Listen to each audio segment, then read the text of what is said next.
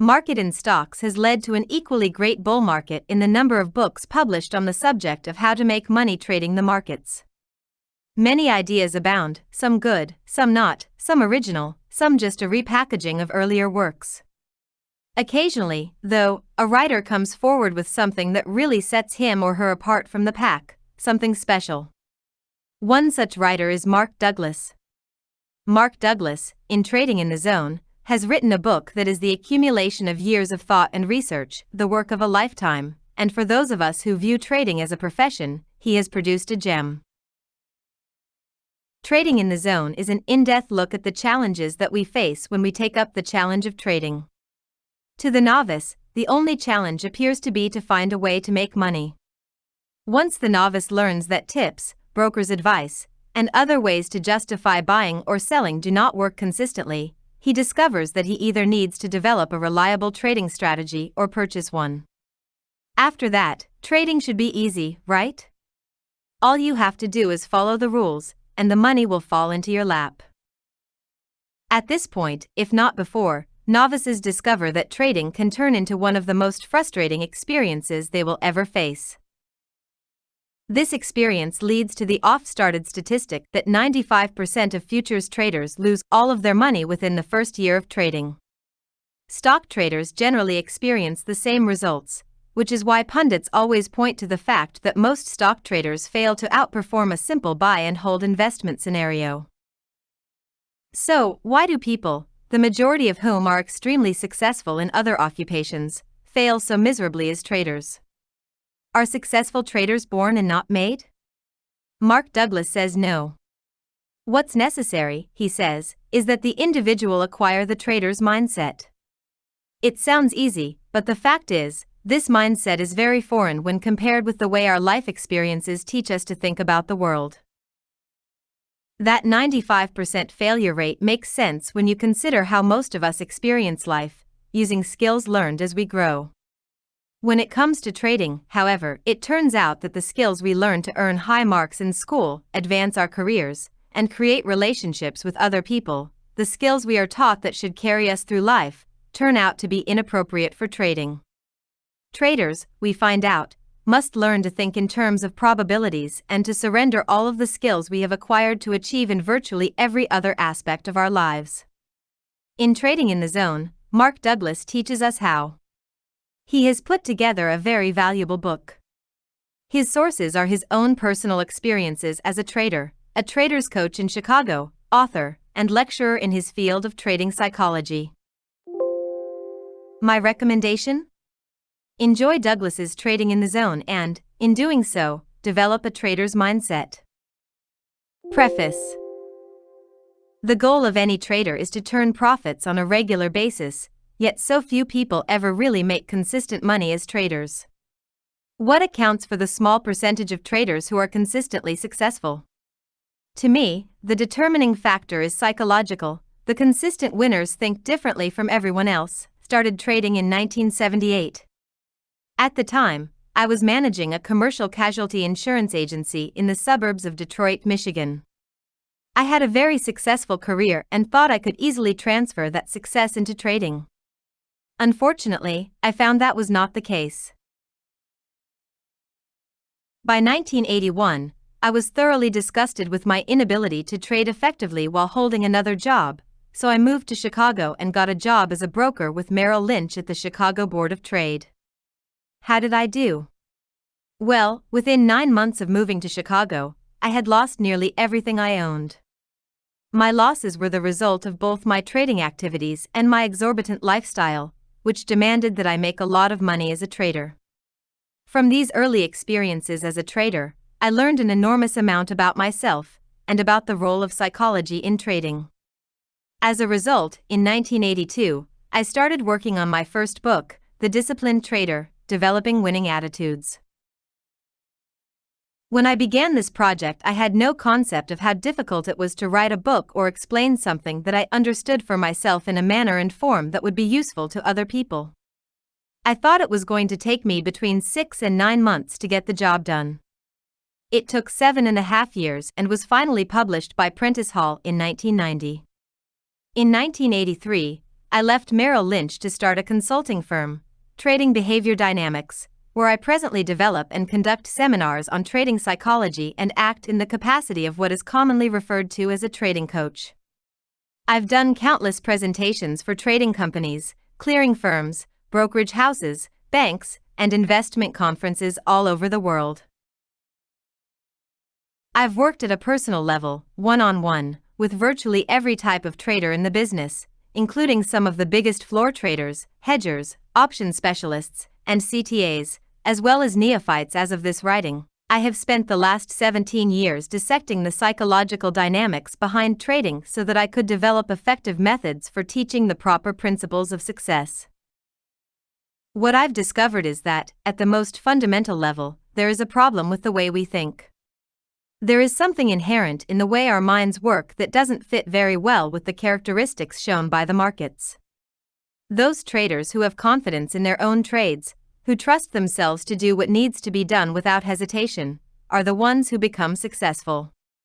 They no longer fear the erratic behavior of the market. They learn to focus on the information that helps them spot opportunities to make a profit, rather than focusing on the information that reinforces their fears. While this may sound complicated, it all boils down to learning to believe that 1. You don't need to know what's going to happen next to make money, 2. Anything can happen, and 3. Every moment is unique, meaning every edge and outcome is truly a unique experience. The trade either works or it doesn't. In any case, you wait for the next edge to appear and go through the process again and again. With this approach, you will learn in a methodical, non-random fashion what works and what doesn't. And, just as important, you will build a sense of self-trust so that you won't damage yourself in an environment that has the unlimited qualities the markets have. Most traders don't believe that their trading problems are the result of the way they think about trading or, more specifically, how they are thinking while they are trading. In my first book, The Disciplined Trader, I identified the problems confronting the trader from a mental perspective and then built a philosophical framework for understanding the nature of these problems and why they exist. I had 5 major objectives in mind in writing Trading in the Zone. To prove to the trader that more or better market analysis is not the solution to his trading difficulties or lack of consistent results. To convince the trader that it's his attitude and state of mind that determine his results. To provide the trader with the specific beliefs and attitudes that are necessary to build a winner's mindset, which means learning how to think in probabilities. To address the many conflicts, contradictions, and paradoxes in thinking that cause the typical trader to assume that he already does think in probabilities, when he really doesn't. To take the trader through a process that integrates this thinking strategy into his mental system at a functional level. Note, until recently, most traders were men, but I recognize that more and more women are joining the ranks. In an effort to avoid confusion and awkward phrasing, I have consistently used the pronoun he throughout this book in describing traders. This certainly does not reflect any bias on my part. Trading in the Zone presents a serious psychological approach to becoming a consistent winner in your trading. I do not offer a trading system. I am more interested in showing you how to think in the way necessary to become a profitable trader. I assume that you already have your own system, your own edge. You must learn to trust your edge. The edge means there is a higher probability of one outcome than another. The greater your confidence, the easier it will be to execute your trades.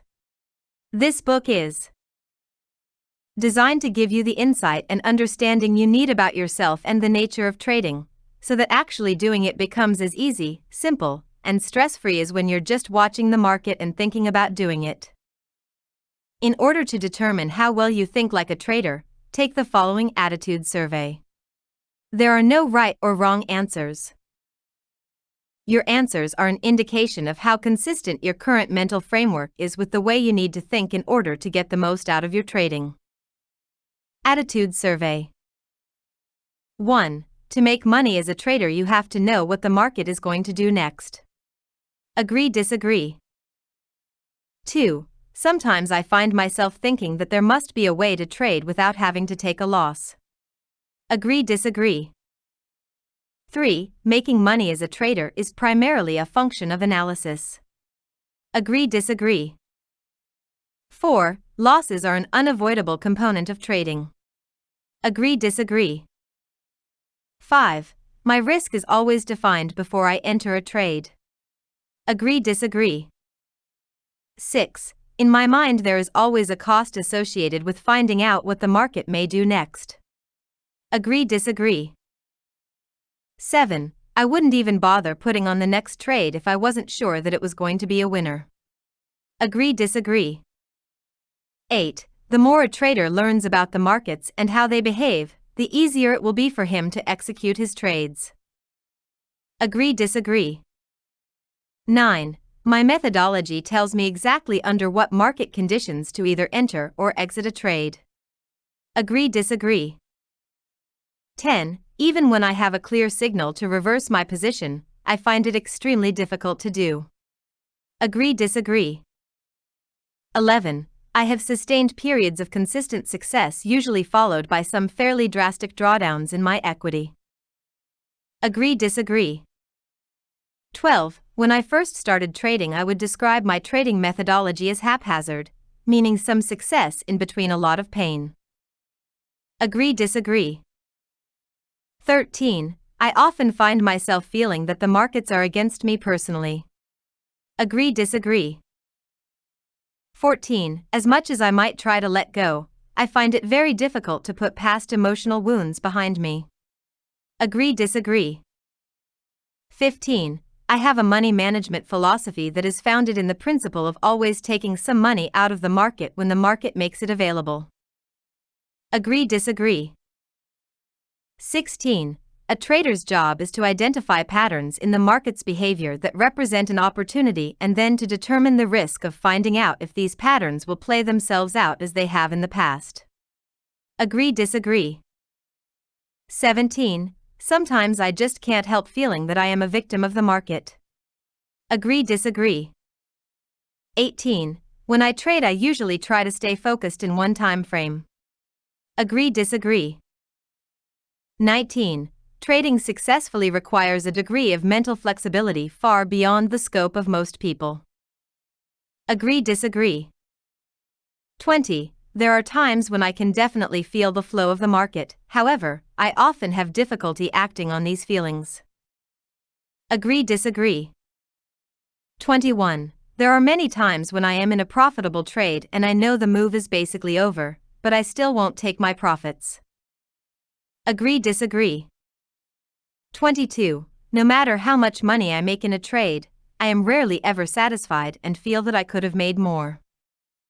Agree-disagree. 23. When I put on a trade, I feel I have a positive attitude. I anticipate all of the money I could make from the trade in a positive way.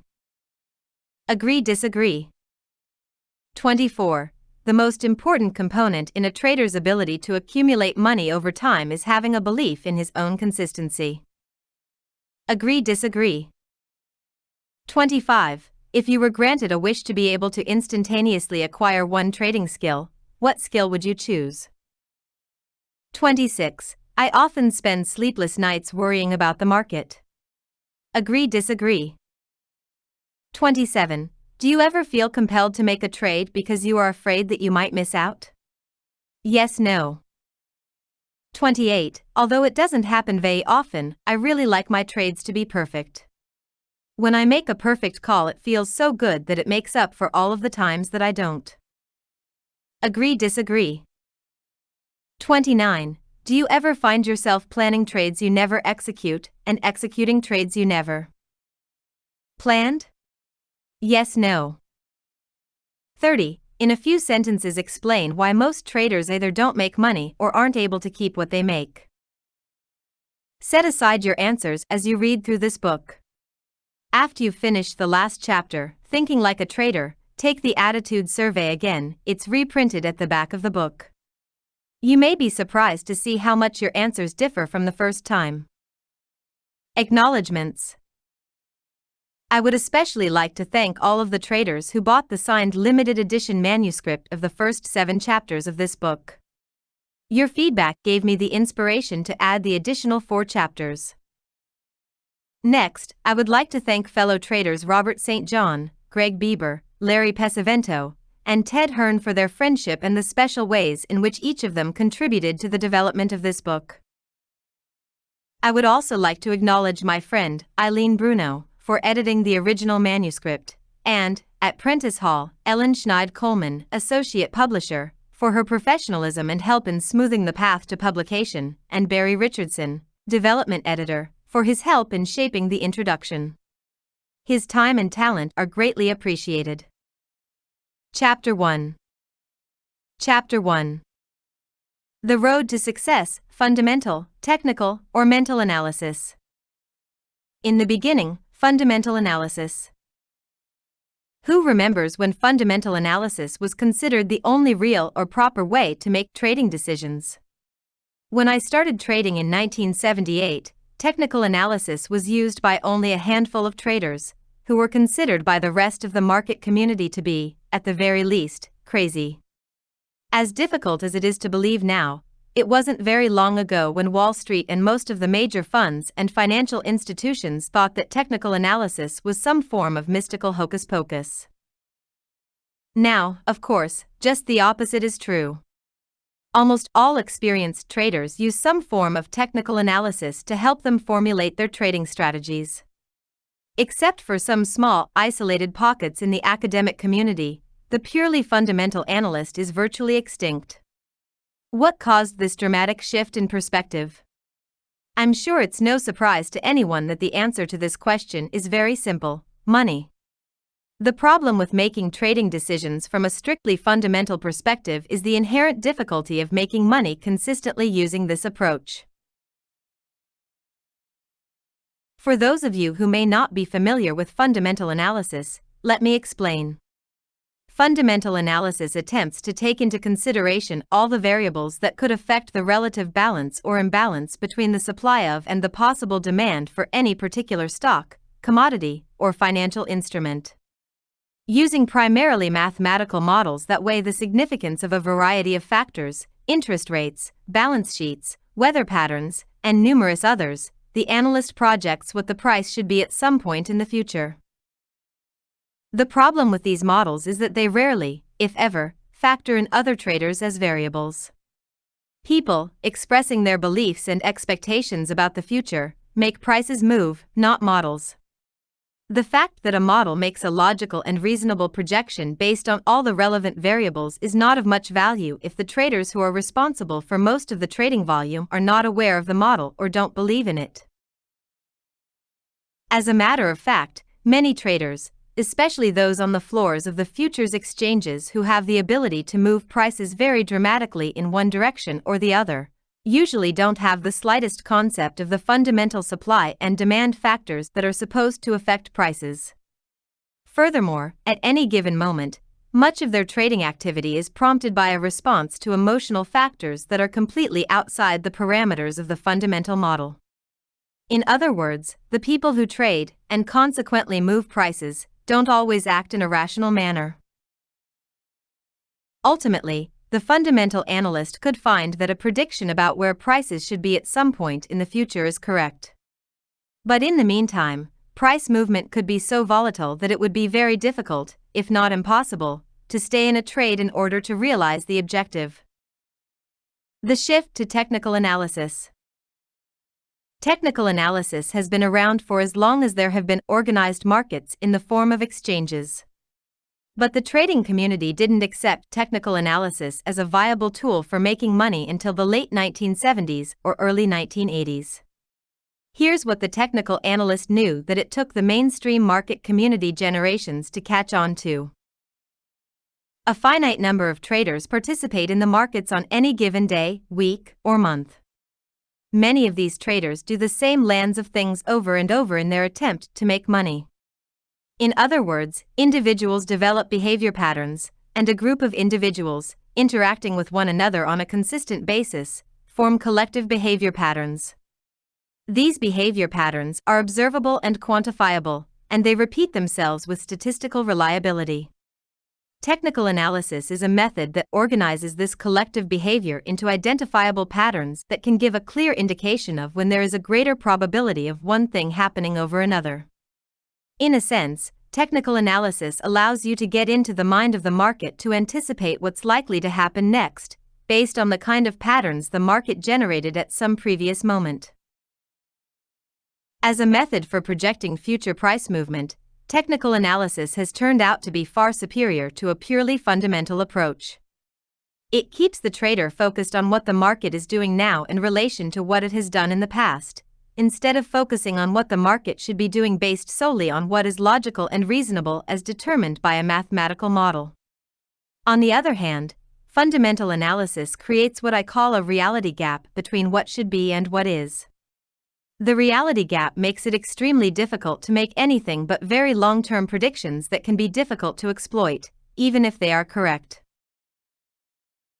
In contrast, technical analysis not only closes this reality gap, but also makes available to the trader a virtually unlimited number of possibilities to take advantage of. The technical approach opens up many more possibilities because it identifies how the same repeatable behavior patterns occur in every time frame, moment to moment, daily, weekly, yearly, and every time span in between. In other words, technical analysis turns the market into an endless stream of opportunities to enrich oneself. The shift to mental analysis. If technical analysis works so well, why would more and more of the trading community shift their focus from technical analysis of the market to mental analysis of themselves, meaning their own individual trading psychology? To answer this question, you probably don't have to do anything more. Then ask yourself why you bought this book.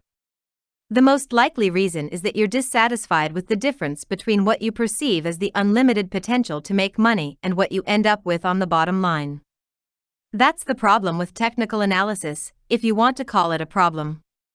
Once you learn to identify patterns and read the market, you find there are limitless opportunities to make money. But, as I'm sure you already know, there can also be a huge gap between what you understand about the markets and your ability to transform that knowledge into consistent profits or a steadily rising equity curve. Think about the number of times you've looked at a price chart and said to yourself, it looks like the market is going up or down, as the case may be, and what you thought was going to happen actually happened. But you did nothing except watch the market move while you anguished over all the money you could have made. There's a big difference between predicting that something will happen in the market and thinking about all the money you could have made, and the reality of actually getting into and out of trades. I call this difference, and others like it, a psychological gap that can make trading one of the most difficult endeavors you could choose to undertake and certainly one of the most mysterious to master. The big question is, can trading be mastered? Is it possible to experience trading with the same ease and simplicity implied when you are only watching the market and thinking about success, as opposed to actually having to put on and take off trades? Not only is the answer an unequivocal yes, but that's also exactly what this book is designed to give you, the insight and understanding you need about yourself and about the nature of trading.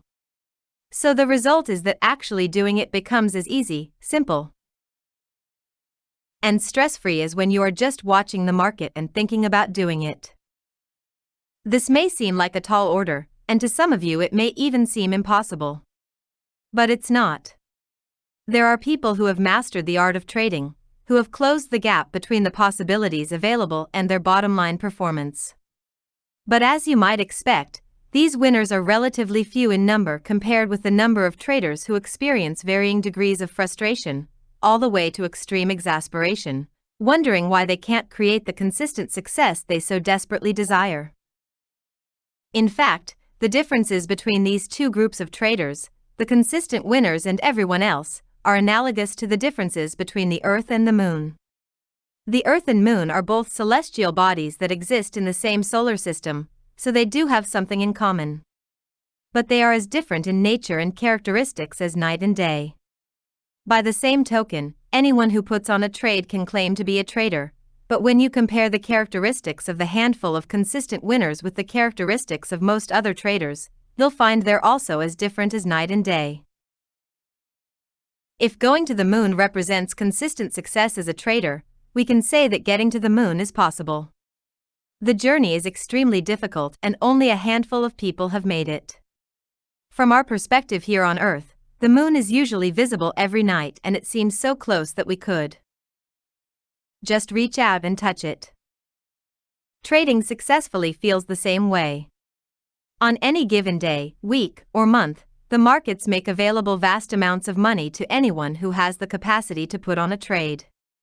Since the markets are in constant motion, this money is also constantly flowing, which makes the possibilities for success greatly magnified and seemingly within your grasp. I use the word seemingly to make an important distinction between the two groups of traders. For those who have learned how to be consistent, or have broken through what I call the threshold of consistency, the money is not only within their grasp, they can virtually take it at will. I'm sure that some will find this statement shocking or difficult to believe, but it is true. There are some limitations, but for the most part, money flows into the accounts of these traders with such ease and effortlessness that it literally boggles most people's minds. However, for the traders who have not evolved into this select group, the word seemingly means exactly what it implies. It seems as if the consistency or ultimate success they desire is at hand, or within their grasp, just before it slips away or evaporates before their eyes, time and time again. The only thing about trading that is consistent with this group is emotional pain. Yes, they certainly have moments of elation, but it is not an exaggeration to say that most of the time they are in a state of fear, anger, frustration, anxiety, disappointment, betrayal, and regret. So what separates these two groups of traders? Is it intelligence? Are the consistent winners just plain smarter than everyone else? Do they work harder? Are they better analysts, or do they have access to better trading systems? Do they possess inherent personality characteristics that make it easier for them to deal with the intense pressures of trading? All of these possibilities sound quite plausible, except when you consider that most of the trading industry's failures are also some of society's brightest and most accomplished people. The largest group of consistent losers is composed primarily of doctors, lawyers, engineers, scientists, CEOs, wealthy retirees, and entrepreneurs. Furthermore, most of the industry's best market analysts are the worst traders imaginable. Intelligence and good market analysis can the road to success certainly contribute to success, but they are not the defining factors that separate the consistent winners from everyone else. Well, if it isn't intelligence or better analysis, then what could it be? Having worked with some of the best and some of the worst traders in the business, and having helped some of the worst become some of the best, I can state without a doubt that there are specific reasons why the best traders consistently outperform everyone else. If I had to distill all of the reasons down to one, I would simply say that the best traders think differently from the rest. I know that doesn't sound very profound, but it does have profound implications if you consider what it means to think differently. To one degree or another, all of us think differently from everyone else. We may not always be mindful of this fact. It seems natural to assume that other people share our perceptions and interpretations of events. In fact, this assumption continues to seem valid until we find ourselves in a basic, fundamental disagreement with someone about something we both experienced. Other than our physical features, the way we think is what makes us unique, probably even more unique than our physical features do. Let's get back to traders. What is different about the way the best traders think as opposed to how those who are still struggling think? While the markets can be described as an arena of endless opportunities, they simultaneously confront the individual with some of the most sustained, adverse psychological conditions you can expose yourself to. At some point, everyone who trades learns something about the markets that will indicate when opportunities exist. But learning how to identify an opportunity to buy or sell does not mean that you have learned to think like a trader. The defining characteristic that separates the consistent winners from everyone else is this: the winners have attained a mindset, a unique set of attitudes, that allows them to remain disciplined, focused, and, above all, confident in spite of the adverse conditions. As a result, they are no longer susceptible to the common fears and trading errors that plague everyone else. Everyone who trades ends up learning something about the markets. Very few people who trade ever learn the attitudes that are absolutely essential to becoming a consistent winner. Just as people can learn to perfect the proper technique for swinging a golf club or tennis racket, their consistency, or lack of it, will without a doubt come from their attitude. Traders who make it beyond the threshold of consistency usually experience a great deal of pain, both emotional and financial, before they acquire the land of attitude that allows them to function effectively in the market environment. The rare exceptions are usually those who were born into successful trading families or who started their trading careers under the guidance of someone who understood the true nature of trading and, just as important, knew how to teach it. Why are emotional pain and financial disaster common among traders? The simple answer is that most of us weren't fortunate enough to start our trading careers with the proper guidance. However, the reasons go much deeper than this. I have spent the last 17 years dissecting the psychological dynamics behind trading so that I could develop effective methods for teaching the principles of success. What I've discovered is that trading is chock full of paradoxes and contradictions in thinking that make it extremely difficult to learn how to be successful. In fact, if I had to choose one word that encapsulates the nature of trading, it would be paradox. According to the dictionary, a paradox is something that seems to have contradictory qualities or that is contrary to common belief or what generally makes sense to people. Financial and emotional disaster are common among traders because many of the perspectives, attitudes, and principles that would otherwise make perfect sense and work quite well in our daily lives have the opposite effect in the trading environment. They just don't work. Not knowing this, most traders start their careers with a fundamental lack of understanding of what it means to be a trader, the skills that are involved, and the depth to which those skills need to be developed. Here is a prime example of what I am talking about. Trading is inherently risky. To my knowledge, no trade has a guaranteed outcome, therefore, the possibility of being wrong and losing money is always present. So when you put on a trade, can you consider yourself a risk taker? Even though this may sound like a trick question, it is not. The logical answer to the question is, unequivocally, yes. If I engage in an activity that is inherently risky, then I must be a risk taker. This is a perfectly reasonable assumption for any trader to make.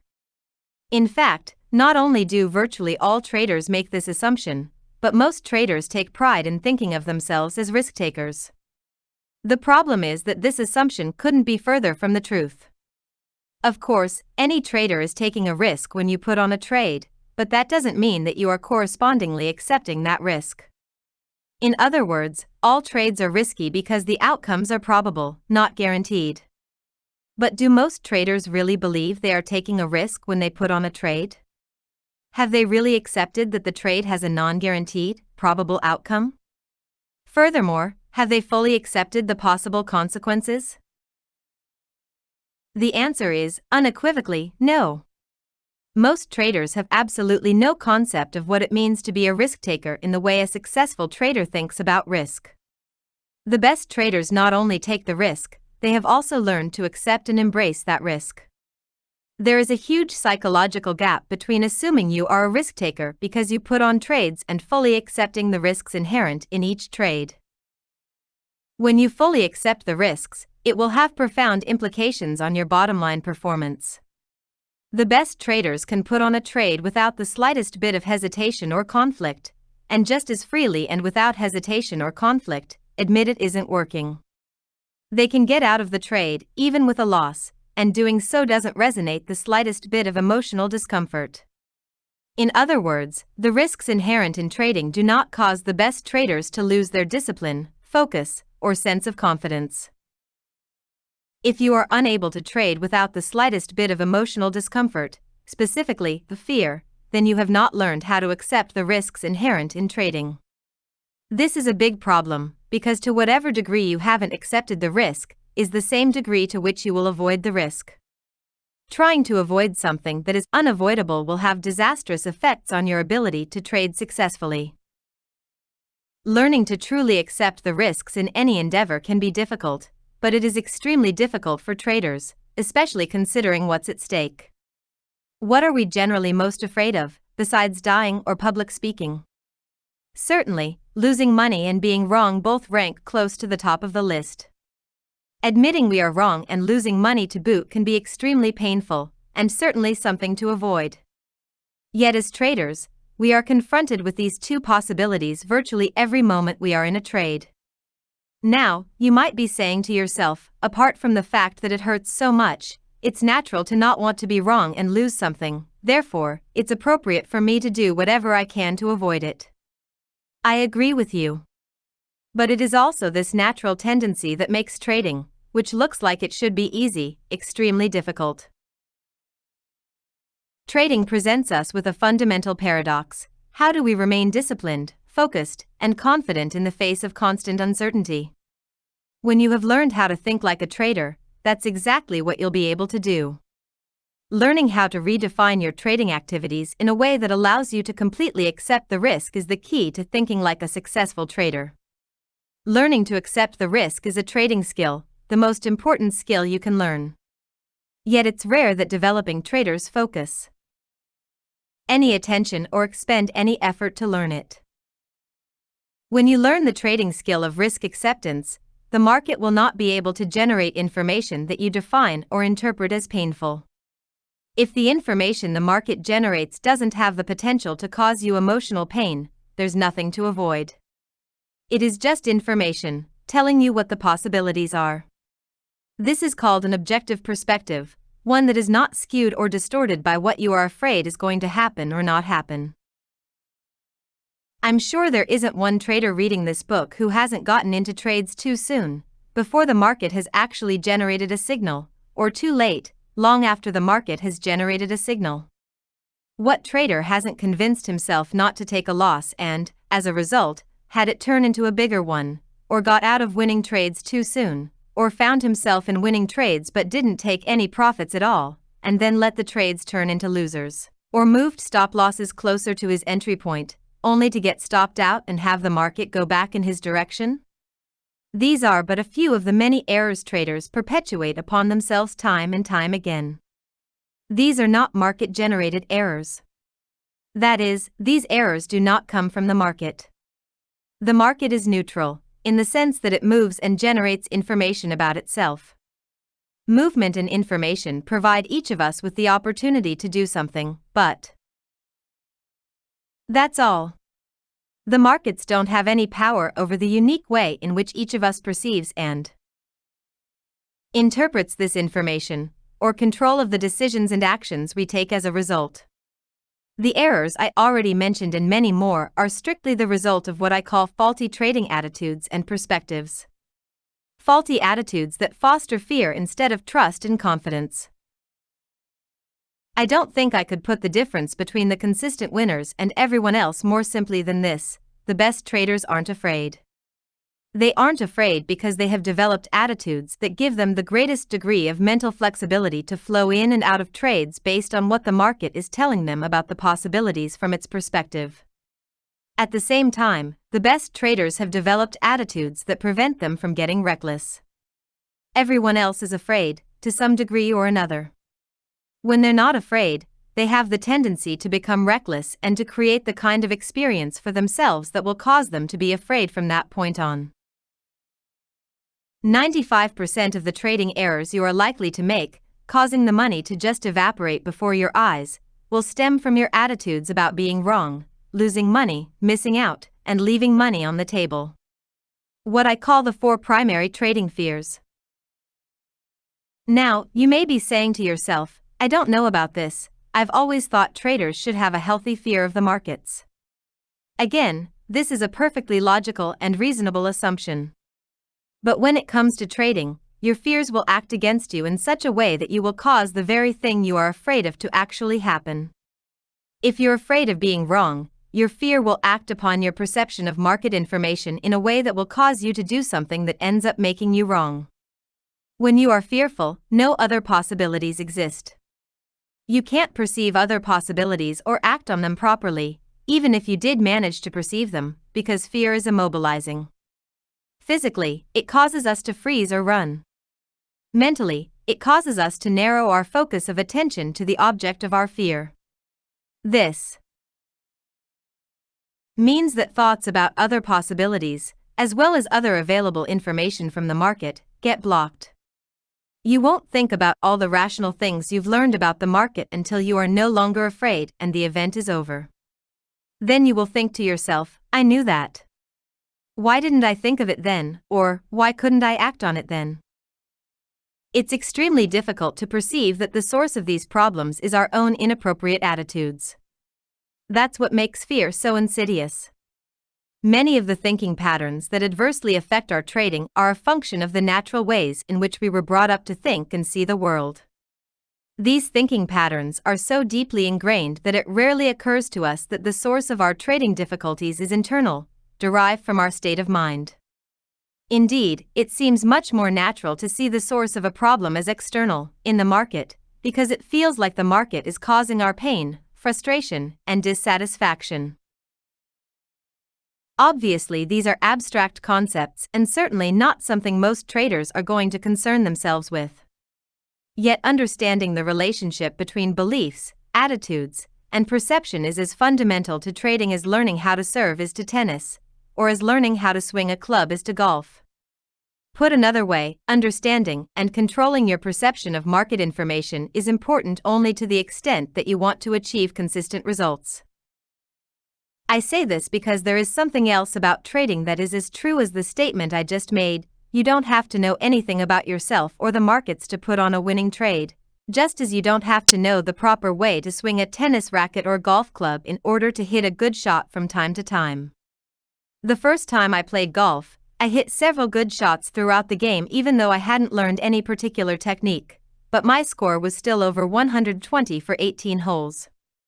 Obviously, to improve my overall score, I needed to learn technique. Of course, the same is true for trading. We need technique to achieve consistency. But what technique? This is truly one of the most perplexing aspects of learning how to trade effectively. If we aren't aware of, or don't understand, how our beliefs and attitudes affect our perception of market information, it will seem as if it is the market's behavior that is causing the lack of consistency. As a result, it would stand to reason that the best way to avoid losses and become consistent would be to learn more about the markets. This bit of logic is a trap that almost all traders fall into at some point, and it seems to make perfect sense. But this approach doesn't work. The market simply offers too many, often conflicting, variables to consider. Furthermore, there are no limits to the market's behavior. It can do anything at any moment. As a matter of fact, because every person who trades is a market variable, it can be said that any single trader can cause virtually anything to happen. This means that no matter how much you learn about the market's behavior, no matter how brilliant an analyst you become, you will never learn enough to anticipate every possible way that the market can make you wrong or cause you to lose money. So if you are afraid of being wrong or losing money, it means you will never learn enough to compensate for the negative effects these fears will have on your ability to be objective and your ability to act without hesitation. In other words, you won't be confident in the face of constant uncertainty. The hard, cold reality of trading is that every trade has an uncertain outcome. Unless you learn to completely accept the possibility of an uncertain outcome, you will try either consciously or unconsciously to avoid any possibility you define as painful. In the process, you will subject yourself to any number of self-generated, costly errors. Now, I am not suggesting that we don't need some form of market analysis or methodology to define opportunities and allow us to recognize them. We certainly do. However, market analysis is not the path to consistent results. It will not solve the trading problems created by lack of confidence, lack of discipline, or improper focus. When you operate from the assumption that more or better analysis will create consistency, you will be driven to gather as many market variables as possible into your arsenal of trading tools. But what happens then? You are still disappointed and betrayed by the markets, time and again, because of something you didn't see or give enough consideration to. It will feel like you can't trust the markets, but the reality is, you can't trust yourself. Confidence and fear are contradictory states of mind that both stem from our beliefs and attitudes. To be confident, functioning in an environment where you can easily lose more than you intend to risk, requires absolute trust in yourself. However, you won't be able to achieve that trust until you have trained your mind to override your natural inclination to think in ways that are counterproductive to being a consistently successful trader. Learning how to analyze the market's behavior is simply not the appropriate training. You have two choices. You can try to eliminate risk by learning about as many market variables as possible. I call this the black hole NF analv. I'd ponif asterisk it is FHP NAF NF ultimate frustration. Or you can learn how to redefine your trading activities in such a way that you truly accept the risk, and you're no longer afraid. When you've achieved a state of mind where you truly accept the risk, you won't have the potential to define and interpret market information in painful ways. When you eliminate the potential to define market information in painful ways, you also eliminate the tendency to rationalize, hesitate, jump the gun, hope that the market will give you money, or hope that the market will save you from your inability to cut your losses. As long as you are susceptible to the lands of errors that are the result of rationalizing, justifying, hesitating, hoping, and jumping the gun, you will not be able to trust yourself. If you can't trust yourself to be objective and to always act in your own best interests, achieving consistent results will be next to impossible. Trying to do something that looks so simple may well be the most exasperating thing you will ever attempt to do. The irony is that, when you have the appropriate attitude, when you have acquired a trader's mindset and can remain confident in the face of constant uncertainty, trading will be as easy and simple as you probably thought it was when you first started out. So, what is the solution? You will need to learn how to adjust your attitudes and beliefs about trading in such a way that you can trade without the slightest bit of fear, but at the same time keep a framework in place that does not allow you to become reckless. That's exactly what this book is designed to teach you. As you move ahead, I would like you to keep something in mind. The successful trader that you want to become is a future projection of yourself that you have to grow into. Growth implies expansion, learning, and creating a new way of expressing yourself. This is true even if you're already a successful trader and are reading this book to become more successful. Many of the new ways in which you will learn to express yourself will be in direct conflict with ideas and beliefs you presently hold about the nature of trading. You may or may not already be aware of some of these beliefs. In any case, what you currently hold to be true about the nature of trading will argue to keep things just the way they are, in spite of your frustrations and unsatisfying results. These internal arguments are natural. My challenge in this book is to help you resolve these arguments as efficiently as possible. Your willingness to consider that other possibilities exist, possibilities that you may not be aware of or may not have given enough consideration to, will obviously make the learning process faster and easier. Chapter 2: The Lure and the Dangers of Trading. In January 1994, I was asked to speak at a trading conference in Chicago, sponsored by Futures magazine. At one of the luncheons, I happened to be sitting next to an editor for one of the major publishers of books about trading. We were having a lively conversation about why so few people become successful at trading, even people who are otherwise very accomplished. At one point, the editor asked me if a possible explanation for this phenomenon might be that people were getting into trading for the wrong reasons. The attraction. I had to pause for a moment to think about this.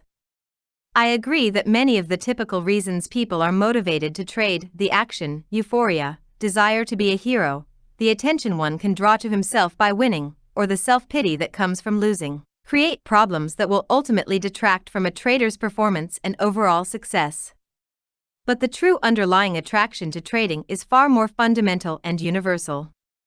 Trading is an activity that offers the individual unlimited freedom of creative expression, a freedom of expression that has been denied most of us for most of our lives.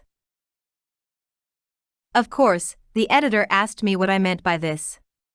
I explained that in the trading environment, we make almost all of the rules. This means there are very few restrictions or boundaries on how we can choose to express ourselves. Of course, there are some formalities such as having to become a member of an exchange to be a floor trader, or meeting the minimum financial requirements to open a brokerage account if you're an off-the-floor trader. But otherwise, once you are in a position to start trading, the possibilities that exist for how you go about doing it are virtually limitless. I went on to give him an example from a seminar I attended several years ago. Someone had calculated that, if you combined bond futures, bond options, and the cash bond markets, there would be over 8 billion possible spread combinations. Now add the timing considerations based on how you read the prevailing market conditions, and the various ways to trade become virtually limitless. The editor paused for a moment and asked, "But why would having access to such an unrestricted environment result in fairly consistent failure?" I answered, "Because unlimited possibilities coupled with the unlimited freedom to take advantage of those possibilities present the individual with unique and specialized psychological challenges, challenges that very few people are properly equipped to deal with, or have any awareness of for that matter, and people can't exactly work on overcoming something if they don't even know it's a problem." The freedom is great. All of us seem to naturally want it, strive for it, even crave it. But that doesn't mean that we have the appropriate psychological resources to operate effectively in an environment that has few, if any, boundaries and where the potential to do enormous damage to ourselves exists. Almost everyone needs to make some mental adjustments, regardless of their educational background, intelligence, or how successful they've been in other endeavors. The kind of adjustments I'm talking about have to do with creating an internal mental structure that provides the trader with the greatest degree of balance between the freedom to do anything and the potential that exists to experience both the financial and psychological damage that can be a direct result of that freedom. Creating a mental structure can be difficult enough, especially if what you want to instill is in conflict with what you already believe. But for those of us who want to be traders, the difficulty of creating the appropriate structure is invariably compounded by a backlog of mental resistance that starts developing at the very earliest stages of our lives. All of us are born into some sort of social environment. A social environment, or society, whether it's a family, city, state, or country, implies the existence of structure. Social structures consist of rules, restrictions, boundaries, and a set of beliefs that become a code of behavior that limits the ways in which individuals within that social structure can or cannot express themselves. Furthermore, most of the limitations of social structure were established before we are born. In other words, by the time any of us get here, most of the social structure governing our individual expression is in place and well entrenched. It's easy to see why a society's need for structure and the individual's need for self-expression can conflict. Every person who wants to master the art of trading faces just such a fundamental conflict. I'd like you to ask yourself what one characteristic, a form of personal expression, is common to every child born on this planet, regardless of the location, culture, or social situation the child is born into. The answer is curiosity. Every child is curious. Every child is eager to learn. They can be described as little learning machines. Consider the nature of curiosity. At its most fundamental level, it is a force. More specifically, it is an inner-directed force, which means there's no necessity to motivate a child to learn something. Left on their own, children will naturally explore their surroundings. What is more, this inner-directed force also seems to have its own agenda. In other words, even though all children are curious, not all children are naturally curious about the same things. There's something inside each of us that directs our awareness. Even infants seem to know what they want and don't want. When adults encounter this unique display of individuality expressed by an infant, they're usually surprised. They assume that infants have nothing inside of them that makes them uniquely who they are. How else would infants express their individuality than by what in their environment attracts or repels them? I call this inner-directed guidance, the force of natural attractions. Natural attractions are simply those things about which we feel a natural or passionate interest. Ours is a big and diverse world, and it offers each of us a great deal to learn about and experience. But that doesn't mean each of us has a natural or passionate interest in learning about or experiencing all there is. There's some internal mechanism that makes us naturally selective. If you think about it, I'm sure you could list many things to do or be that you have absolutely no interest in. I know I could. You could also make another list of the things you are only marginally interested in. Finally, you could list everything you have a passionate interest in. Of course, the lists get smaller as the interest levels rise. Where does passionate interest come from? My personal view is that it comes from the deepest level of our being, at the level of our true identity. It comes from the part of us that exists beyond the characteristics and personality traits we acquire as a result of our social upbringing. The dangers. It is at the deepest level of our being that the potential for conflict exists. The social structure that we're born into may or may not be sensitive to these inner-directed needs and interests. For example, you may have been born into a family of extremely competitive athletes, but feel a passionate interest in classical music or art. You may even have natural athletic ability, but no real interest in participating in athletic events. Is there any potential for conflict here? In a typical family, most members would put a great deal of pressure on you to follow in the footsteps of your brothers, sisters, or parents. They do everything possible to teach you their ways and how to get the most out of your athletic ability. They discourage you from seriously pursuing any other interests. You go along with what they want, because you don't want to be ostracized, but at the same time, doing what they want you to do just doesn't feel right, although everything you've learned and been taught argues in favor of becoming an athlete. The problem is, it doesn't feel like who you are. The conflicts that result from what we're taught about who we're supposed to be and the feeling that resonates at the deepest levels of our being is not at all uncommon. I would say that many, if not most people, grow up in a family and cultural environment that gives little, if any, objective, non-judgmental support to the unique ways in which we feel compelled to express ourselves. This lack of support is not simply an absence of encouragement. It can be as deep as the outright denial of some particular way in which we want to express ourselves. For example, let's look at a common situation: a toddler who for the first time in his life notices this thing, which we call a vase, on the coffee table. He is curious, which means there's an inner force that's compelling him to experience this object. In a sense, it's as if this force creates a vacuum in his mind that has to be filled with the object of his interest. So, he focuses on the vase and, with deliberate intent, crawls across the vast expanse of the living room floor to the coffee table. When he gets there, he reaches up to the edge of the table to pull himself to his feet. With one hand firmly on the table to maintain his balance, his other hand reaches out to touch this thing he has never experienced. Just at that moment, he hears a scream from across the room: "No! Don't touch that!" Startled, the child falls back on his butt and begins to cry. Obviously, this is a very common occurrence and one that is completely unavoidable.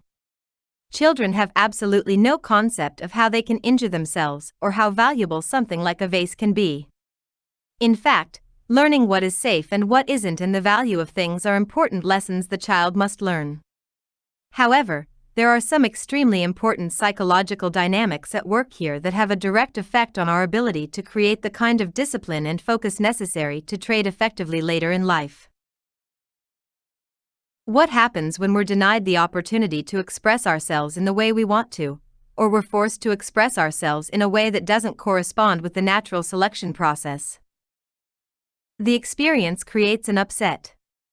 Being upset implies an imbalance. But what exactly is out of balance? For something to be out of balance, there has to be something that's in balance or in equal proportion in the first place. That something is the relative degree of correspondence that exists between our inner, mental environment and the exterior environment where we experience our lives. In other words, our needs and desires are generated in our mental environment, and they are fulfilled in the exterior environment. If these two environments are in correspondence with one another, we're in a state of inner balance and we feel a sense of satisfaction or happiness. If these environments are not in correspondence, we experience dissatisfaction, anger, and frustration, or what is commonly referred to as emotional pain. Now, why would not getting what we want or being denied the freedom to express ourselves in some particular way cause us to experience emotional pain? My personal theory is that needs and desires create mental vacuums. The universe in which we live has a natural tendency to not tolerate a vacuum and moves to fill it, whenever one exists. The philosopher Spinoza observed centuries ago that nature abhors a vacuum. Suck the air out of a bottle and your tongue and lips will stick to the mouth of the bottle, because you have created an imbalance, a vacuum, which now must be filled. What are the dynamics behind the expression necessity is the mother of all invention? The recognition that a need creates a mental vacuum that the universe will fill with inspiring thoughts, if your mind is receptive. The thoughts, in turn, can inspire movement and expression that result in the fulfillment of that need. In this respect, I think our mental environment works like the universe at large. Once we recognize a need or desire, we move to fill the vacuum with an experience in the exterior environment. If we are denied the opportunity to pursue the object of this need or desire, it literally feels as if we are not whole, or that something is missing, which puts us into a state of imbalance or emotional pain. Do our minds also abhor a vacuum, once one has been created? Take a toy away from a child who is not finished playing with it, regardless of how good your reasons may be for doing so, and the universal response will be emotional pain. By the time we're 18 years old, we've been on Earth approximately 6,570 days. On average, how many times per day does the typical child hear statements like, "No, no, you can't do that. You can't do it that way. You have to do it this way. Not now, let me think about it. I'll let you know. It can't be done. What makes you think you can do it? You have to do it. You have no choice." These are just a few of the relatively nice ways in which all of us are denied individual expression as we grow up. Even if we only heard such statements once or twice a day, that still adds up to several thousand denials by the time we reach adulthood. I call these lands of experiences denied impulses to learn, impulses that are based on an inner need, originating from the deeper part of our identity, from the natural selection process. What happens to all of these impulses that have been denied and left unfulfilled? Do they just go away? They can, if they are reconciled in some way, if we do something, or someone else does something, to put our mental environment back into balance. What can put our mental environment back into balance? There are a number of techniques. The most natural one, especially for a child, is simply to cry. Crying is a natural mechanism, nature's way, for reconciling these denied, unfulfilled impulses. Scientific researchers have found tears to be composed of negatively charged ions. If allowed to take its natural course, crying will expel the negatively charged energy in our minds and bring us back to a state of balance, even though the original impulse was never fulfilled. The problem is that, most of the time, events are not allowed to take their natural course and the denied impulses are never reconciled, at least, not while we're still children. There are many reasons why adults don't like it when their children, especially boys, cry, and do everything they can to discourage this behavior. There are just as many reasons they are being forced to do something they don't want to do. Even if adults do try, there are no assurances that they will be effective enough to reconcile the imbalance. What happens if these impulses aren't reconciled? They accumulate and usually end up manifesting themselves in any number of addictive and compulsive behavior patterns. A very loose rule of thumb is, Whatever we believe we were deprived of as children can easily become addictions in adulthood. For example, many people are addicted to attention. I am referring to people who will do most anything to draw attention to themselves. The most common reason for this is that they believe they either didn't get enough attention when they were young or didn't get it when it was important to them. In any case, the deprivation becomes unresolved emotional energy that compels them to behave in ways that will satisfy the addiction. What's important for us to understand about these unreconciled, denied impulses that exist in all of us is how they affect our ability to stay focused and take a disciplined, consistent approach to our trading.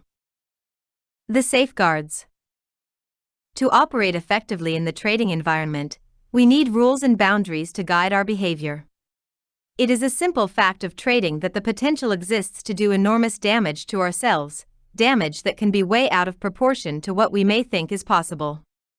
There are many kinds of trades in which the risk of loss is unlimited.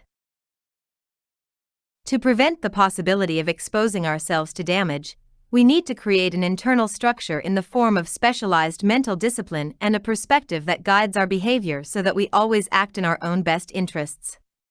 This structure has to exist within each of us, because unlike society, the market doesn't provide it. The markets provide structure in the form of behavior patterns that indicate when an opportunity to buy or sell exists. But that's where the structure ends, with a simple indication. Otherwise, from each individual's perspective, there are no formalized rules to guide your behavior. There aren't even any beginnings, middles, or endings as there are in virtually every other activity we participate in.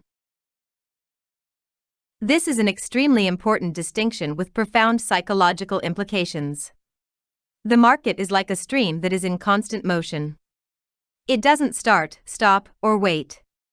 Even when the markets are closed, prices are still in motion. There is no rule that the opening price on any day must be the same as the closing price the day before.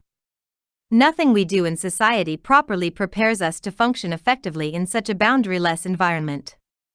Even gambling games have built-in structures that make them much different from trading, and a lot less dangerous.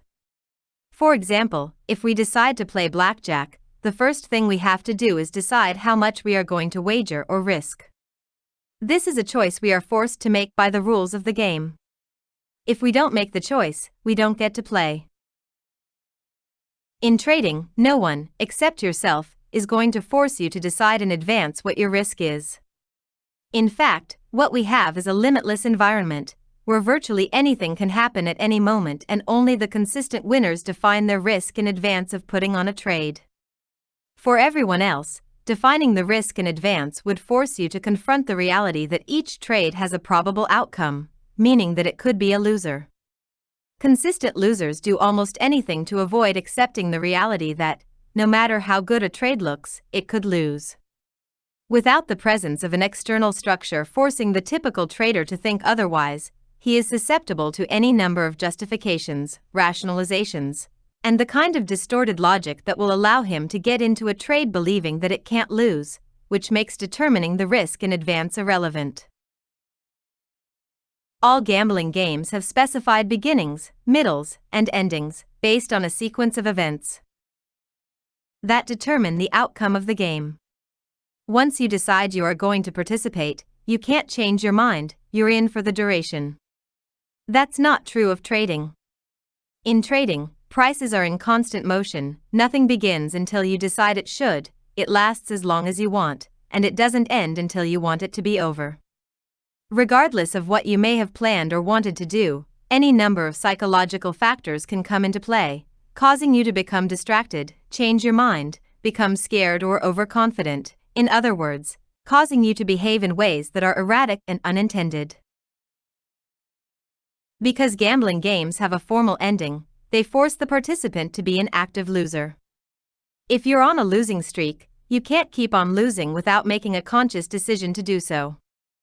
The end of each game causes the beginning of a new game, and you have to actively subject more of your assets to further risk by reaching into your wallet or pushing some chips to the center of the table.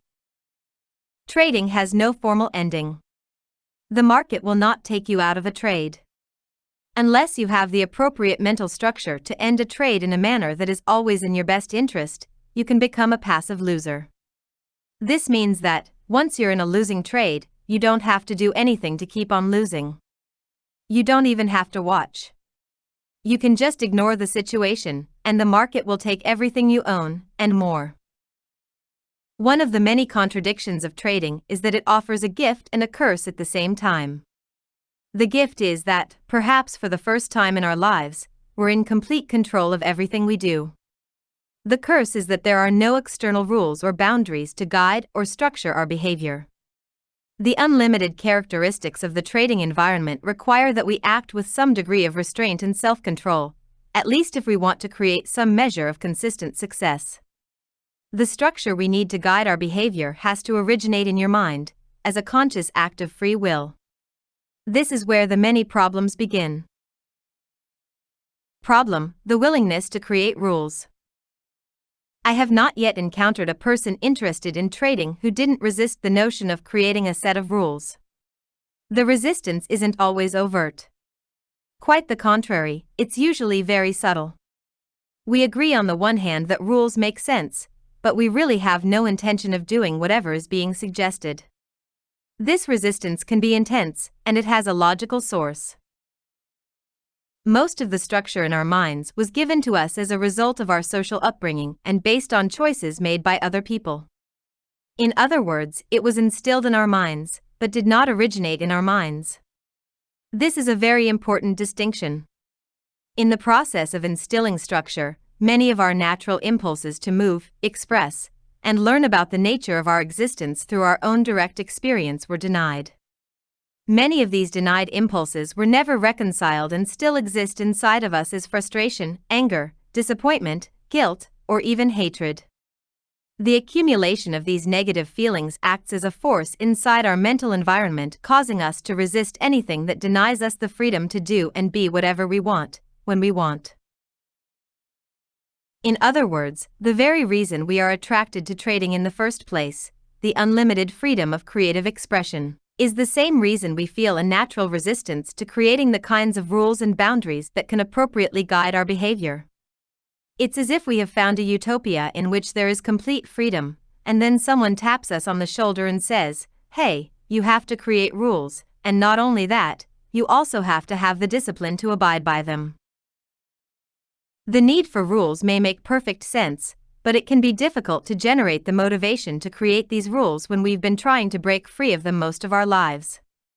It usually takes a great deal of pain and suffering to break down the source of our resistance to establishing and abiding by a trading regime that is organized, consistent, and reflects prudent money management guidelines. Now, I'm not implying that you have to reconcile all of your past frustrations and disappointments to become a successful trader, because that's not the case. And you certainly don't have to suffer.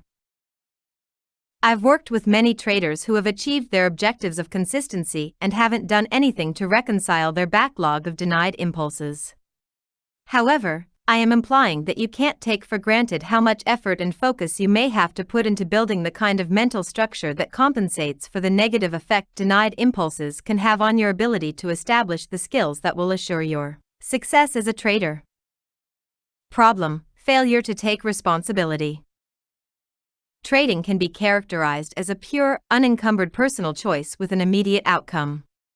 Remember, nothing happens until we decide to start, it lasts as long as we want, and it doesn't end until we decide to stop. All of these beginnings, middles, and endings are the result of our interpretation of the information available and how we choose to act on our interpretation. Now, we may want the freedom to make choices, but that doesn't mean we are ready and willing to accept the responsibility for the outcomes. Traders who are not ready to accept responsibility for the outcomes of their interpretations and actions will find themselves in a dilemma. How does one participate in an activity that allows complete freedom of choice, and at the same time avoid taking responsibility if the outcome of one's choices are unexpected and not to one's liking? The hard reality of trading is that, if you want to create consistency, you have to start from the premise that no matter what the outcome, you are completely responsible. This is a level of responsibility few people have aspired to before they decide to become traders. The way to avoid responsibility is to adopt a trading style that is, to all intents and purposes, random. I define random trading as poorly planned trades or trades that are not planned at all. It is an unorganized approach that takes into consideration an unlimited set of market variables, which do not allow you to find out what works on a consistent basis and what does not. Randomness is unstructured freedom without responsibility. When we trade without well-defined plans and with an unlimited set of variables, it's very easy to take credit for the trades that turn out to our liking, because there was some method present. At the same time, it's very easy to avoid taking responsibility for the trades that didn't turn out the way we wanted, because there's always some variable we didn't know about and therefore couldn't take into consideration beforehand. If the market's behavior were truly random, then it would be difficult if not impossible to create consistency. If it's impossible to be consistent, then we really don't have to take responsibility. The problem with this logic is that our direct experience of the markets tells us something different. The same behavior patterns present themselves over and over again. Even though the outcome of each individual pattern is random, the outcome of a series of patterns is consistent, statistically reliable. This is a paradox, but one that is easily resolved with a disciplined, organized, and consistent approach. I've worked with countless traders who would spend hours doing market analysis and planning trades for the next day. Then, instead of putting on the trades they planned, they did something else. The trades they did put on were usually ideas from friends or tips from brokers. I probably don't have to tell you that the trades they originally planned, but didn't act on, were usually the big winners of the day. This is a classic example of how we become susceptible to unstructured, random trading, because we want to avoid responsibility. When we act on our own ideas, we put our creative abilities on the line and we get instant feedback on how well our ideas worked. It's very difficult to rationalize away any unsatisfactory results. On the other hand, when we enter an unplanned, random trade, it's much easier to shift the responsibility by blaming the friend or the broker for their bad ideas. There's something else about the nature of trading that makes it easy to escape the responsibility that comes with creating structure in favor of trading randomly. It is the fact that any trade has the potential to be a winner, even a big winner. That big winning trade can come your way whether you are a great analyst or a lousy one, whether you do or don't take responsibility. It takes effort to create the kind of disciplined approach that is necessary to become a consistent winner. But, as you can see, it's very easy to avoid this kind of mental work in favor of trading with an undisciplined, random approach. Problem: addiction to random rewards. Several studies have been done on the psychological effects of random rewards on monkeys. For example, if you teach a monkey to do a task and consistently reward it every time the task is done, the monkey quickly learns to associate a specific outcome with the efforts. If you stop rewarding it for doing the task, within a very short period of time the monkey will simply stop doing the task. It won't waste its energy doing something that it has now learned it won't be rewarded for. However, the monkey's response to being cut off from the reward is very different if you start out on a purely random schedule, instead of a consistent one. When you stop offering the reward, there's no way the monkey can know that it will never be rewarded again for doing that task. Every time it was rewarded in the past, the reward came as a surprise. As a result, from the monkey's perspective, there's no reason to quit. Doing the task. The monkey keeps on doing the task, even without being rewarded for doing it. Some will continue indefinitely. I'm not sure why we're susceptible to becoming addicted to random rewards. If I had to guess, I would say that it probably has something to do with the euphoria-inducing chemicals that are released in our brains when we experience an unexpected, pleasant surprise. If a reward is random, we never know for sure if and when we might receive it, so expending energy and resources in the hope of experiencing that wonderful feeling of surprise again isn't difficult. In fact, for many people it can be very addicting. On the other hand, when we expect a particular outcome and it doesn't come about, we're disappointed and feel bad. If we do it again and get the same disappointing outcome, it isn't likely that we will keep doing something we know will cause us emotional pain. The problem with any addiction is that it leaves us in a state of choicelessness. To whatever degree the addiction dominates our state of mind, to that same degree our focus and efforts will be geared toward fulfilling the object of that addiction. Other possibilities that exist in any given moment to fulfill other needs, like the need to trust ourselves and not to subject too many of our assets to risk, are either ignored or dismissed. We feel powerless to act in any other way than to satisfy the addiction. An addiction to random rewards is particularly troublesome for traders, because it is another source of resistance to creating the kind of mental structure that produces consistency. Problem: external versus internal control. Our upbringing has programmed us to function in a social environment, which means we've acquired certain thinking strategies for fulfilling our needs, wants, and desires that are geared towards social interaction. Not only have we learned to depend on each other to fulfill the needs, wants, and desires we cannot fulfill completely on our own, but in the process we've acquired many socially based controlling and manipulating techniques for assuring that other people behave in a manner that is consistent with what we want. The markets may seem like a social endeavor because there are so many people involved, but they're not. If, in today's modern society, we have learned to depend on each other to fulfill basic needs, then the market environment, even though it exists in the midst of modern society, can be characterized as a psychological wilderness, where it's truly every man or woman for himself or herself.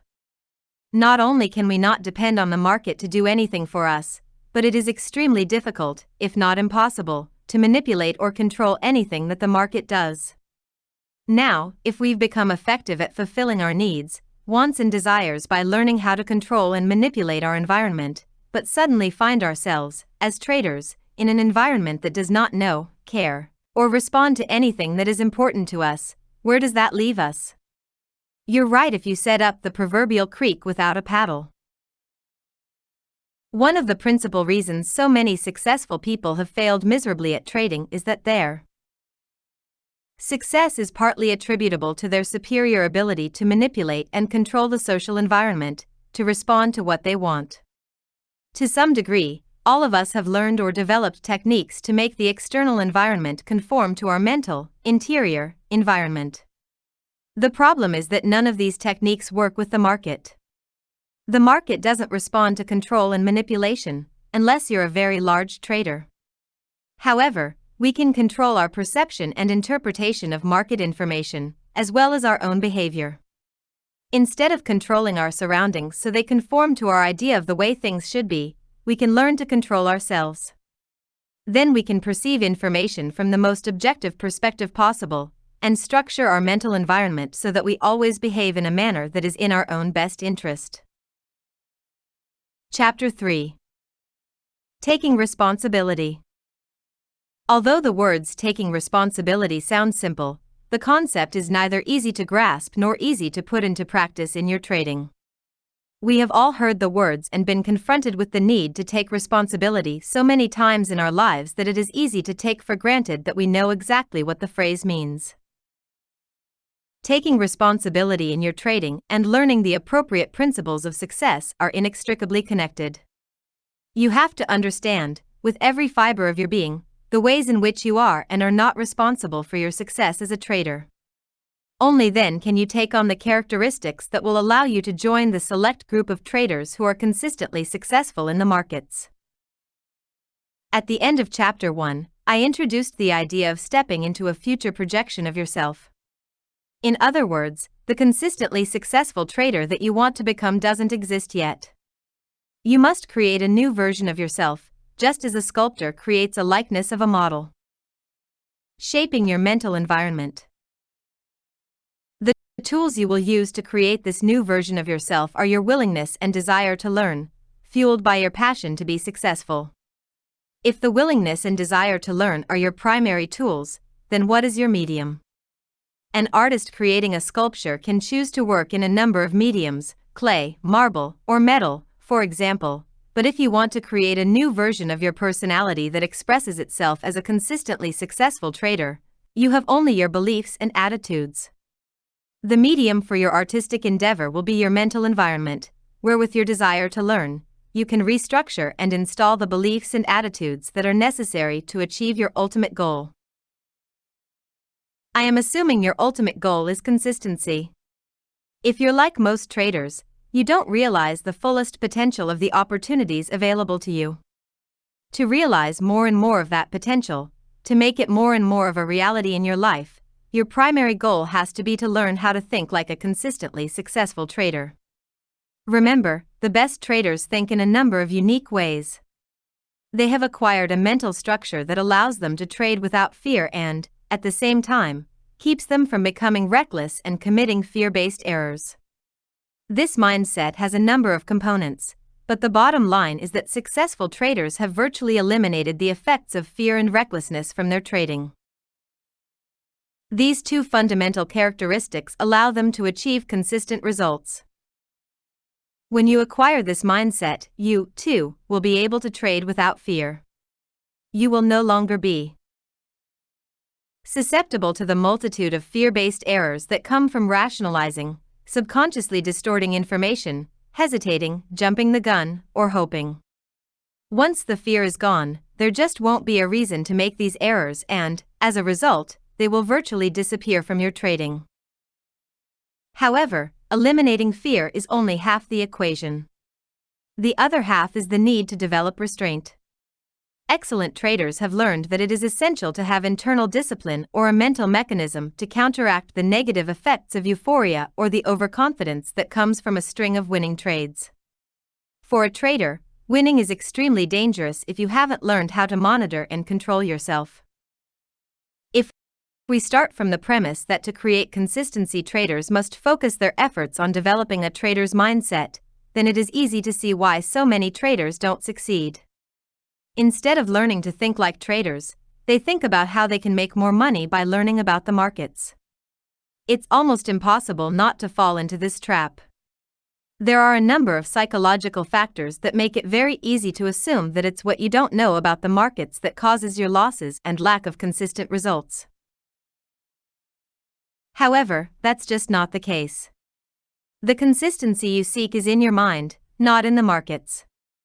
It's attitudes and beliefs about being wrong, losing money, and the tendency to become reckless when you're feeling good that cause most losses, not technique or market knowledge.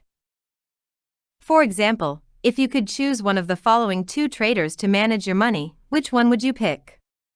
The first trader uses a simple, possibly even mediocre trading technique, but possesses a mindset that is not susceptible to subconsciously distorting market information, hesitating, rationalizing, hoping, or jumping the gun.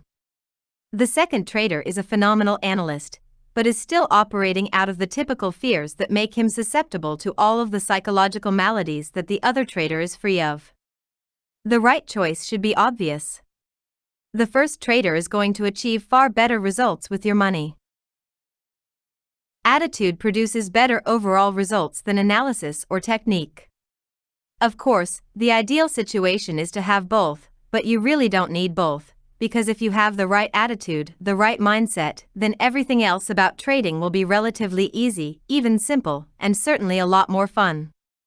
I know for some of you this may be difficult to believe, or even distressing, especially if you've been struggling for years to learn everything you can about the market. Interestingly, most traders are closer to the way they need to think when they first begin trading than at any other time in their careers. Many people begin trading with a very unrealistic concept of the inherent dangers involved. This is particularly true if their first trade is a winner. Then they go into the second trade with little or no fear.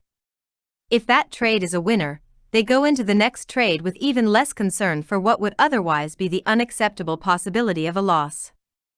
Each subsequent win convinces them that there is nothing to fear and that trading is the easiest possible way to make money.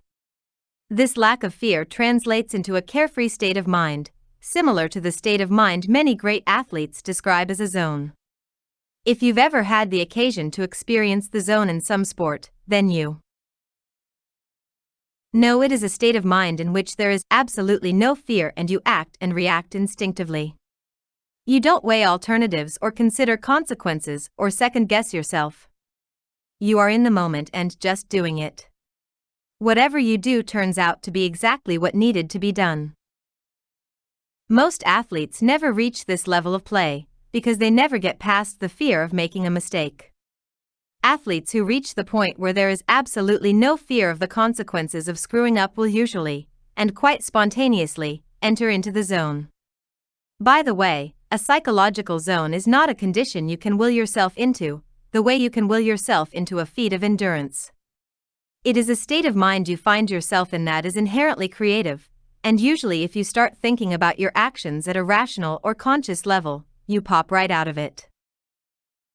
Even though you cannot force or will yourself into a zone, you can set up the kind of mental conditions that are most conducive to experiencing the zone, by developing a positive winning attitude. I define a positive winning attitude as expecting a positive result from your efforts, with an acceptance that whatever results you get are a perfect reflection of your level of development and what you need to learn to do better.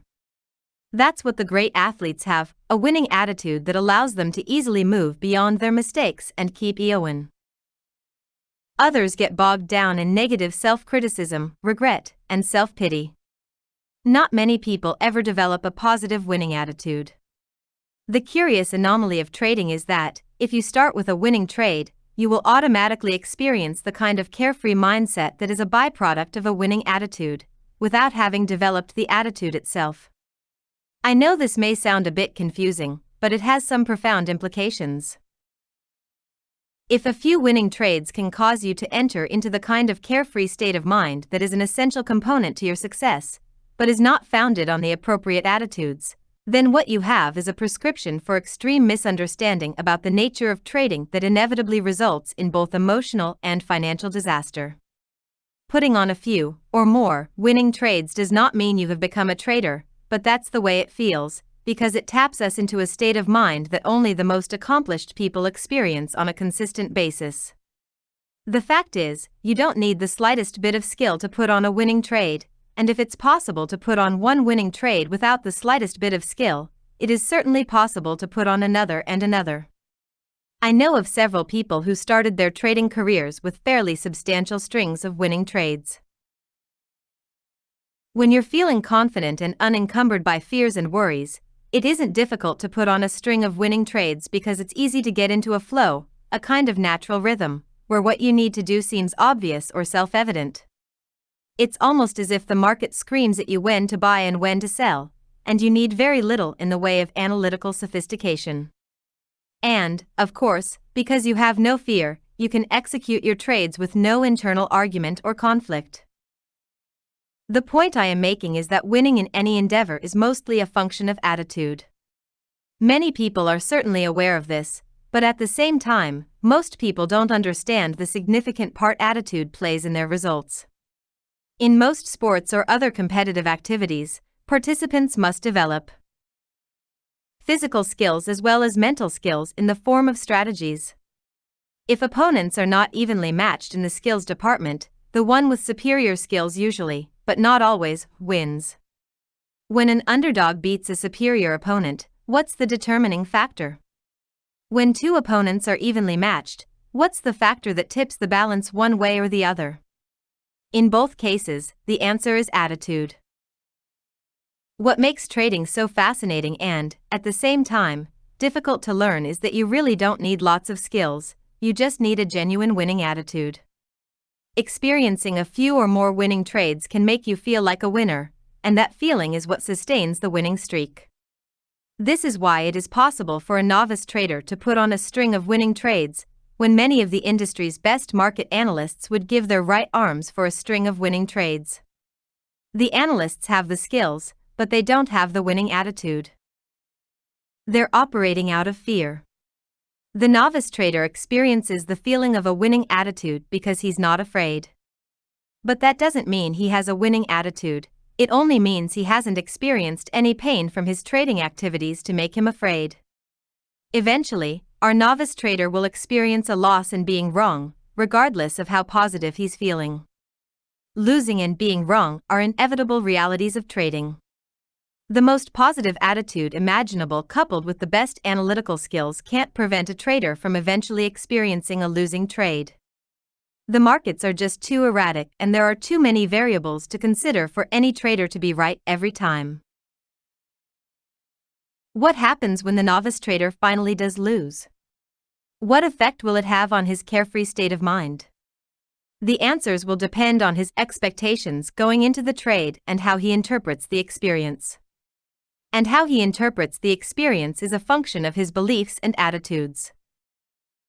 What if he is operating out of a belief that there's no possible way to avoid a loss, because losing is a natural consequence of trading, no different from, let's say, a restaurant owner incurring the expense of having to buy food?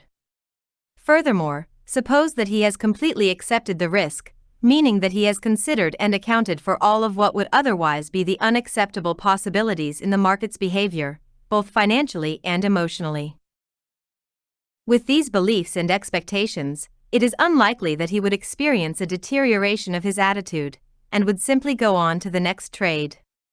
By the way, this is an example of an ideal set of trading beliefs and attitudes. Now suppose that he hasn't completely accepted the risk.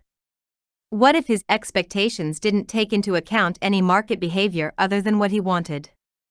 From this mental perspective, if the market doesn't do what he wants, he is going to feel pain, emotional pain. Expectations are our mental representations of how some future moment in the environment is going to look, sound, feel, smell, or taste. Depending upon how much energy is behind the expectation, it can hurt a lot when it isn't fulfilled. Of the two different perspectives I just described, which one is likely to be held by our novice trader? The latter, of course. Only the very best traders have acquired the perspective described in the first scenario. And, as I indicated in Chapter 1, unless these very best traders grew up in successful trading families or had super traders for mentors, where appropriate. Attitudes about risk and loss were instilled in them from the very beginning of their careers. Virtually every one of them had the common experience of losing one or more fortunes before they realized how they needed to think in order to be consistently successful. It's a fundamental shift in attitude that accounts for their success, not some brilliant realization about the market, as most people erroneously assume. This erroneous assumption is prevalent among traders simply because very few of them really understand, at the deepest levels, just how critical a component attitude is in determining one's success. We can safely assume that after a loss, our novice trader will be in a state of emotional pain. As a result, his trading will take on a whole new quality. He'll definitely lose that carefree state of mind, but more important, he will feel that the market did this to him. The market caused him to feel the pain he is experiencing. The market took away his winning feeling by subjecting him to a loss. Notice how our trader is blaming the markets for losing or what he didn't get. Notice, too, how natural it is to feel the way he does. Think about how many times in our lives, especially as children, we were doing something we really enjoyed, like playing with a toy or with our friends, and someone with more power and authority forced us to stop what we were doing and do something we didn't want to do. All of us have lost things, had things taken away from us, been denied things we wanted or believed we deserved, been prevented from continuing an activity we were in the middle of, or been blocked from pursuing an idea we were passionate about. The point is that in many of these situations, we did not need to take personal responsibility for what happened to us or for the pain we experienced, because we were powerless to do anything about it. We didn't choose to be forced out of a state of joy and happiness into a state of emotional pain. The decision was out of our hands, against our will, and usually quite abrupt. Even though we may have been told we were responsible for what was happening to us, we may not have believed it or understood what it meant. What's tangible, and what we can most easily relate to, is that we were having fun, and someone or something took us out of that fun and into pain. It wasn't our choice. The cause of our pain came to us from the outside, therefore, whatever force acted upon us in that moment was to blame. We learned not only that feeling good can instantly be replaced with feeling bad through no fault of our own, we also learned about betrayal. We felt betrayed because many of these situations were completely unexpected or unanticipated, meaning, we were unprepared for how some people in our lives had the potential to behave. if their behavior caused us to flip into a state of emotional pain. Then we quite naturally would have felt betrayed. As a side note, I feel it is important to say that many of our past, emotionally painful experiences were the result of well-meaning parents, teachers and friends, many of whom were only doing what they k/lie I7QH of FOFIMO 970CVV CT Sir NC Trip NN. T pyramidal is a child playing with a toy that is inherently dangerous. Take the toy away, and the child will cry to express the emotional pain he is experiencing, and, if we are dealing with a very young or immature child, in all likelihood he will not listen to anything reasonable that we say about why he cannot play with that toy. But, at the same time, many people are born to immature and unreasonable parents, or encounter emotionally disturbed teachers, coaches, and employees who subconsciously or intentionally inflict their personal problems on anyone they perceive as having less power. What's even worse is many of the people who have a tendency toward victimizing others are also clever enough to do it in a way that makes their victims believe they caused their own pain. In any case, whether our painful experiences are the result of an act of love or intentionally inflicted is something each of us will have to determine for ourselves. The bottom line is that, as adults, when we get into a trading mode, we don't realize how natural it is to associate the instantaneous shift from joy to pain that we experienced so often as children with the same instantaneous shift from joy to pain that occurs when we trade. The implications are that if we haven't learned to accept the inherent risks of trading and don't know how to guard against making these natural connections between our past and the present, we will end up blaming the market for our results instead of taking responsibility for them. Even though most people who trade consider themselves responsible adults, only the very best traders have reached a point where they can and do accept complete responsibility for the outcome of any particular trade. Everyone else to one degree or another assumes they are taking responsibility, but the reality is that they want the market to do it for them. The typical trader wants the market to fulfill his expectations, his hopes, and dreams. Society may work this way, but the markets certainly don't.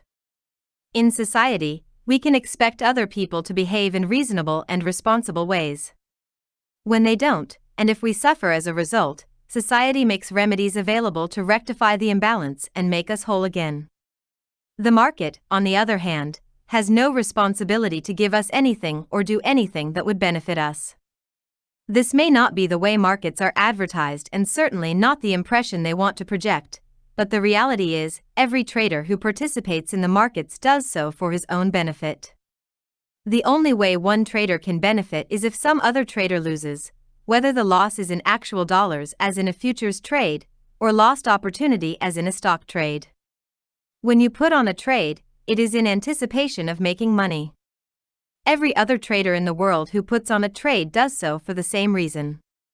When you look at your relationship with the market from this perspective, you could say that your purpose is to extract money from the markets, but, by the same token, the market's sole purpose is to extract money or opportunity from you. If the market is a group of people interacting to extract money from one another, then what is the market's responsibility to the individual trader? It has no responsibility other than to follow the rules it has established to facilitate this activity.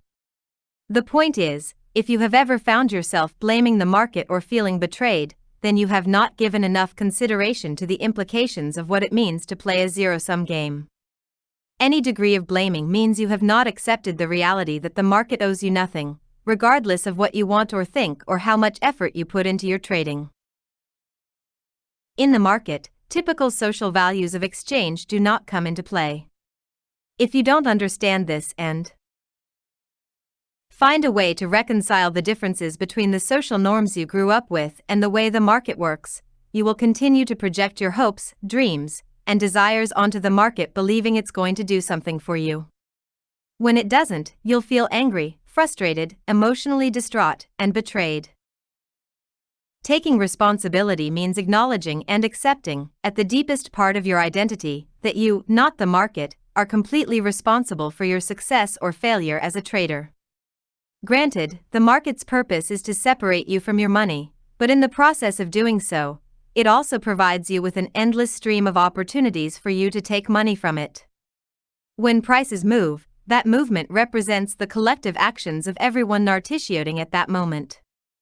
The market also generates information about itself, and makes it extremely easy to enter and exit trades, depending, of course, on the number of people participating.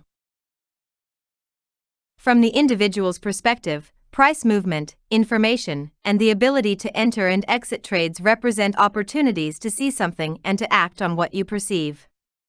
During each moment the markets are open, you have an opportunity to enter a position, lighten up a position, add to a position, or exit a position.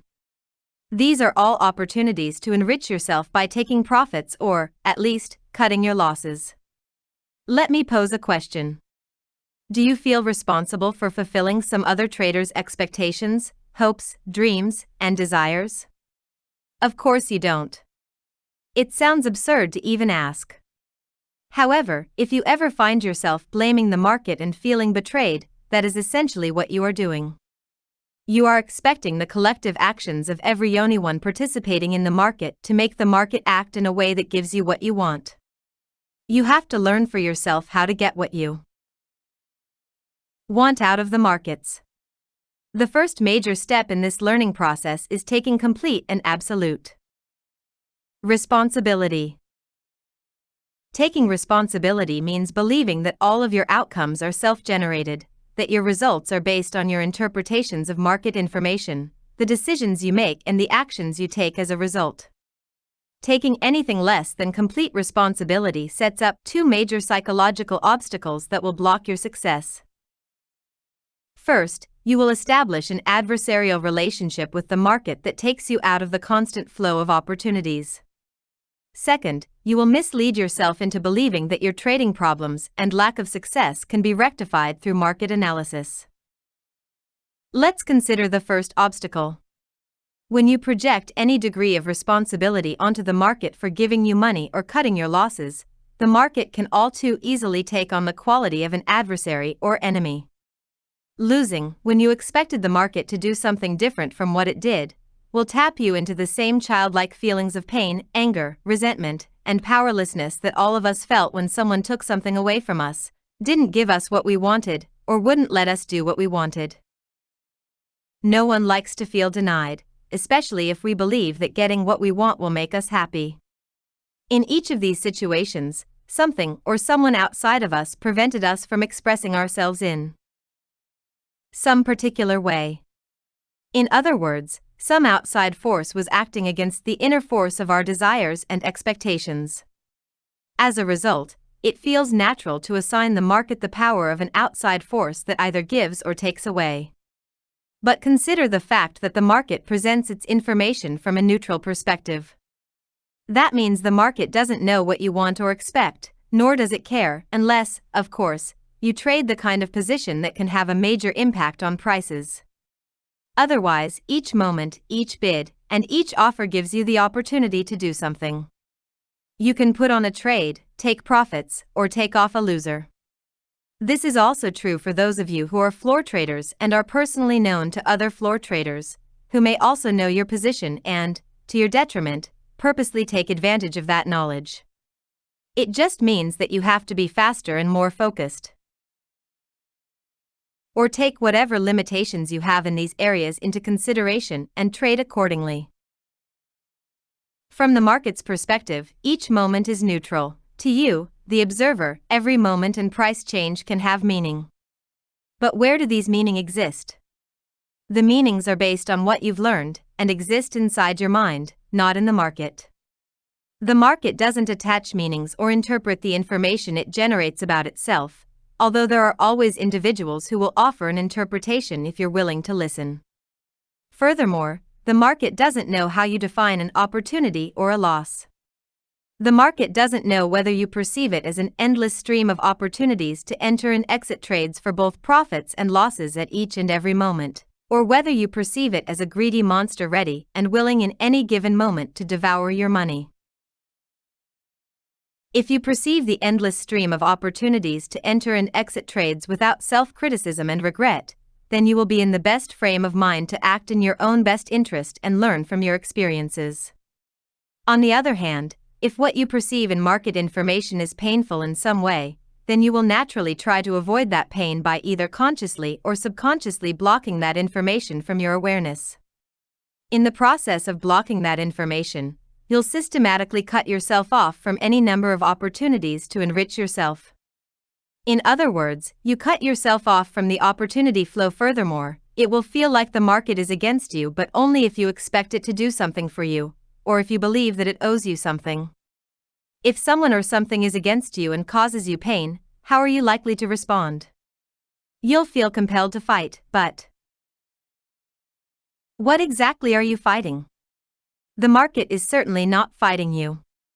Yes, the market wants your money, but it also provides you with the opportunity to take as much as you can. Although it may feel as if you are fighting the market, or it is fighting you, the reality is you are simply fighting the negative consequences of not fully accepting that the market owes you nothing, and that you need to take advantage of the opportunities it presents by yourself, 100% and not 1 degree less. The way to take maximum advantage of a situation where you are being offered unlimited opportunities to do something for yourself is to get into the flow. The market does have a flow.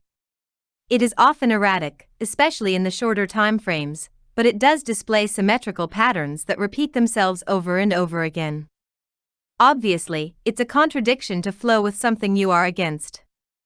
If you want to start sensing the flow of the market, your mind has to be relatively free of fear, anger, regret, betrayal, despair, and disappointment.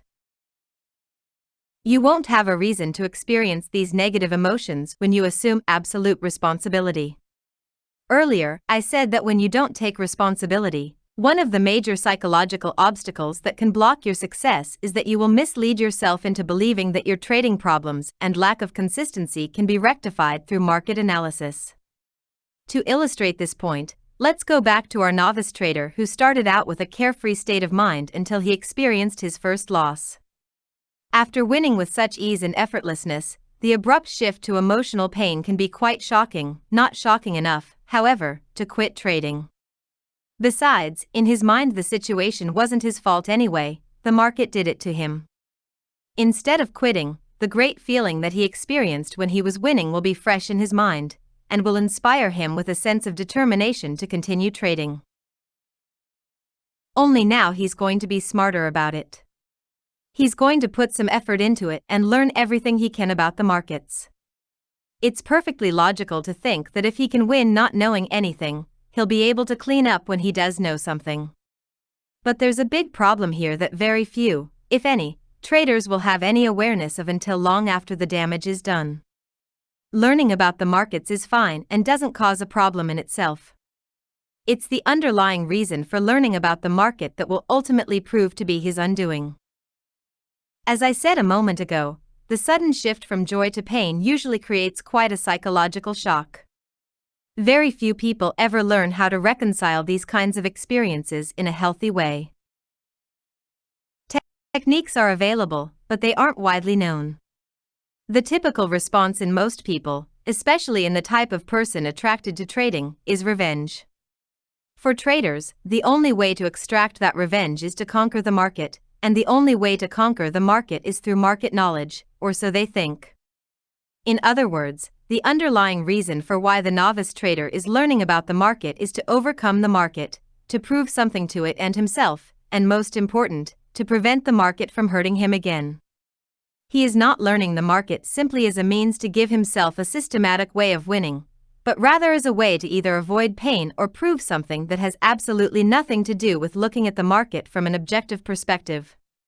He doesn't realize it, but as soon as he made the assumption that knowing something about the market can prevent him from experiencing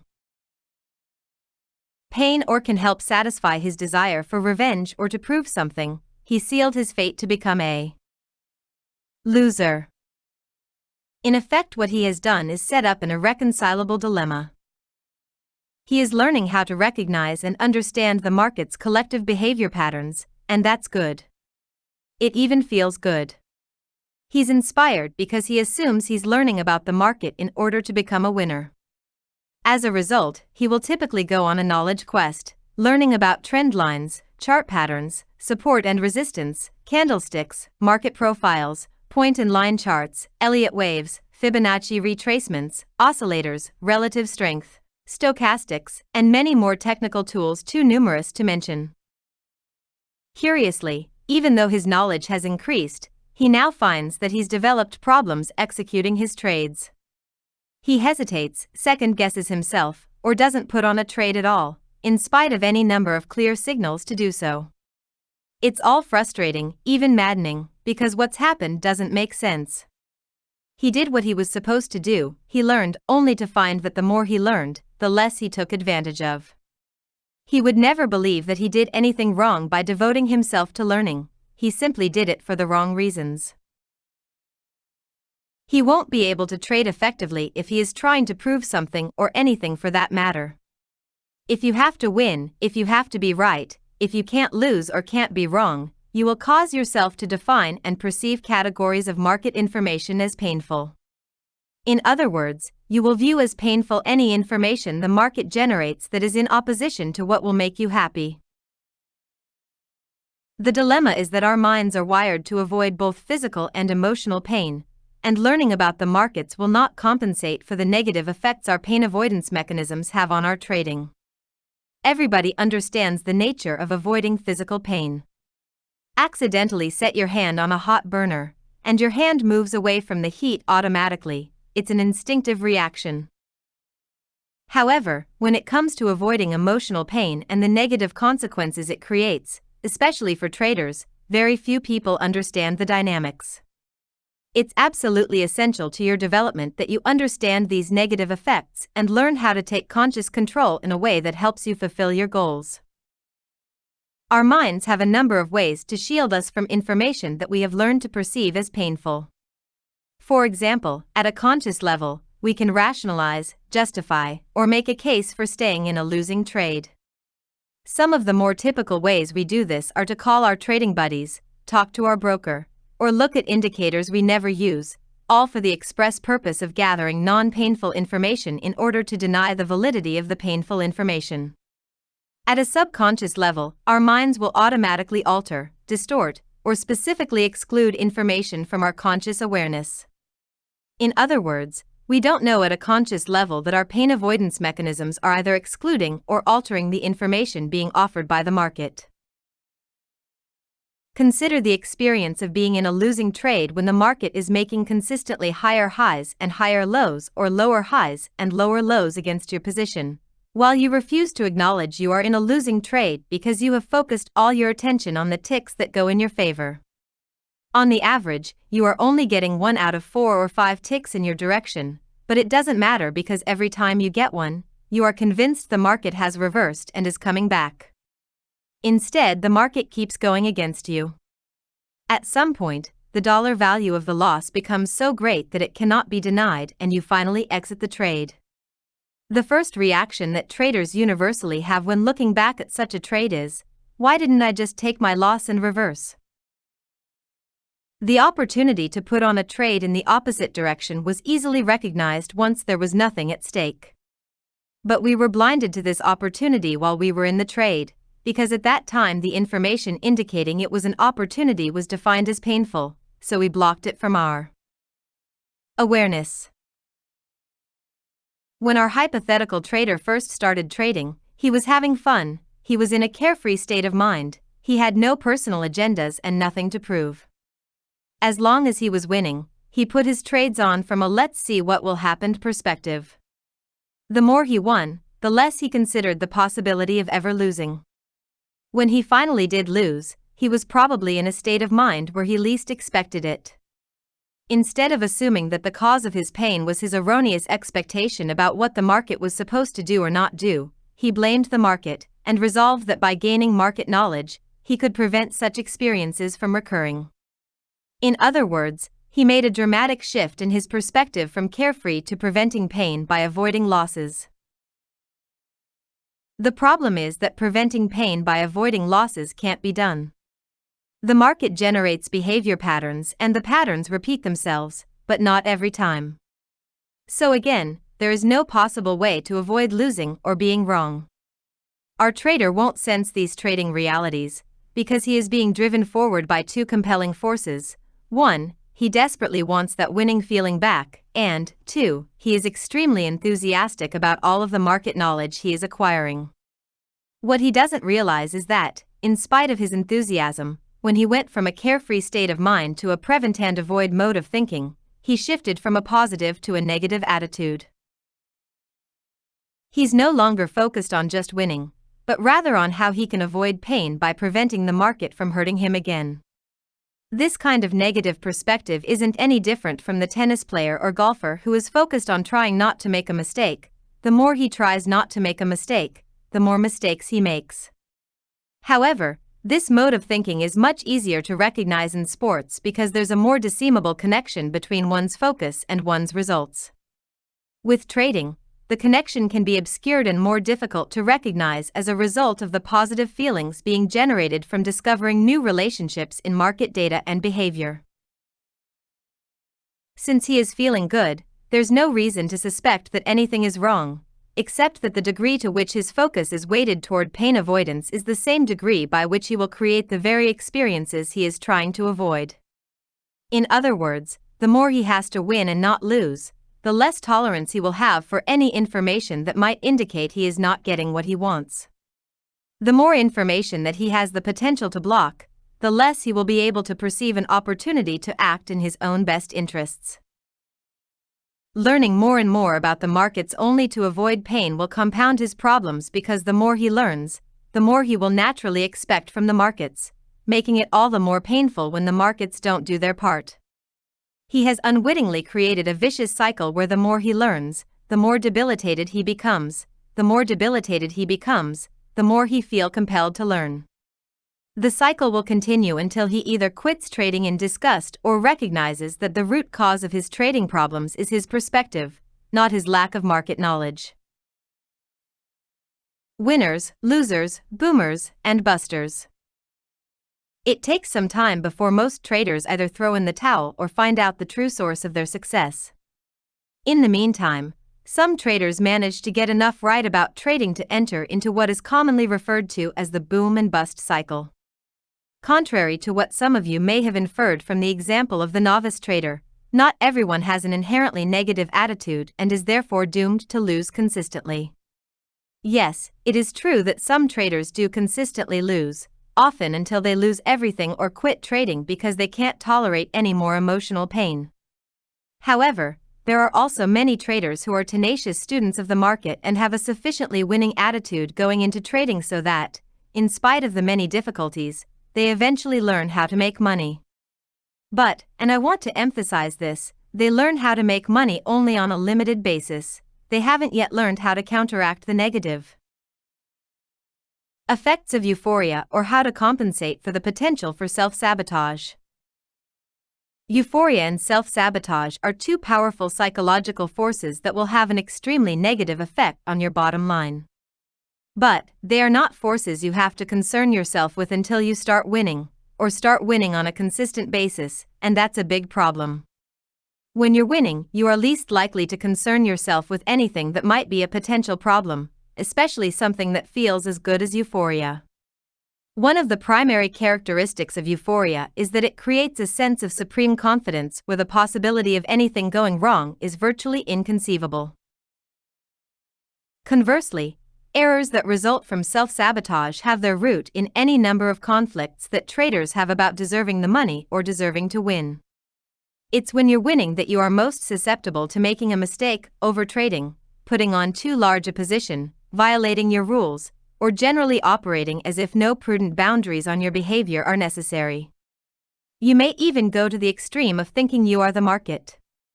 However, the market rarely agrees, and when it disagrees, you'll get hurt. The loss and the emotional pain are usually significant. You will experience a boom, followed by the inevitable bust. If I were to classify traders based on the kind of results they achieve, I would put them into three broad categories. The smallest group, probably fewer than 10% of the active traders, are the consistent winners. They have a steadily rising equity curve with relatively minor drawdowns. The drawdowns they do experience are the type of normal losses that any trading methodology or system incurs.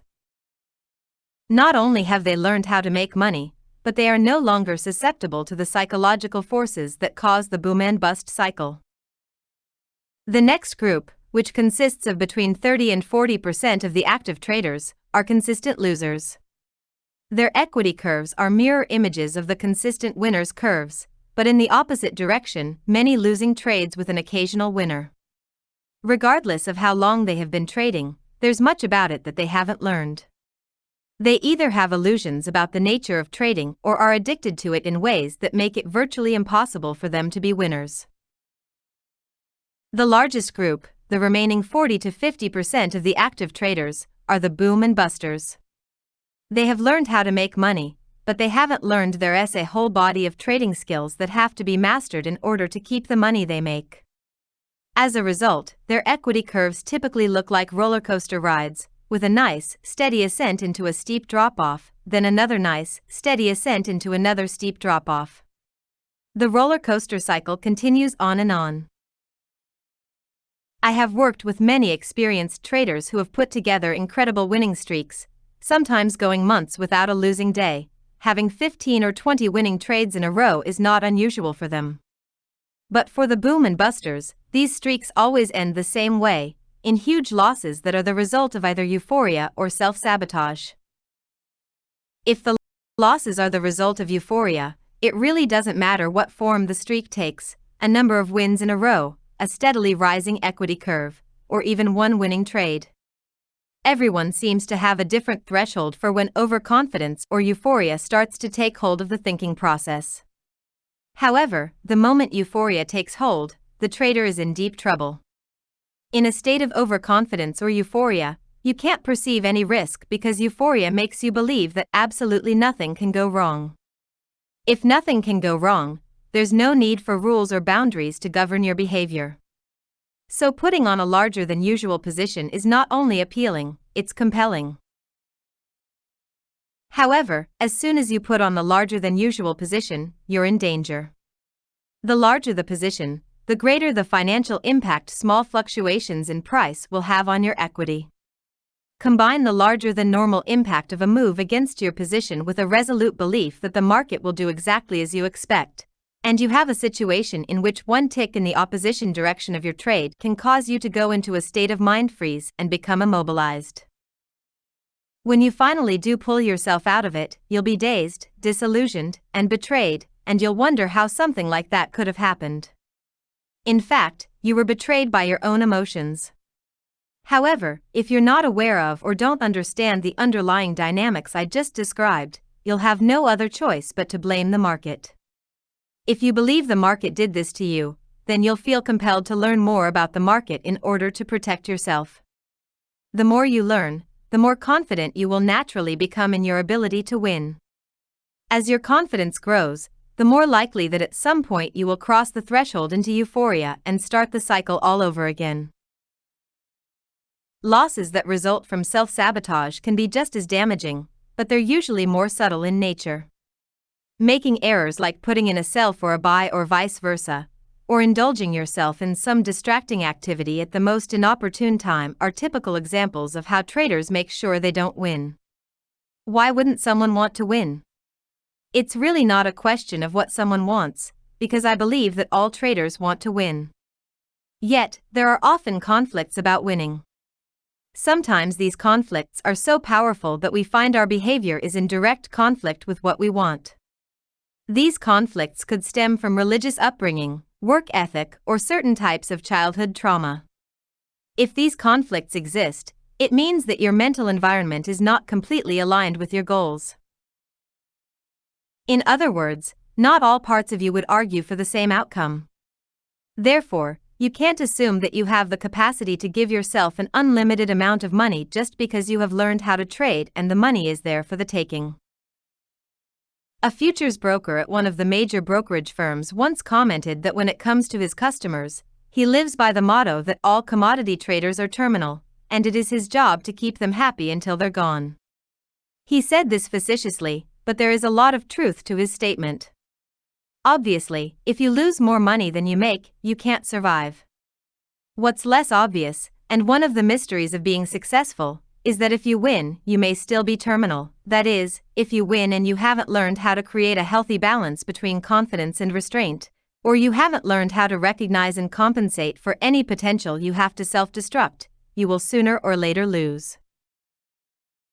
If you are among those in the boom and bust cycle, consider this: if you could redo every losing trade that was the result of an error or recklessness, how much money would you have now?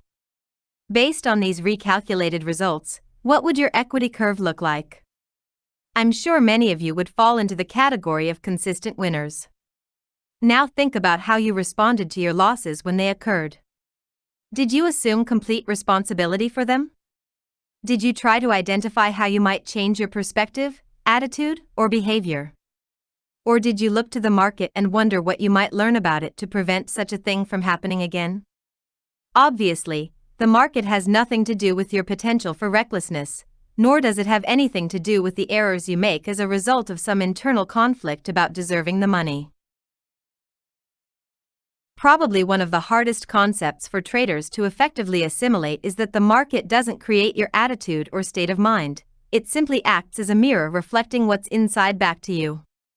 If you are confident, it's not because the market is making you feel that way, it is because your beliefs and attitudes are aligned in a way that allows you to step forward into an experience, take responsibility for the outcome, and extract the insight that's been made available. You maintain your confident state of mind simply because you are constantly learning. Conversely, if you're angy and afraid, it's because you believe to some degree that the market creates your outcomes, not the other way around. Ultimately, the worst consequence of not taking responsibility is that it keeps you in a cycle of pain and dissatisfaction. Think about it for a moment. If you're not responsible for your results, then you can assume there's nothing for you to learn, and you can stay exactly as you are. You won't grow and you won't change.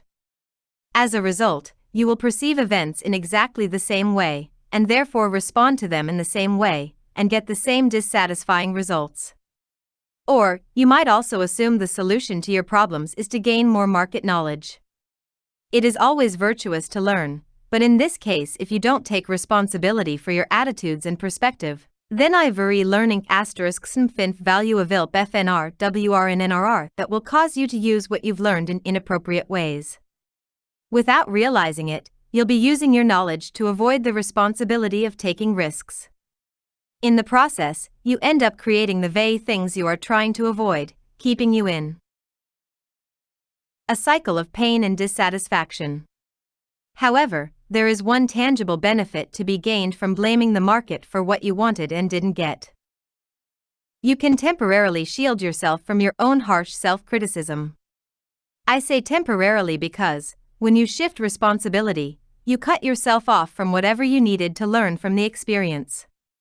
Remember our definition of a winning attitude: a positive expectation of your efforts with an acceptance that whatever results you get are a perfect reflection of your level of development and what you need to learn to do better.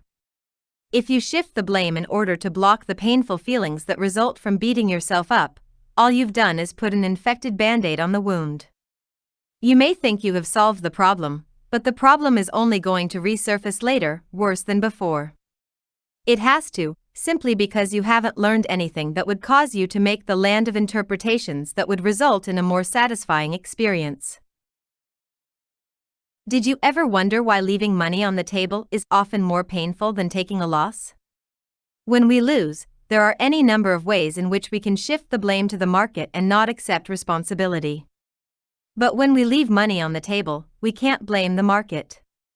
The market didn't do anything but give us exactly what we wanted, but for whatever reason, we weren't capable of acting on the opportunity appropriately. In other words, there's no way to rationalize the pain away. You are not responsible for what the market does or doesn't do, but you are responsible for everything else that results from your trading activities. You are responsible for what you have learned, as well as for everything you haven't learned yet that's waiting to be discovered by you. The most efficient path to discovering what you need to be successful is to develop a winning attitude, because it's an inherently Creative der so active. Not only does a win neen? Attitude one and vuan to what you need to learn, it also produces the land of mindset that is most conducive to discovering something no one else has experienced. Developing a winning attitude is the key to your success. The problem for many traders is that either they think they already have one, when they don't, or they expect the market to develop the attitude for them by giving them winning trades. You are responsible for developing your own winning attitude. The market is not going to do it for you, and, I want to be as emphatic as I can, no amount of market analysis will compensate for developing a winning attitude if you lack one. Understanding the markets will give you the edge you need to create some winning trades, but your edge won't make you a consistent winner if you don't have a winning attitude. Certainly one could argue that some traders lose because they don't understand enough about the markets and therefore they usually pick the wrong trades. As reasonable as this may sound, it has been my experience that traders with losing attitudes pick the wrong trades regardless of how much they know about the markets. In any case, the result is the same, they lose. On the other hand, traders with winning attitudes who know virtually nothing about the markets can pick winners, and if they know a lot about the markets, they can pick even more winners. If you want to change your experience of the markets from fearful to confident, if you want to change your results from an erratic equity curve to a steadily rising one, the first step is to embrace the responsibility and stop expecting the market to give you anything or do anything for you. If you resolve from this point forward to do it all yourself, the market can no longer be your opponent. If you stop fighting the market, which in effect means you stop fighting yourself, you'll be amazed at how quickly you will recognize exactly what you need to learn, and how quickly you will learn it. Taking responsibility is the cornerstone of a winning attitude. Ch. Apter. Chapter 4. For consistency, a state of mind. I hope that after reading the first 3 chapters you are getting the idea that just because you are acting in the capacity of a trader, doesn't mean that you've learned the appropriate ways to think about what you do. As I have already stressed several times, what separates the best traders from everyone else is not what they do or when they do it, but rather how they think about what they do and how they're thinking when they do it. If your goal is to trade like a professional and be a consistent winner, then you must start from the premise that the solutions are in your mind and not in the market. Consistency is a state of mind diet has at its core certain fundamental thinking strategies that are unique to trading. Experiencing a few or more winning trades can convince almost anyone that trading is easy. Recall your own experiences. Think back to those trades that brought a stream of money flowing into your account when all you had done was make a simple decision to buy or sell. Now, combine the extremely positive feeling you get from winning and getting money with no effort, and it's almost impossible not to conclude that making money as a trader is easy. But if that's the case, if trading is so easy, then why is it so difficult to master? Why are so many traders at their wits' end, grappling with the obvious contradiction? If it is true that trading is easy, and traders know it is because they've had the direct experience of how easy and effortless it is, then how can it also be possible that they can't make what they've learned about the markets work for them over and over again? In other words, how do we account for the contradiction between what we believe about trading and our actual trading results over time? Thinking about trading. The answers are all in the way you think about it. The irony is that trading can be as much fun and as effortless as your experience of it has been on occasion, but experiencing these qualities consistently is a function of your perspective, your beliefs, your attitudes, or your mindset. Choose the term you are most comfortable with, they all refer to the same thing. Winning and consistency are states of mind in the same way that happiness, having fun, and satisfaction are states of mind. Your state of mind is a byproduct of your beliefs and attitudes. You can try to create consistency without having the appropriate beliefs and attitudes, but your results won't be any different than if you try to be happy when you're not having fun. When you're not having fun, it can be very difficult to change your perspective to one where you, all of a sudden, start enjoying yourself. Of course, the circumstances of your situation could suddenly shift in a way that causes you to experience joy. But then your state of mind would be the result of an external shift in conditions, not a result of an internal shift in your attitude. If you depend on outside conditions and circumstances to make you happy, so that you always are enjoying yourself, then it is extremely unlikely that you will experience happiness on a consistent basis. However, you can greatly increase the possibility of your being happy by developing fun-type attitudes and, more specifically, by working on neutralizing the beliefs and attitudes that prevent you from having fun or enjoying yourself. Creating consistent success as a trader works the same way. You can't rely on the market to make you consistently successful, any more than you can rely on the outside world to make you consistently happy. People who are truly happy don't have to do anything in order to be happy. They are happy people who do things. Traders who are consistently successful are consistent as a natural expression of who they are. They don't have to try to be consistent, they are consistent. This may seem like an abstract distinction, but it is vitally important that you understand the difference. Being consistent is not something you can try to be, because the very act of trying will negate your intent by mentally taking you out of the opportunity flow, making it less likely that you will win and more likely you will lose. Your very best trades were easy and effortless.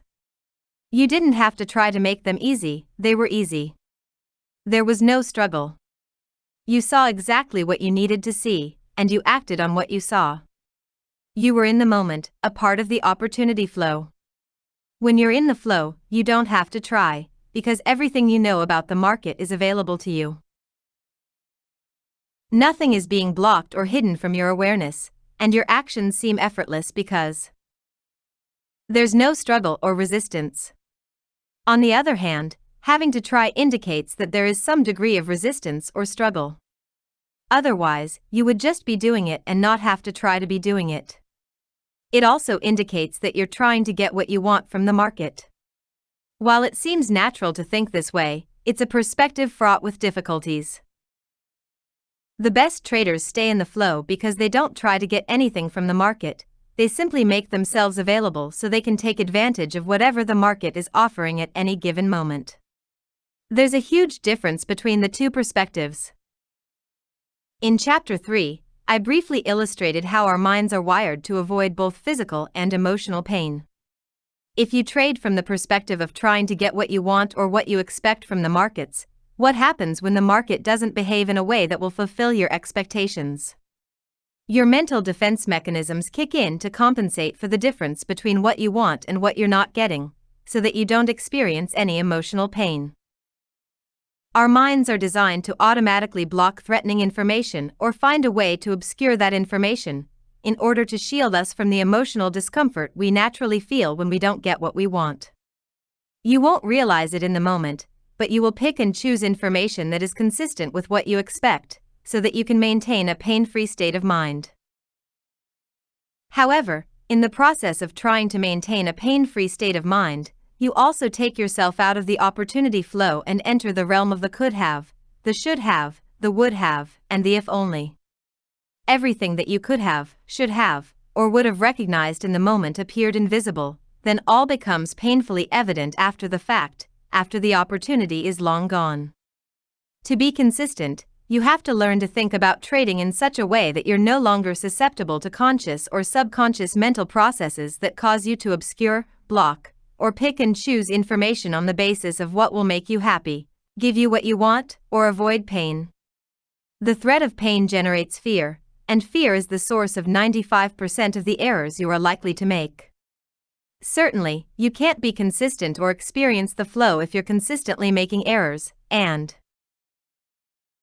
you will make errors, as long as you're afraid that what you want or what you expect won't happen. Furthermore, everything you attempt to do as a trader will be a struggle, and it will seem as if you are struggling against the market or that the market is against you personally. But the reality is that it's all taking place inside your mind. The market doesn't perceive the information it makes available, you do. If there's a struggle, it is you who are struggling against your own TV happy face OT asterisk N11 Tiasic caret anu slash r caret Tietler LC Anri r caret AVC. Now, you may be asking yourself, How can I think about trading in such a way that I'm no longer afraid and, therefore, no longer susceptible to the mental processes that cause me to block, obscure, or pick and choose information? The answer is, learn to accept the risk. Really understanding risk.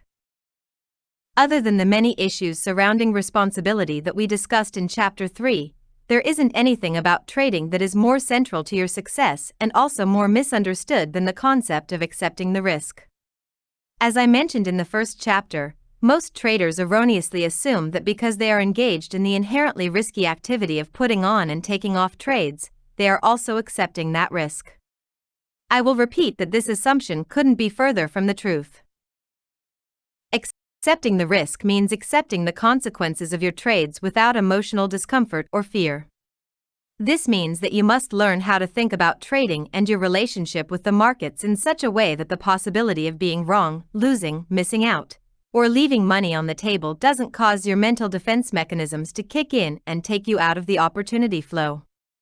It doesn't do you any good to take the risk of putting on a trade if you are afraid of the consequences, because your fears will act on your perception of information and your behavior in a way that will cause you to create the very experience you fear the most, the one you are trying to avoid. I am offering you a specific thinking strategy composed of a set of beliefs that will keep you focused, in the moment, and in the flow. With this perspective, you will not be trying to get anything from the market or to avoid anything. Rather, you will let the market unfold and you will make yourself available to take advantage of whatever situations you define as opportunities. When you make yourself available to take advantage of an opportunity, you don't impose any limitations or expectations on the market's behavior. You are satisfied to let the market do whatever it's going to do. However, in the process of doing something, the market will create certain conditions you define and perceive as opportunities. You act on those opportunities to the best of your ability, but your state of mind is not dependent upon or affected by the market's behavior. If you can learn to create a state of mind that is not affected by the market's behavior, the struggle will cease to exist. When the internal struggle ends, everything becomes easy. At that point, you can take full advantage of all your skills, analytical or otherwise, to eventually realize your potential as a trader. Here's the challenge. How do you accept the risks of trading without emotional discomfort and fear, when at the moment you perceive the risk, you simultaneously feel discomfort and fear? In other words, how do you remain confident and pain-free when you are absolutely certain you can be proved wrong, lose money, miss out, or leave money on the table? As you can see, your fear and feeling of discomfort are completely justified and rational. Each of those possibilities becomes real the moment you contemplate interacting with the market. However, as true as all of these possibilities are for every trader, what isn't true or the same for every trader is what it means to be wrong, lose, miss out, or leave money on the table. Not everyone shares the same beliefs and attitudes about these possibilities and, therefore, we don't share the same emotional sensitivities. In other words, not everyone is afraid of the same things. This may seem obvious, but I assure you it is not. When we're afraid, the emotional discomfort we feel in the moment is so real that it's beyond question, and it's natural to assume that everyone shares our reality. I will give you a perfect example of what I am talking about. I recently worked with a trader who was deathly afraid of snakes. As far as he was concerned, he had always been afraid of snakes because he couldn't recall a time when he wasn't. Now he is married and has a 3-year-old daughter. One evening, while his wife was out of town, his daughter and he were invited to a friend's house for dinner. Unbeknownst to my client, his friend's child had a pet snake. When the friend's child brought out the snake for everyone to see, my client freaked and practically leapt to the other side of the room to get as far away from the snake as possible. His daughter, on the other hand, was completely enthralled with the snake and wouldn't leave it alone. When he related this story to me, he said that he was not only shocked by the unexpected confrontation with the snake, but that he was just as shocked by his daughter's reaction. She wasn't afraid and he assumed that she would be. I explained to him that his fear was so intense and his attachment to his daughter was so great that it was inconceivable to him that his daughter would not automatically share his reality about snakes. But then I pointed out, there really wasn't any way she could have shared his experience, unless he specifically taught her to be afraid of snakes or she had had her own painful, frightening experience. Otherwise, without anything to the contrary in her mental system, the most likely reaction to her first encounter with a living snake would be pure, unadulterated fascination. Just as my client assumed that his daughter would be afraid of snakes, most traders assume the best traders, like themselves, are also afraid of being wrong, losing, missing out, and leaving money on the table. They assume that the best traders somehow neutralize their fears with an inordinate amount of courage, nerves of steel, and self-control. Like many other things about trading, what seems to make sense just isn't the case. Certainly, any one or all of these characteristics may be present in any top trader. But what is not true is that these characteristics play any role in their superior performance. Needing courage, nerves of steel, or self-control would imply an internal conflict where one force is being used to counteract the effects of another. Any degree of struggle, trying, or fear associated with trading will take you out of the moment and flow and, therefore, diminish your results. This is where professional traders really separate themselves from the crowd. When you accept the risk the way the pros do, you won't perceive anything that the market can do as threatening. If nothing is threatening, there's nothing to fear. If you're not afraid, you don't need courage. If you're not stressed, why would you need nerves of steel? And if you're not afraid of your potential to get reckless, because you have the appropriate monitoring mechanisms in place, then you have no need for self-control. As you contemplate the implications of what I am saying, I want you to keep something in mind. Very few people who go into trading start out with the appropriate beliefs and attitudes about responsibility and risk. There are some who do, but it's rare.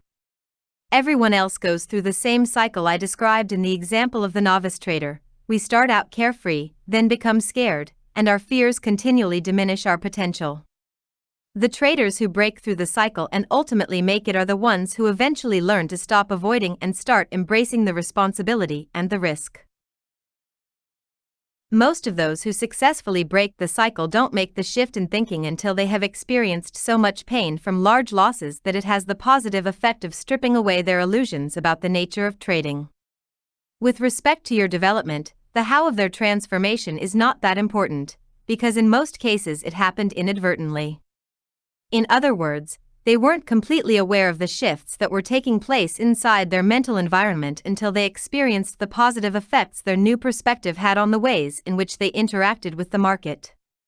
This is why very few top traders can really explain what accounts for their success, except to speak in axioms like cut your losses and go with the flow. What is important is that you understand it is completely possible to think the way the professionals do and to trade without fear, even though your direct experience as a trader would argue otherwise. Aligning your mental environment. Now we're going to start zeroing in on exactly how you can align your mental environment in order to accept the risk and function like a professional trader. Most of what I've discussed up to this point was designed to get you ready to do the real work. I'm going to teach you a thinking strategy that has, at its core, a firm belief in probabilities and edges. With this new thinking strategy, you'll learn how to create a new relationship with the market, one that disassociates your trading from what it typically means to be wrong or to lose, and that precludes you from perceiving anything about the market as threatening. When the threat of pain is gone, the fear will correspondingly disappear, as will the fear-based errors you are susceptible to. You will be left with a mind that is free to see what is available and to act on what you see. Getting to this carefree, fearless state of mind, in spite of being burned over and over again, will take some work, but it's not going to be so difficult as you may think. In fact, by the time you've finished reading this book, most of you will be amazed at how simple the solutions to your problems really are. In many respects, a state of mind or perspective is like software code. You could have several thousand lines of perfectly written code, with only one flawed line, and in that one flawed line there might be only one character out of place.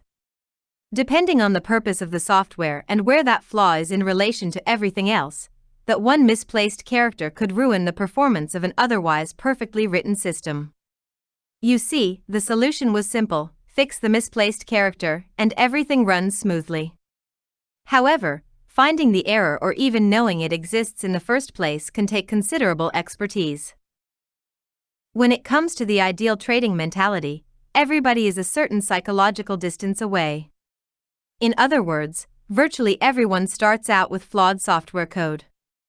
I use terms like clicks or degrees to indicate psychological distance, but these terms don't imply a specific distance.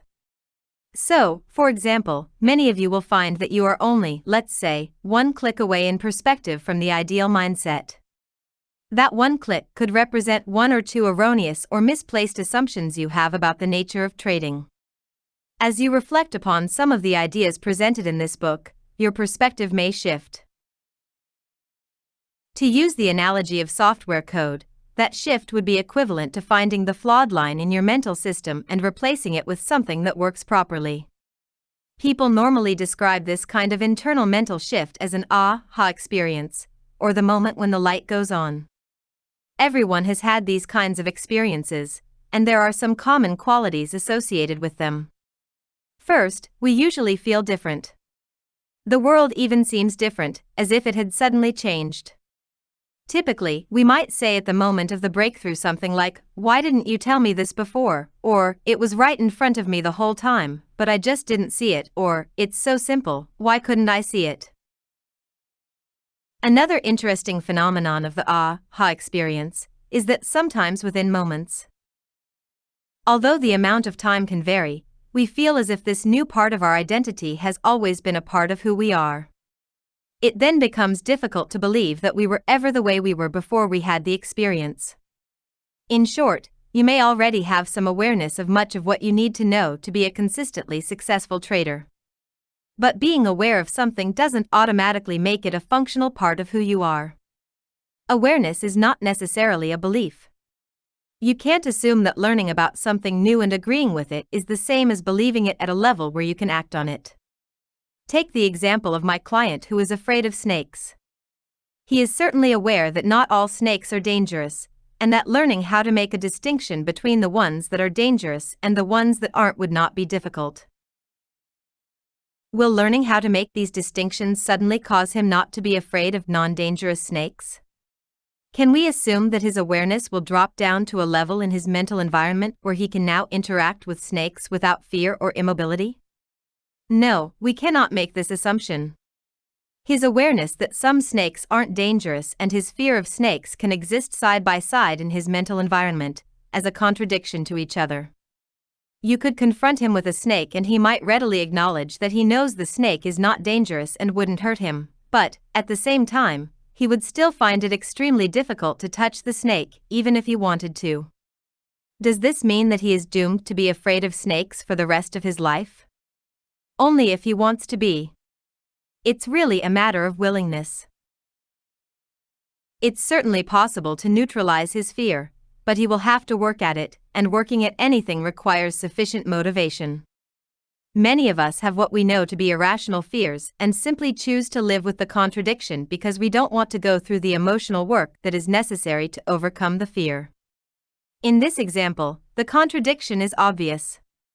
However, in my many years of working with traders, I have uncovered several typical contradictions and conflicts surrounding the issues of risk and responsibility, where holding two or more conflicting beliefs can easily cancel out your positive intentions, no matter how motivated you are to be successful. The problem is that none of these contradictions are really obvious, at least not at first glance. Contradictory beliefs, however, aren't the only problems. What about assertions like "I'm a risk taker," that traders typically assume have dropped down to the functional level of a belief when, in fact, the underlying dynamics of the way they perceive the market indicates they are doing everything possible to avoid risk? Contradictory beliefs and non-functional awareness represent flawed mental software code that destroys your ability to stay focused and accomplish your goals. Code that makes it seem as if you simultaneously have one foot on the accelerator and the other on the brake. Code that gives learning how to trade a mysterious quality that will be challenging in a fun way at first, but usually turns into pure, unadulterated exasperation.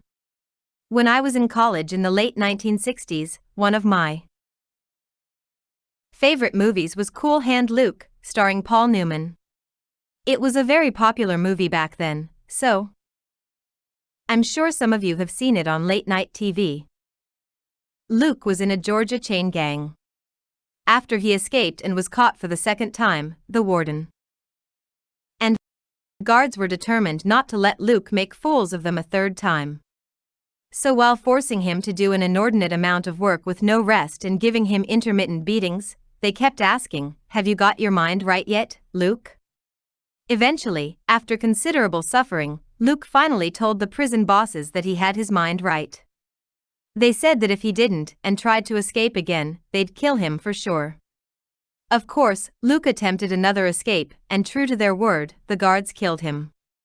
Like Luke, many traders, whether they realize it or not, are trying to have it their way by beating the market. As a result, they get financially and emotionally killed. There are easier, infinitely more satisfying ways of getting what you want from the market, but first you have to be willing to get your mind right. Chapter 5. Chapter 5. The Dynamics of Perception.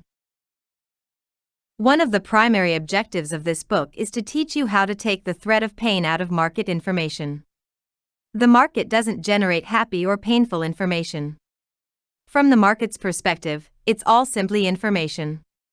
It may seem as if the market is causing you to feel the way you do at any given moment, but that's not the case.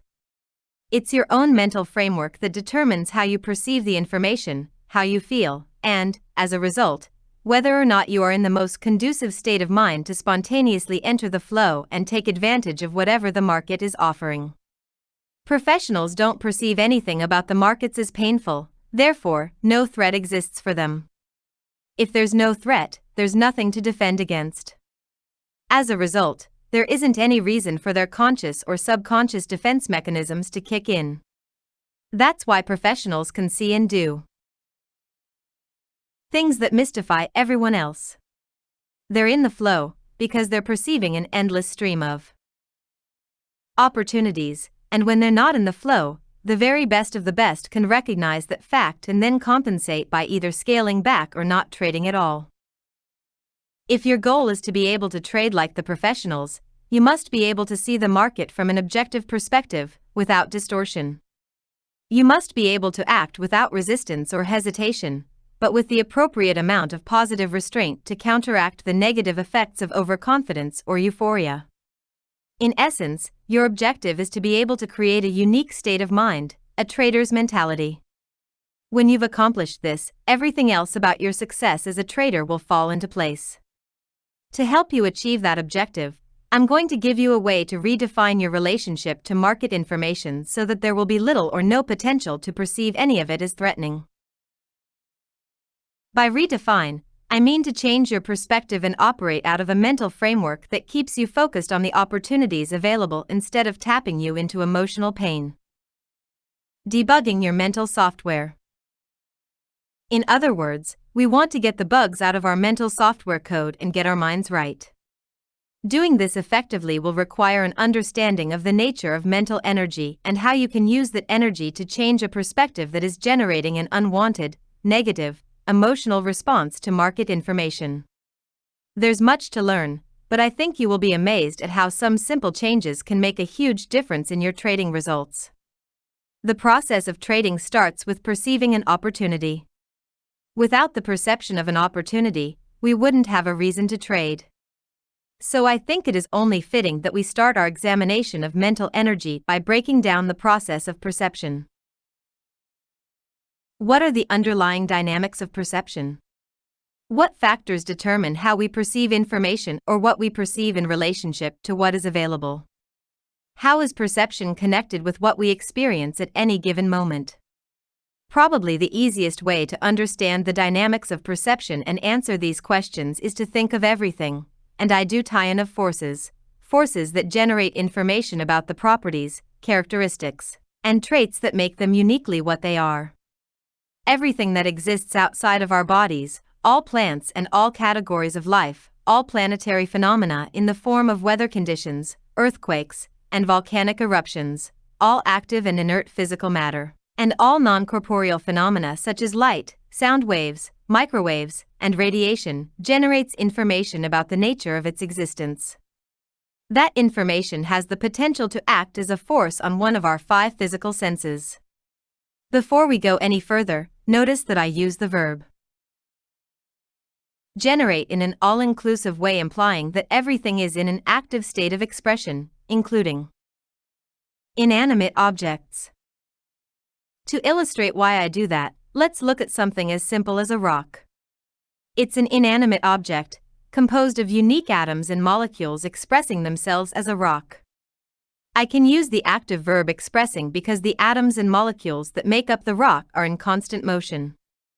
So, even though the rock doesn't appear active except in the most abstract sense, it has characteristics and properties that will act as forces on our senses, causing us to experience and make distinctions about the nature of its existence. For example, a rock has texture, and that texture acts as a force on our sense of touch if we run our fingers across the rock's surface. A rock has shape and color, which act as a force on our vision. The rock takes up space that no other object can occupy, so that we see it instead of an empty space or some other object. A rock can also have an odor that acts as a force on our sense of smell, or taste like something, although I haven't licked energy unstored in our mental environment as a memory and/or disk. I think all of this is fairly self-evident to most people, but there are some profound implications here that aren't self-evident, and we typically take them completely for granted. First of all, there's a cause and effect relationship that exists between ourselves and everything else that exists in the external environment. As a result, our encounters with external forces create what I am going to call energy structures inside our minds. The memories, distinctions, and ultimately, the beliefs we acquire throughout our lives exist in our mental environment in the form of structured energy. Structured energy is an abstract concept. You might be asking yourself, how does energy take shape or form? Before I answer this question, an even more fundamental question needs to be addressed. How do we know that memories, distinctions, and beliefs exist in the form of energy in the first place? I don't know if it's been scientifically proven or completely accepted by the scientific community, but ask yourself, in what other form could these mental components exist? Here's what we know for sure. Anything composed of atoms and molecules takes up space and, therefore, can be observed. If memories, distinctions, and beliefs existed in some physical form, then we should be able to observe them. To my knowledge, no such observations have been made. The scientific community has dissected brain tissue, both living and dead, examined it at the level of the individual atom, mapped various regions of the brain in terms of their functions, but nobody, as yet, has observed a memory, distinction, or belief in its natural form. By in its natural form, I mean that, although a scientist can observe the individual brain cells that contain certain memories, he can't experience those memories firsthand. He can only experience them if the person to whom the memories belong is alive and chooses to express them in some way. If memories, distinctions, and beliefs don't exist as physical matter, then there really isn't any alternative way for them to exist except as some form of energy. If this is in fact the case, can this energy take on a specific shape? Can it be structured in a way that reflects the external forces that caused it to come into existence? Most definitely. Is there anything in the environment that is analogous to energy having shape? Thoughts are energy. Because you think in a language, your thoughts are structured by the limitations and rules that govern the particular language in which you think. When you express those thoughts aloud,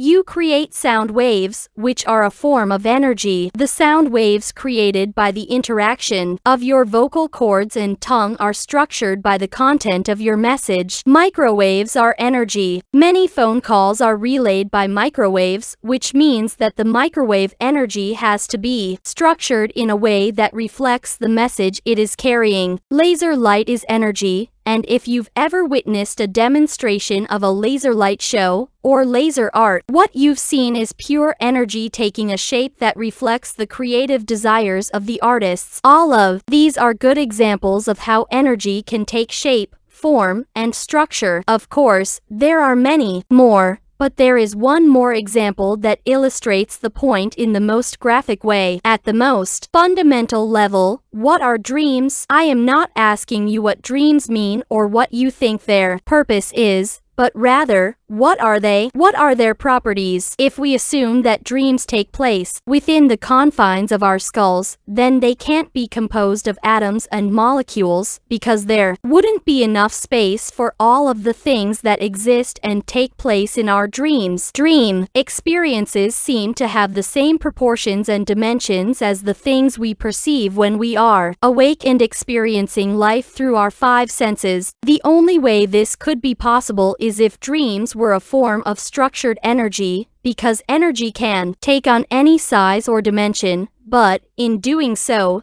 doesn't actually take up any space. Now, if it hasn't already occurred to you, there's something here that's really profound. If the memories, distinctions, and beliefs we've acquired as a result of our encounters with the external environment represent what we've learned about that environment and how it works, and if these memories, distinctions, and beliefs exist in our mental environment as energy, and if energy doesn't take up any space, then it also could be said that we have an unlimited capacity for learning. Well, not only do I think it could be said, I'm saying it. Consider the development of human consciousness and what to know to function effectively compared to just 100 years ago. There is absolutely nothing to indicate that we don't have an unlimited capacity to learn. The difference between what we are aware of now and what we can do as a result of this expanded awareness would boggle the mind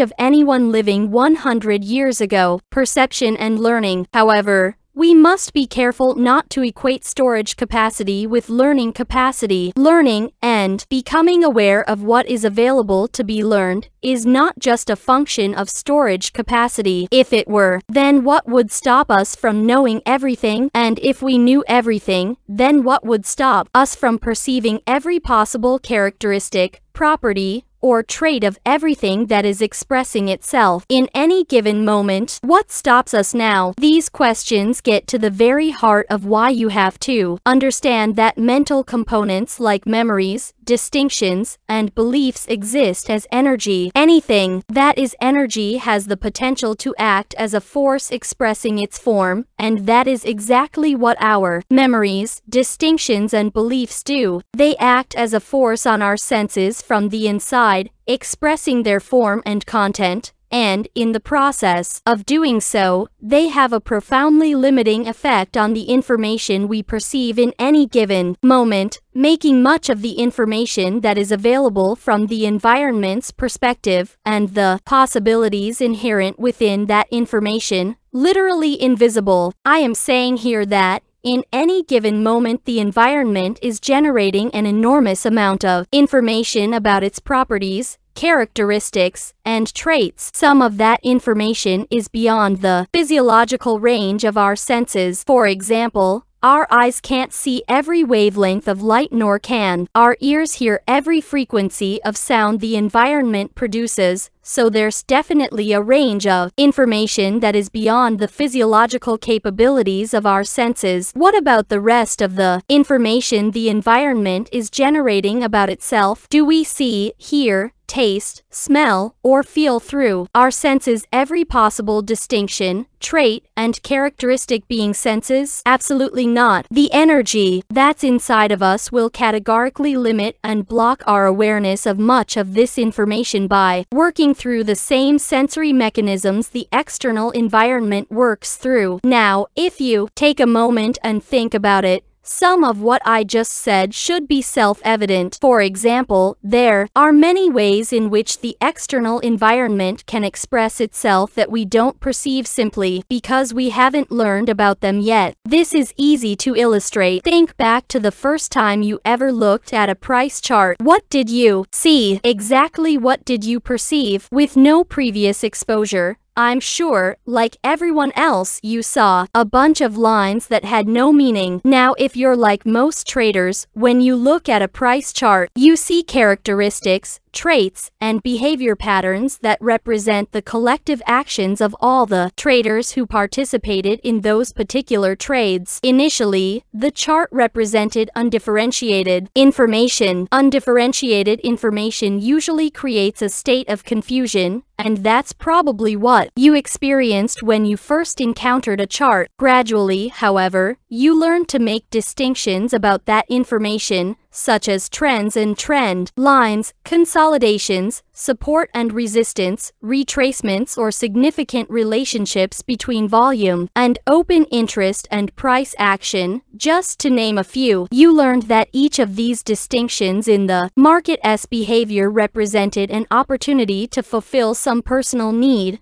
goal, or desire. Each distinction now had a meaning and some relative degree of significance or importance attached to it. Now, I want you to use your imagination and pretend that I just set before you the very first price chart you ever saw. Would there be a difference between what you see now and what you saw then? Absolutely. Instead of a bunch of undifferentiated lines, you would see everything you've learned about those lines between then and now. In other words, you would see all the distinctions you've learned to make, as well as all the opportunities those distinctions represent. Yet everything you can see as you look at that chart now existed then, and, furthermore, was available to be perceived. What's the difference? The structured energy that's inside of you now, the knowledge you have gained acts as a force on your eyes, causing you to recognize the various distinctions that you've learned about. Since that energy wasn't there the first time you looked at the chart, all the opportunities that you now see were there, but at the same time invisible to you. Furthermore, unless you've learned to make every possible distinction based on every possible relationship between the variables in that chart, what you haven't learned yet is still invisible. Most of us have no concept of the extent to which we are continually surrounded by the invisible opportunities inherent in the information we're exposed to. More often than not,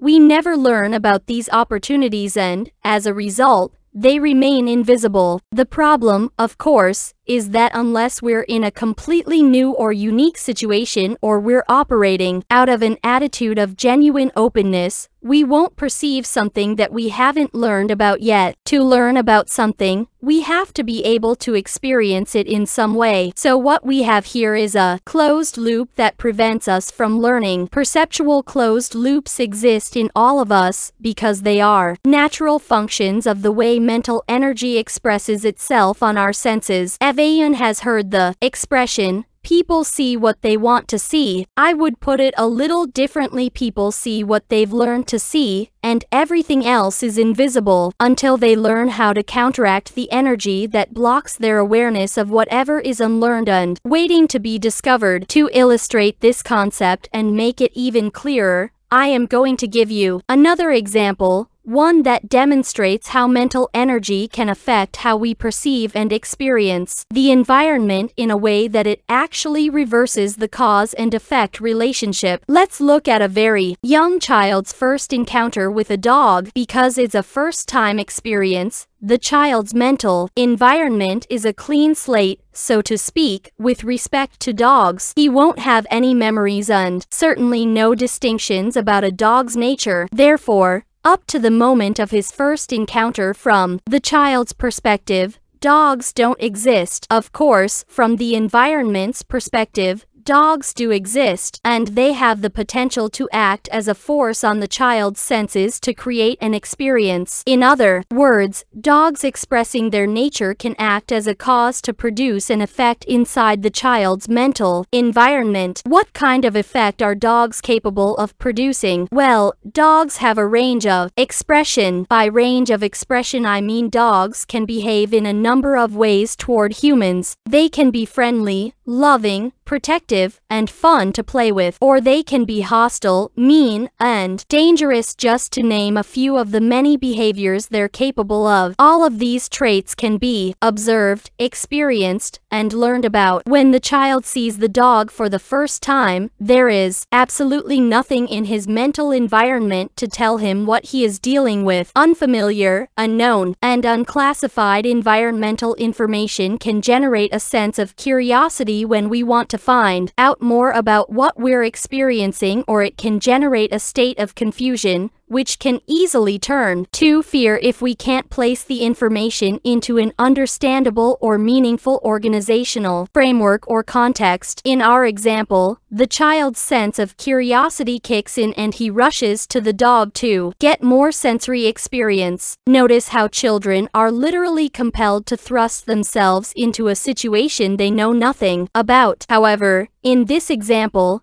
the environmental forces at hand do not react favorably to the child's advances. The dog the child is interested in is either inherently mean or having a bad day. In any case, as soon as the child gets close enough, the dog bites him. The attack is so severe that the dog has to be pulled off the child. This kind of unfortunate experience is certainly not typical, but it's not that uncommon either. I chose it for two reasons. First, most people can relate to it in some way, either from their own direct experience or through the experience of someone they know. Second, as we analyze the underlying dynamics of this experience from an energy perspective, we're going to learn about 1. How our minds are designed to think, to process information. 3. How these processes affect what we experience, and 4. Our ability to recognize new possibilities. I know this may seem like a lot of insight from just one example,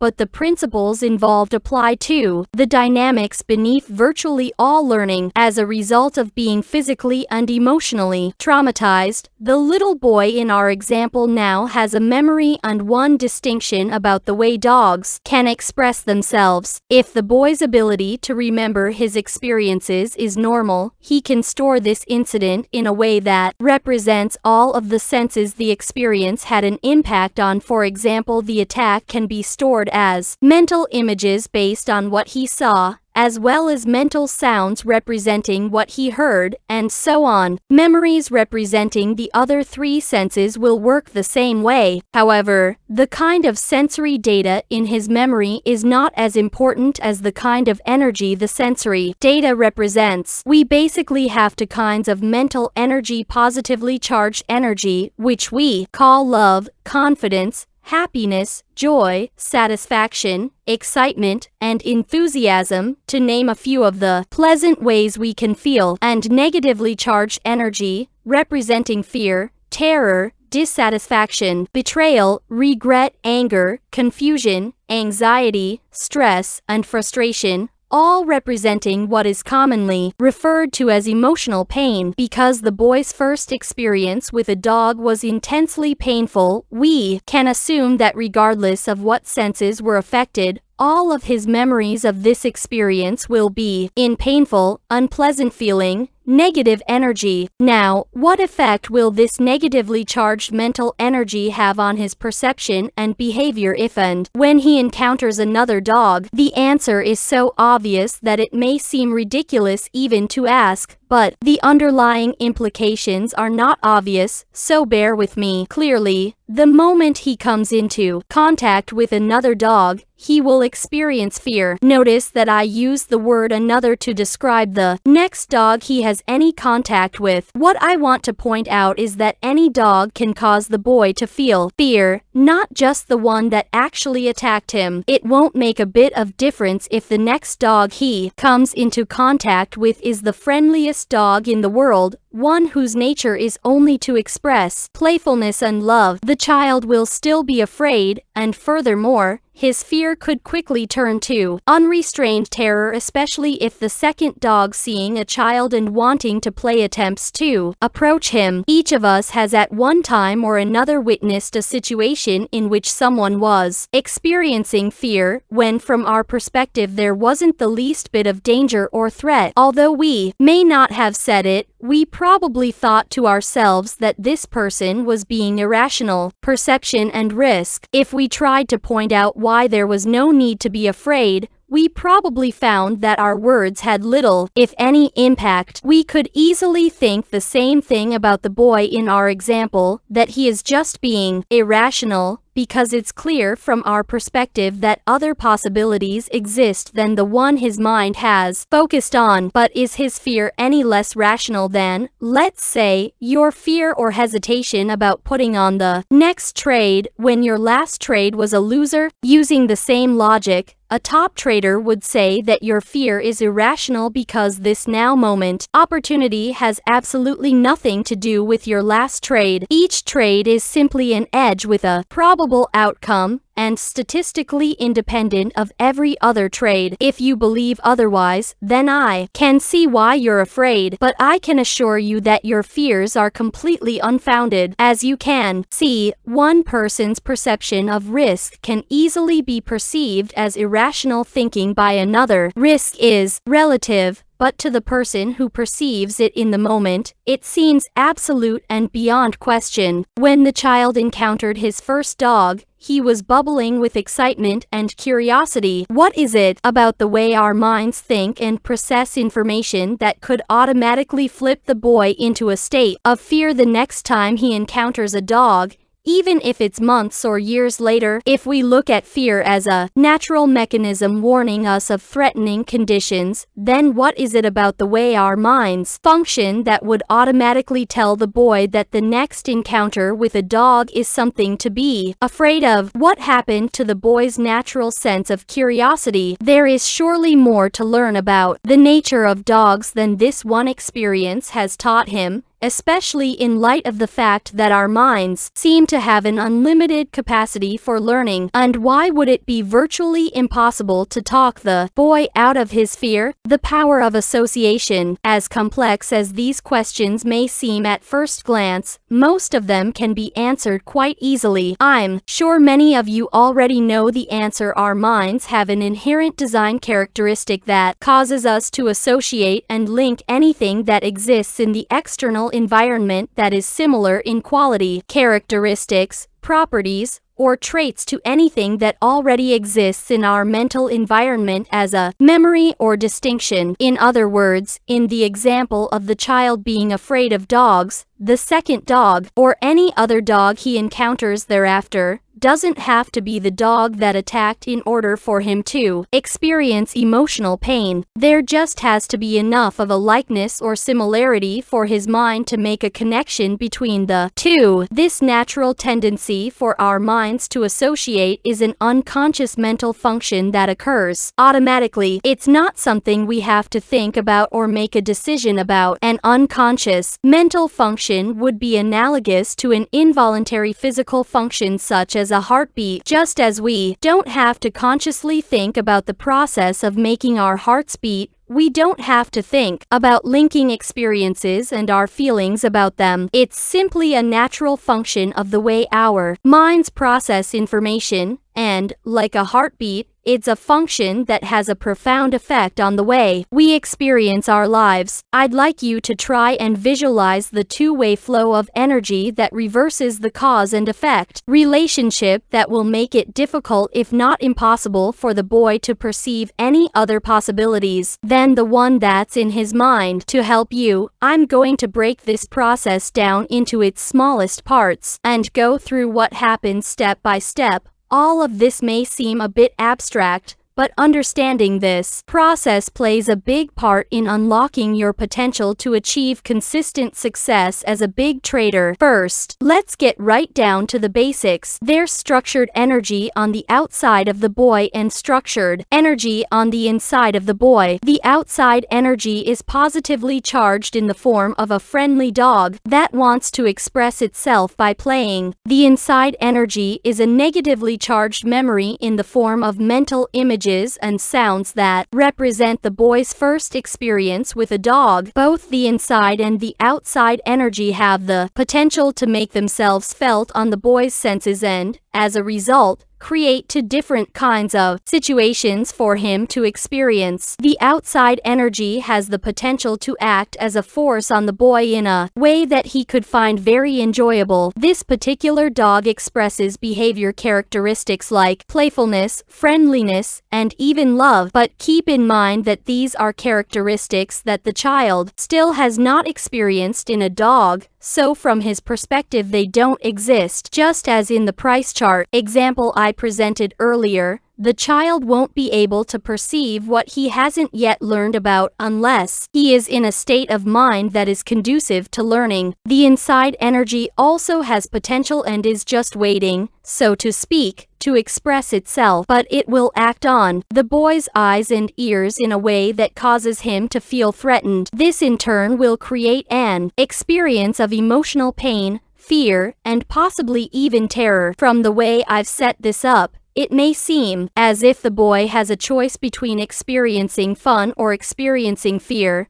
but that's really not the case, at least not in the moment. Of the two possibilities that exist in this situation, he will undoubtedly experience the pain and fear instead of the fun. This is true for several reasons. First, as I've already indicated, our minds are wired to automatically and instantaneously associate and link information that has similar characteristics, properties, and traits. What's outside of the child in the form of a dog looks and sounds similar to the one that's in his mind. However, the degree of similarity that is necessary for his mind to link the two is an unknown variable, meaning I don't know the mental mechanism that determines how much or how little similarity is required for our minds to associate and link two or more sets of information, since everyone's mind functions in a similar way, but at the same time is unique. I would assume there is a range of tolerance for similarity or dissimilarity, and each of us has a unique capacity somewhere within the range. Here's what we do know: as this next dog comes into contact with the boy's eyes or ears, if there is enough similarity between the way it looks or sounds and the dog that's embedded in his memory, then his mind will automatically connect the two. This connection, in turn, will cause the negatively charged energy in his memory to be released throughout his body, causing him to be overcome with a very uncomfortable sense of foreboding or terror. The degree of discomfort or emotional pain that he experiences will be equivalent to the degree of trauma that he suffered as a result of his first encounter with a dog. What happens next is what psychologists call a projection. I'm going to refer to it simply as another instantaneous association that makes the reality of the situation from the boy's perspective seem like the absolute, unquestionable truth. The boy's body is now filled with negatively charged energy. At the same time, he is in sensory contact with the dog. Next, his mind associates whatever sensory information his eyes or ears perceive with the painful energy he's experiencing inside himself, which makes it seem as if the source of his pain and fear is the dog he is seeing or hearing in that moment. Psychologists call the dynamics of what I just described a projection because, in a sense, the boy is projecting the pain he is experiencing in the moment onto the dog. That painful energy then gets reflected back to him, so that he perceives a dog that is threatening,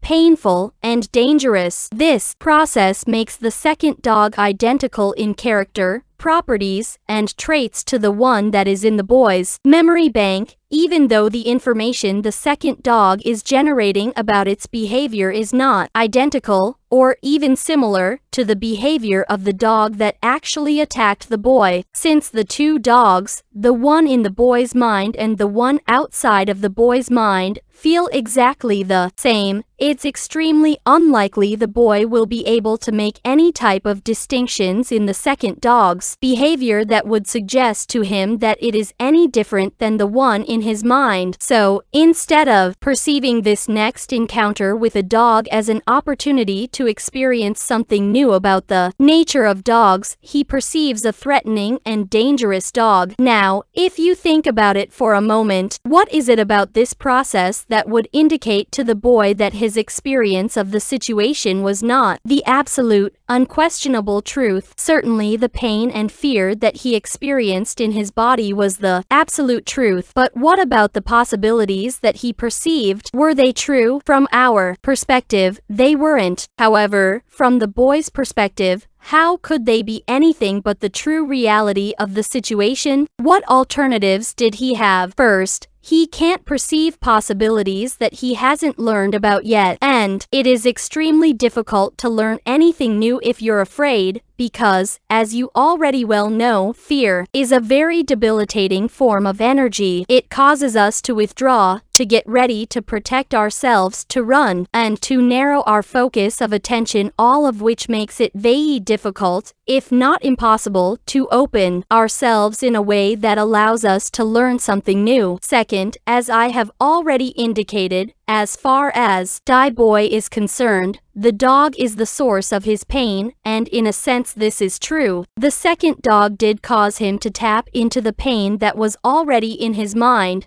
but it was not the true source of that pain. This was a positively charged dog that got connected to the boy's negatively charged energy by an automatic, involuntary mental process, functioning at speeds faster than it takes to blink an eye, a process that the boy has absolutely no awareness of. So as far as he's concerned, why would he be afraid if what he perceived about the dog wasn't the absolute truth? As you can see, it wouldn't make any difference how the dog was acting, or what someone might say to the contrary about why the boy shouldn't be afraid, because he will perceive whatever information the dog is generating about itself regardless of how positive from a negative perspective. He will not have the slightest notion that his experience of pain, fear, and terror was completely self-generated. Now, if it's possible for the boy to self-generate his own pain and terror and, at the same time, be firmly convinced that his negative experience was coming from the environment, is it also possible for traders to self-generate their own experiences of fear and emotional pain as they interact with market information and be thoroughly convinced that their pain and fear was completely justified by the circumstances? The underlying psychological dynamics work in exactly the same way. One of your basic objectives as a trader is to perceive the opportunities available, not the threat of pain. To learn how to stay focused on the opportunities, you need to know and understand in no uncertain terms the source of the threat. It's not the market. The market generates information about its potential to move from a neutral perspective. At the same time, it provides you, the observer, with an unending stream of opportunities to do something on your own behalf. If what you perceive at any given moment causes you to feel fear, ask yourself this question: is the information inherently threatening, or are you simply experiencing the effect of your own state of mind reflected back to you as in the above illustration? I know this is a difficult concept to accept, so I'll give you another example to illustrate the point. Let's set up a scenario where your last 2 or 3 trades were losers. You are watching the market, and the variables you use to indicate that an opportunity exists are now present. Instead of immediately executing the trade, trade, you hesitate. The trade feels very risky, so risky, in fact, that you start questioning whether this is really a signal. As a result, you start gathering information to support why this trade probably won't work. This is information you normally wouldn't consider or pay attention to, and it's certainly not information that is part of your trading methodology. In the meantime,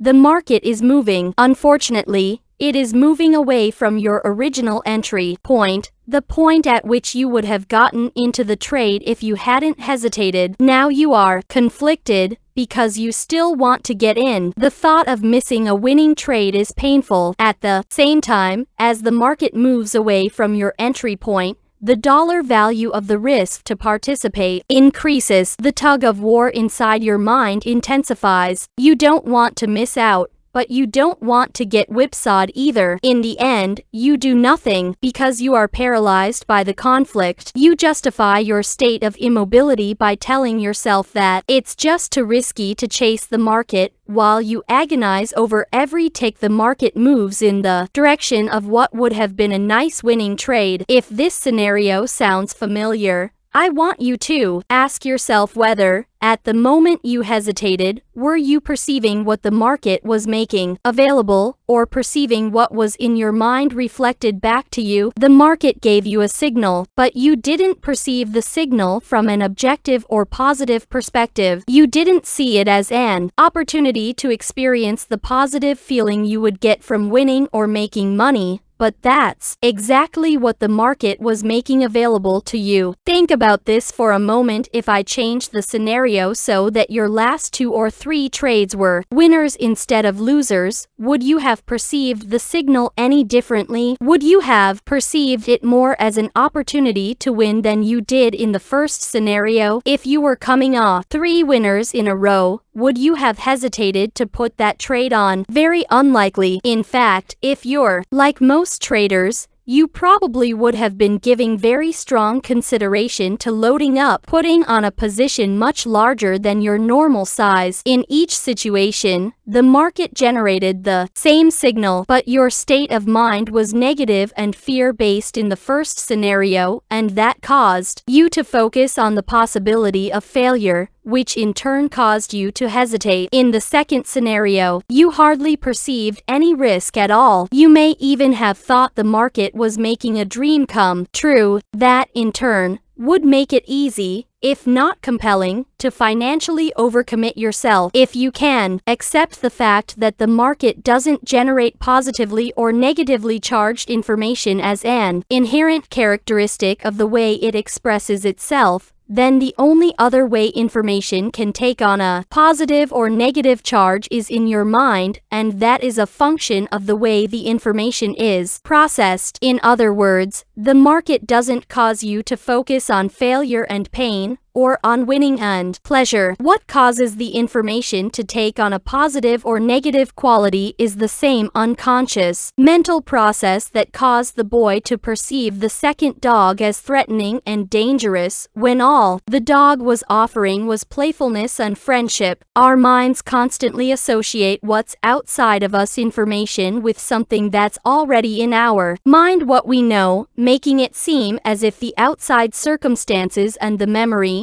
distinction, or belief these circumstances are associated with are exactly the same. As a result, in the first scenario, if you were coming off 2 or 3 losing trades, the next signal the market gives you that an opportunity was present will feel overly risky. Your mind is automatically and unconsciously linking the now moment with your most recent trading experiences. The link taps you into the pain of losing, creating a fearful state of mind and causing you to perceive the information you're exposed to in that moment from a negative perspective. It seems as if the market is expressing threatening information. So, of course, your hesitation is justified. In the second scenario, the same process causes you to perceive the situation from an overly positive perspective. because you are coming off 3 winners in a row. The association between the now moment and the elation of the last 3 trades creates an overly positive or euphoric state of mind, making it seem as if the market is offering you a riskless opportunity. Of course, this justifies overcommitting yourself. In Chapter 1, I said that many of the mental patterns that cause traders to lose and make errors are so self-evident and deeply ingrained that it would never occur to us that the reason we aren't consistently successful is because of the way we think. Understanding, becoming consciously aware of, and then learning how to circumvent the mind's natural propensity to associate is a big part of achieving that consistency, developing and maintaining a state of mind that perceives the opportunity flow of the market without the threat of pain or the problems caused by overconfidence will require that you take conscious control of the association process. Chapter 6.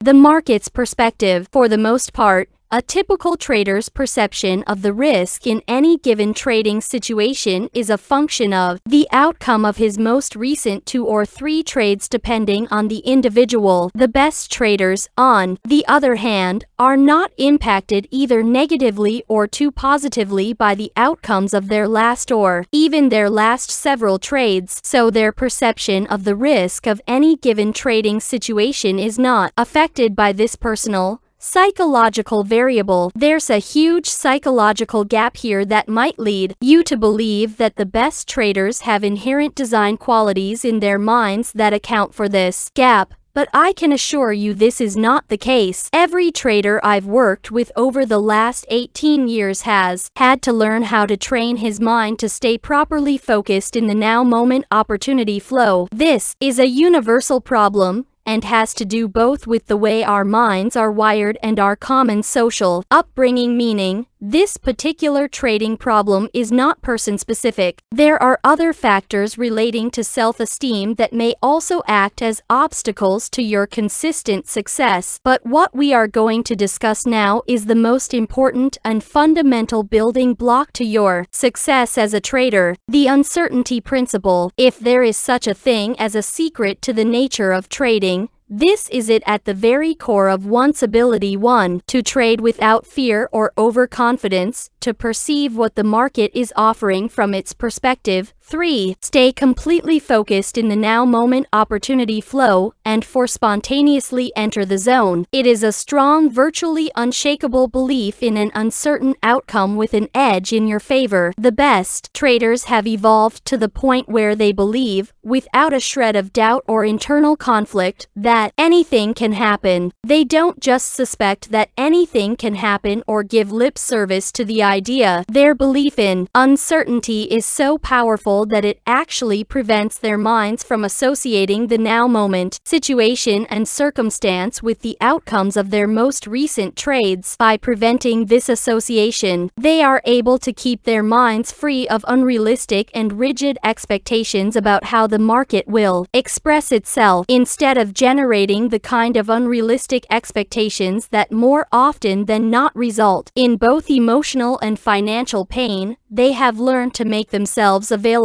to take advantage of whatever opportunities the market may offer in any given moment. Making yourself available is a perspective from which you understand that the framework from which you are perceiving information is limited relative to what's being offered. Our minds don't automatically perceive every opportunity that presents itself in any given moment. The boy and the dog illustration from Chapter 5 is a perfect example of how our own personal versions of the truth are reflected back to us. This same land of perceptual blindness happens all the time in trading. We can't perceive the potential for the market to continue to move in a direction that is already against our position if, for example, we are operating out of a fear of being wrong. The fear of admitting we are wrong causes us to place an inordinate amount of significance on information that tells us that we're right. This happens even if there's ample information to indicate that the market has, in fact, established a trend in the opposite direction of our position. A trending market is a distinction about the market's behavior we can ordinarily perceive, but this distinction can easily become invisible if we are operating out of fear. The trend and the opportunity to trade in the direction of that trend don't become visible until we are out of the trade. In addition, there are opportunities that are invisible to us because we haven't learned to make the distinctions that would allow us to perceive them. Recall our discussion in Chapter 5 of the first price chart you ever looked at. What we haven't learned yet is invisible to us,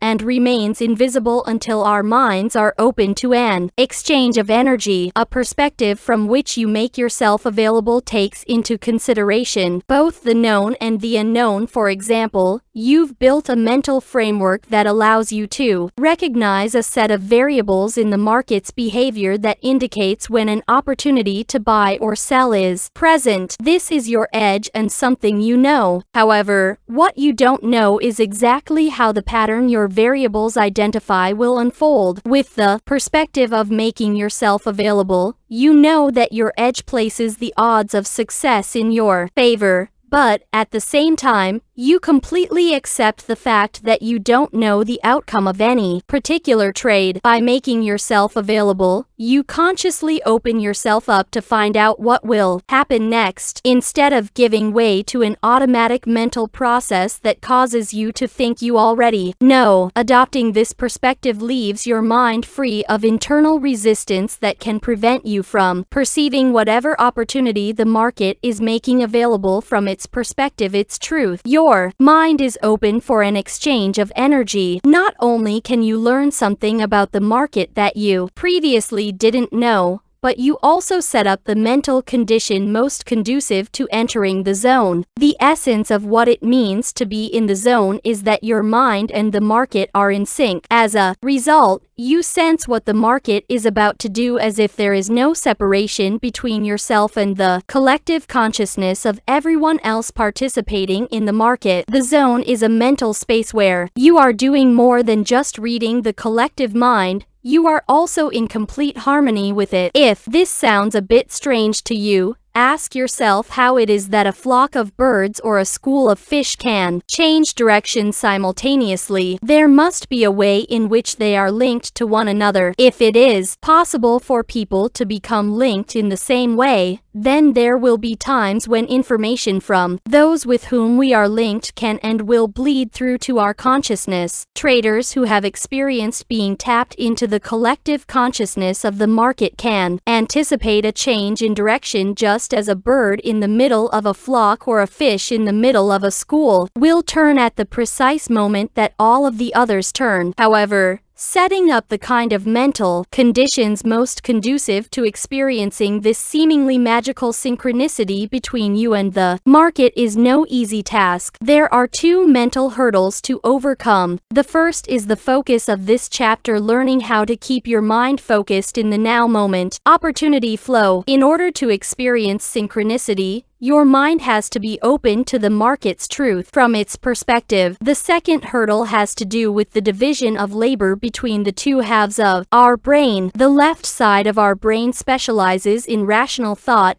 based on what we already know. The right side specializes in creative thought. It is capable of tapping into an inspiration, an intuition, a hunch, or a sense of knowing that usually can't be explained at a rational level. It can't be explained because if the information is really creative in nature, then it is something that we wouldn't know at a rational level. By definition, true creativity brings forth something that didn't previously exist. There's an inherent conflict between these two modes of thought that the rational, logical part will almost always win unless we take specific steps to train our minds to accept and trust creative information. Without that training, we will usually find it very difficult to act on our hunches, intuitive impulses, inspirations, or sense of knowing. Acting appropriately on anything requires belief and clarity of intent, which keeps our minds and senses focused on the purpose at hand. If the source of our actions is creative in nature, and our rational mind hasn't been properly trained to trust this source, then at some point in the process of acting on this information, Our rational brain will flood our consciousness with conflicting and competing thoughts. Of course, all of these thoughts will be sound and reasonable in nature, because they will be coming from what we already know at a rational level, but they will have the effect of flipping us out of the zone or any other creative state of mind. There are few things in life more frustrating than recognizing the possibilities evident from a hunch, intuition, or an inspired idea, and not taking advantage of that potential because we talked ourselves out of it. I realize that what I've just said is still much too abstract to implement on a practical basis, so I'm going to take you step by step through what it means to be completely focused in the now moment opportunity flow. My objective is that by the time you've read this chapter and chapter 7, you will understand without a shred of doubt why your ultimate success as a trader cannot be realized until you develop a resolute, unshakable belief in uncertainty. The first step on the road toward getting your mind and the market in sync is to understand and completely accept the psychological realities of trading. This step is where most of the frustrations, disappointments, and mysteriousness associated with trading begin. Very few people who decide to trade ever take the time or expend the effort to think about what it means to be a trader. Most people who go into trading think that being a trader is synonymous with being a good market analyst. As I have mentioned, this couldn't be further from the truth. Good market analysis can certainly contribute to and play a supporting role in one's success, but it doesn't deserve the attention and importance most traders mistakenly attach to it. Beneath the market behavior patterns that are so easy to become fixated on are some very unique psychological characteristics. It's the nature of these psychological characteristics that determines how one needs to be in order to operate effectively in the market environment. Operating effectively in an environment that has qualities, traits, or characteristics that are different from what we're used to requires making some adjustments or changes in the way we normally think about things. For example, if you were to travel to an exotic place with certain objectives or goals to accomplish, the first thing you would do is familiarize yourself with the local traditions and customs. By doing so, you would learn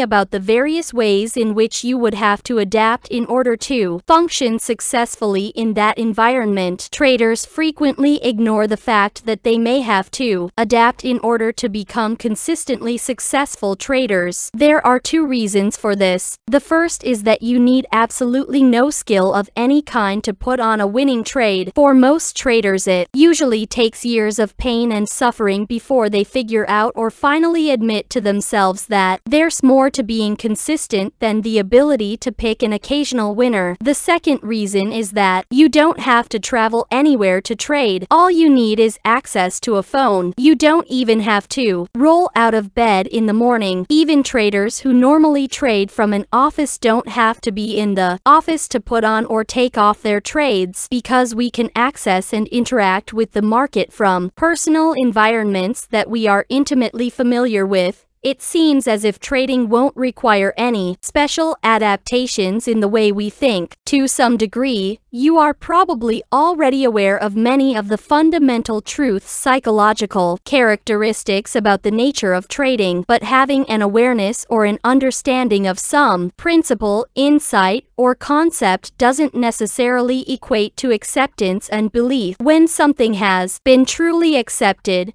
it isn't in conflict with any other component of our mental environment. When we believe in something, we operate out of that belief as a natural function of who we are, without struggle or extra effort. To whatever degree there is a conflict with any other component of our mental environment, to the same degree there is a lack of acceptance. It isn't difficult, therefore, to understand why so few people make it as traders. They simply don't do the mental work necessary to reconcile the many conflicts that exist between what they've already learned and believe, and how that learning contradicts and acts as a source of resistance to implementing the various principles of successful trading. Getting into and taking advantage of the kind of free-flowing states of mind that are ideal for trading requires that those conflicts be thoroughly resolved. Market's most fundamental characteristic, it can express itself in an almost infinite combination of ways. The market can do virtually anything at any time. This seems obvious enough, especially for anybody who has experienced a market that has displayed erratic and volatile price swings. The problem is that all of us have the tendency to take this characteristic for granted in ways that cause us to make the most fundamental trading errors over and over again. The fact is that if traders really believed that anything could happen at any time, there would be considerably fewer losers and more consistent winners. How do we know that virtually anything can happen? This fact is easy to establish. All we have to do is dissect the market into its component parts and look at how the parts operate. The most fundamental component of any market is its traders. Individual traders act as a force on prices, making them move by either bidding a price up or offering it lower. Why do traders bid a price up or offer it lower? To answer this question, we have to establish the reasons why people trade. There are many reasons and purposes behind a person's motivation to trade in any given market. However, for the purposes of this illustration, we don't have to know all the underlying reasons that compel any individual trader to act, because ultimately they all boil down to one reason and one purpose: to make money. We know this because there are only two things a trader can do: buy and sell, and there are only two possible outcomes for every trade: profit or loss. Therefore, I think we can safely assume that regardless of one's reasons for trading, the bottom line is that everyone is looking for the same outcome: profits. And there are only two ways to create those profits: either buy low and sell high, or sell high and buy low. If we assume that everyone wants to make money, then there's only one reason why any trader would bid a price up to the next highest level: because he believes he can sell whatever he's buying at a higher price at some point in the future. The same is true for the trader who's willing to sell something at a price that is less than the last posted price offer a market lower. He does it because he believes he can buy back whatever he's selling at a lower price at some point in the future. If we look at the market's behavior as a function of price movement, and if price movement is a function of traders who are willing to bid prices up or offer them lower, then we can say that all price movement market behavior is a function of what traders believe about the future. To be more specific, all price movement is a function of what individual traders believe about what is high and what is low. The underlying dynamics of market behavior are quite simple. Only three primary forces exist in any market: traders who believe the price is low, traders who believe the price is high, and traders who are watching and waiting to make up their minds about whether the price is low or high. Technically, the third group constitutes a potential force. The reasons that support any given trader's belief that something is high or low are usually irrelevant, because most people who trade act in an undisciplined, unorganized, haphazard, and random manner. So, their reasons wouldn't necessarily help anyone gain a better understanding of what is going on. But understanding what's going on isn't that difficult if you remember that all price movement or lack of movement is a function of the relative balance or imbalance between two primary forces: traders who believe the price is going up, and traders who believe the price is going down. If there's balance between the two groups, prices will stagnate, because each side will absorb the force of the other side's actions. If there is an imbalance, prices will move in the direction of the greater force, or the traders who have the stronger convictions in their beliefs about in what direction the price is going. Now, I want you to ask yourself, what's going to stop virtually anything from happening at any time,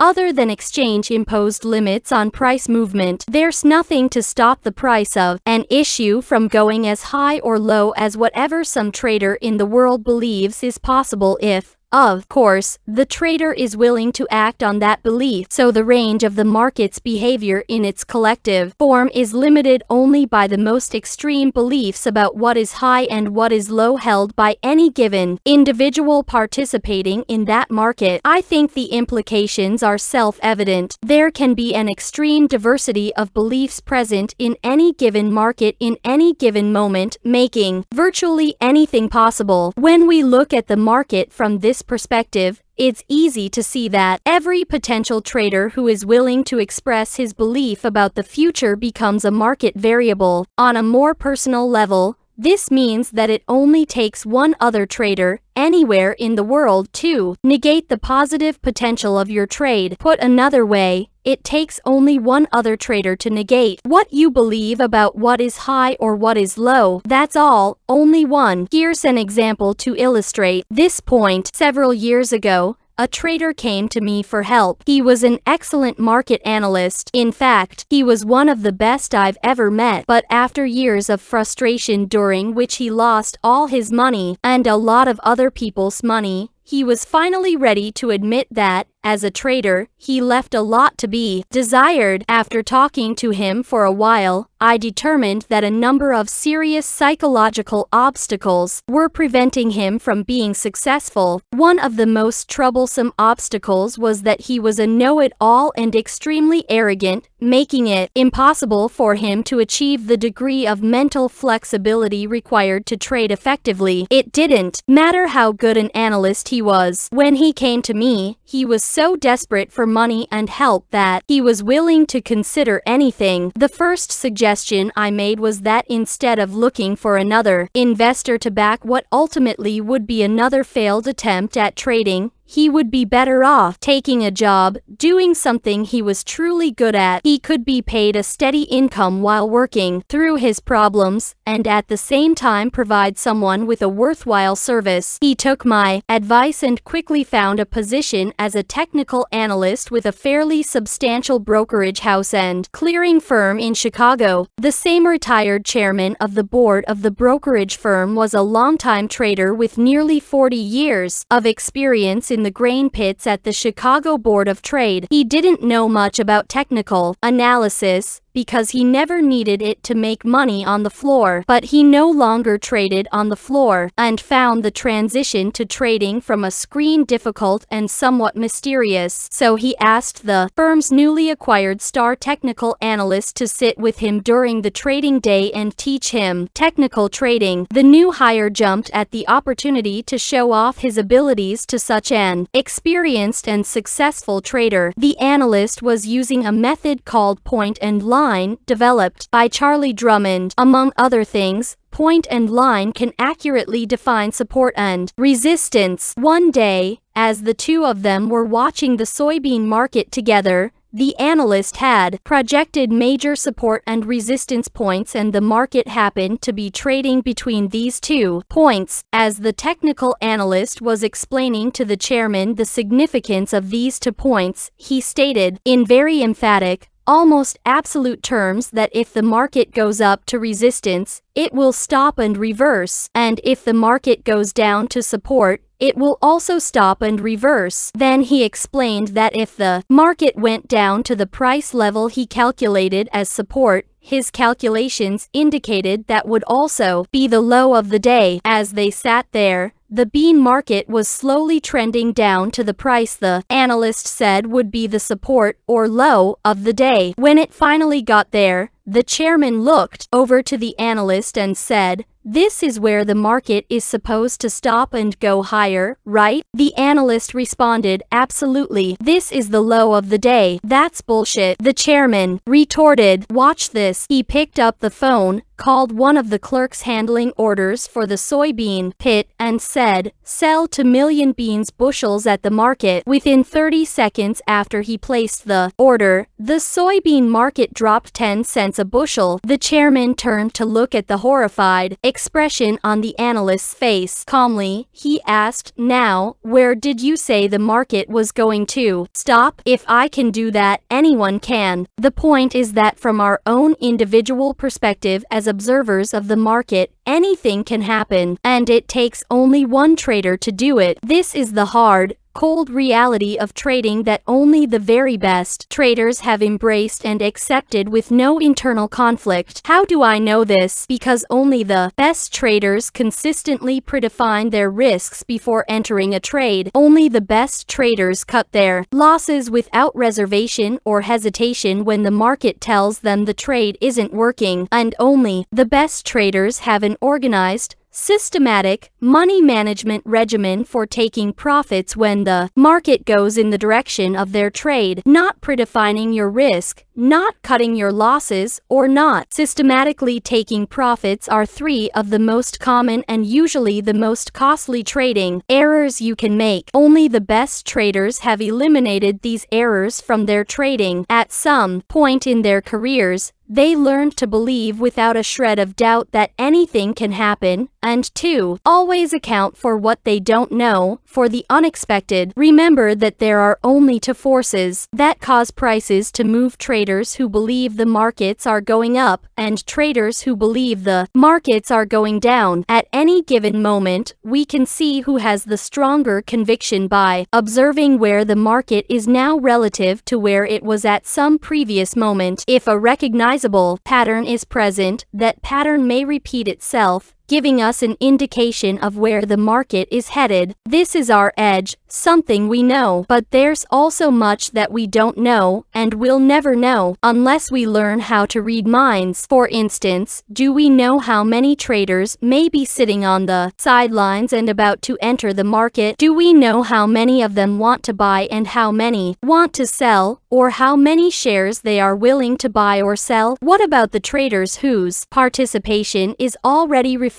in the current price? At any given moment, how many of them are about to change their minds and exit their positions? If they do, how long will they stay out of the market? And if and when they do come back into the market, in what direction will they cast their votes? These are the constant, never-ending, unknown, hidden variables that are always operating in every market. Always the best traders don't try to hide from these unknown variables by pretending they don't exist, nor do they try to intellectualize or rationalize them away through market analysis. Quite the contrary, the best traders take these variables into account, factoring them into every component of their trading regimes. For the typical trader, just the opposite is true. He trades from the perspective that what he can't see, hear, or feel must not exist. What other explanation could account for his behavior? If he really believed in the existence of all the hidden variables that have the potential to act on prices in any given moment, then he would also have to believe that every trade has an uncertain outcome. And if every trade truly has an uncertain outcome, then how could he ever justify or talk himself into not predefining his risk, cutting his losses, or having some systematic way to take profits? Given the circumstances, not adhering to these three fundamental principles is the equivalent of committing financial and emotional suicide. Since most traders don't adhere to these principles, are we to assume that their true underlying motivation for trading is to destroy themselves? It's certainly possible, but I think the percentage of traders who either consciously or subconsciously want to rid themselves of their money or hurt themselves in some way is extremely small. So, if financial suicide is not the predominant reason, then what could keep someone from doing something that would otherwise make absolute perfect sense? The answer is quite simple. The typical trader doesn't predefine his risk, cut his losses, or systematically take profits because the typical trader doesn't believe it's necessary. The only reason why he would believe it isn't necessary is that he believes he already knows what's going to happen next, based on what he perceives is happening in any given now moment. If he already knows, then there's really no reason to adhere to these principles. Believing, assuming, or thinking that he knows will be the cause of virtually every trading error he has the potential to make, with the exception of those errors that are the result of not believing that he deserves the money. Our beliefs about what is true and real are very powerful inner forces. They control every aspect of how we interact with the markets, from our perceptions, interpretations, decisions, actions, and expectations, to our feelings about the results. It's extremely difficult to act in a way that contradicts what we believe to be true. In some cases, depending on the strength of the belief, it can be next to impossible to do anything that violates the integrity of a belief. What the typical trader doesn't realize is that he needs an inner mechanism, in the form of some powerful beliefs, that virtually compels him to perceive the market from a perspective that is always expanding with greater and greater degrees of clarity, and also compels him always act appropriately, given the psychological conditions and the nature of price movement. The most effective and functional trading belief that he can acquire is anything can happen. Aside from the fact that it is the truth, it will act as a solid foundation for building every other belief and attitude that he needs to be a successful trader. Without that belief, his mind will automatically, and usually without his conscious awareness, cause him to avoid, block, or rationalize away any information that indicates the market may do something he hasn't accepted as possible. If he believes that anything is possible, then there's nothing for his mind to avoid, because anything includes everything. This belief will act as an expansive force on his perception of the market that will allow him to perceive information that might otherwise have been invisible to him. In essence, he will be making himself available, opening his mind to perceive more of the possibilities that exist from the market's perspective. Most important, by establishing a belief that anything can happen, he will be training his mind to think in probabilities. This is by far the most essential as well as the most difficult principle for people to grasp and to effectively integrate into their mental systems. Chapter 7. The Trader's Edge: Thinking in Probabilities. Exactly what does it mean to think in probabilities, and why is it so essential to one's consistent success as a trader? If you take a moment and analyze the last sentence, you will notice that I made consistency a function of probabilities. It sounds like a contradiction. How can someone produce consistent results from an event that has an uncertain probabilistic outcome? To answer this question, all we have to do is look to the gambling industry. Corporations spend vast amounts of money, in the hundreds of millions, if not billions, of dollars on elaborate hotels to attract people to their casinos. If you've been to Las Vegas, you know exactly what I am talking about. Gaming corporations are just like other corporations, in that they have to justify how they allocate their assets to a board of directors, and ultimately to their stockholders. How do you suppose they justify spending vast sums of money on elaborate hotels and casinos, whose primary function is to generate revenue from an event that has a purely random outcome? Probabilities paradox: random outcome, consistent results. Here's an interesting paradox. Casinos make consistent profits day after day and year after year, facilitating an event that has a purely random outcome. At the same time, most traders believe that the outcome of the market's behavior is not random, yet can't seem to produce consistent profits. Shouldn't a consistent, non-random outcome produce consistent results, and a random outcome produce random, inconsistent results? What casino owners, experienced gamblers, and the best traders understand that the typical trader finds difficult to grasp is even that have probable outcomes can produce consistent results if you can get the odds in your favor and there is a large enough sample size. The best traders treat trading like a numbers game, similar to the way in which casinos and professional gamblers approach gambling. To illustrate, let's look at the game of blackjack. In blackjack, the casinos have approximately a 4.5% edge over the player,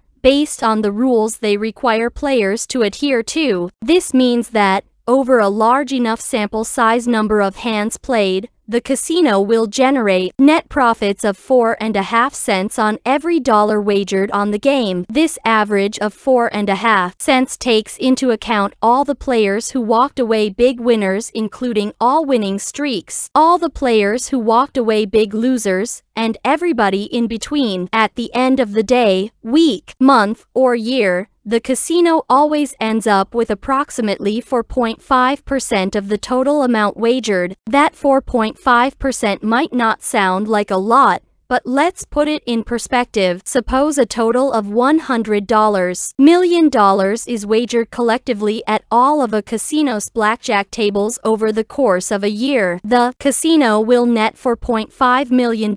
What casino owners and professional gamblers understand about the nature of probabilities is that each individual hand played is statistically independent of every other hand. This means that each individual hand is a unique event where the outcome is random relative to the last hand played or the next hand played. If you focus on each hand individually, there will be a random, unpredictable distribution between winning and losing hands, but on a collective basis, just the opposite is true. If a large enough number of hands is played, patterns will emerge that produce a consistent, predictable, and statistically reliable outcome. Here's what makes thinking in probabilities so difficult. It requires two layers of beliefs that on the surface seem to contradict each other. We'll call the first layer the micro level. At this level, you have to believe in the uncertainty and unpredictability of each individual hand. You know the truth of this uncertainty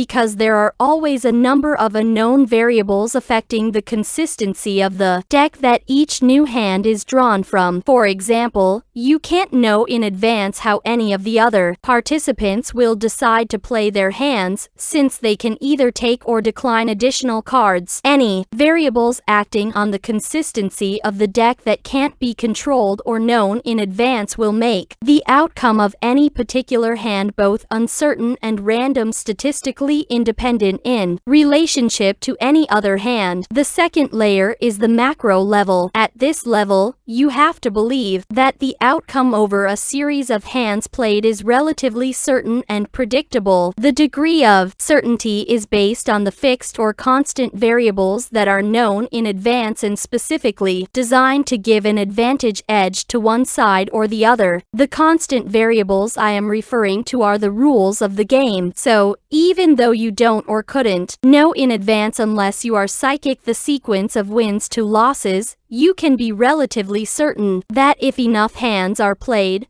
whoever has the edge will end up with more wins than losses. The degree of certainty is a function of how good the edge is. It's the ability to believe in the unpredictability of the game at the micro level and simultaneously believe in the predictability of the game at the macro level that makes the casino and the professional gambler effective and successful at what they do. Their belief in the uniqueness of each hand prevents them from engaging in the pointless endeavor of trying to predict the outcome of each individual hand. They have learned and completely accepted the fact that they don't know what's going to happen next. More important, they don't need to know in order to make money consistently, because they don't have to know what's going to happen next. They don't place any special significance, emotional or otherwise, on each individual hand, spin of the wheel, or roll of the dice. In other words, they're not encumbered by unrealistic expectations about what is going to happen, nor are their egos involved in a way that makes them have to be right. As a result, it's easier to stay focused on keeping the odds in their favor and executing flawlessly, which in turn makes them less susceptible to making costly mistakes. They stay relaxed because they are committed and willing to let the probabilities their edges play themselves out, all the while knowing that if their edges are good enough and the sample sizes are big enough, they will come out net winners. The best traders use the same thinking strategy as the casino and professional gambler. Not only does it work to their benefit,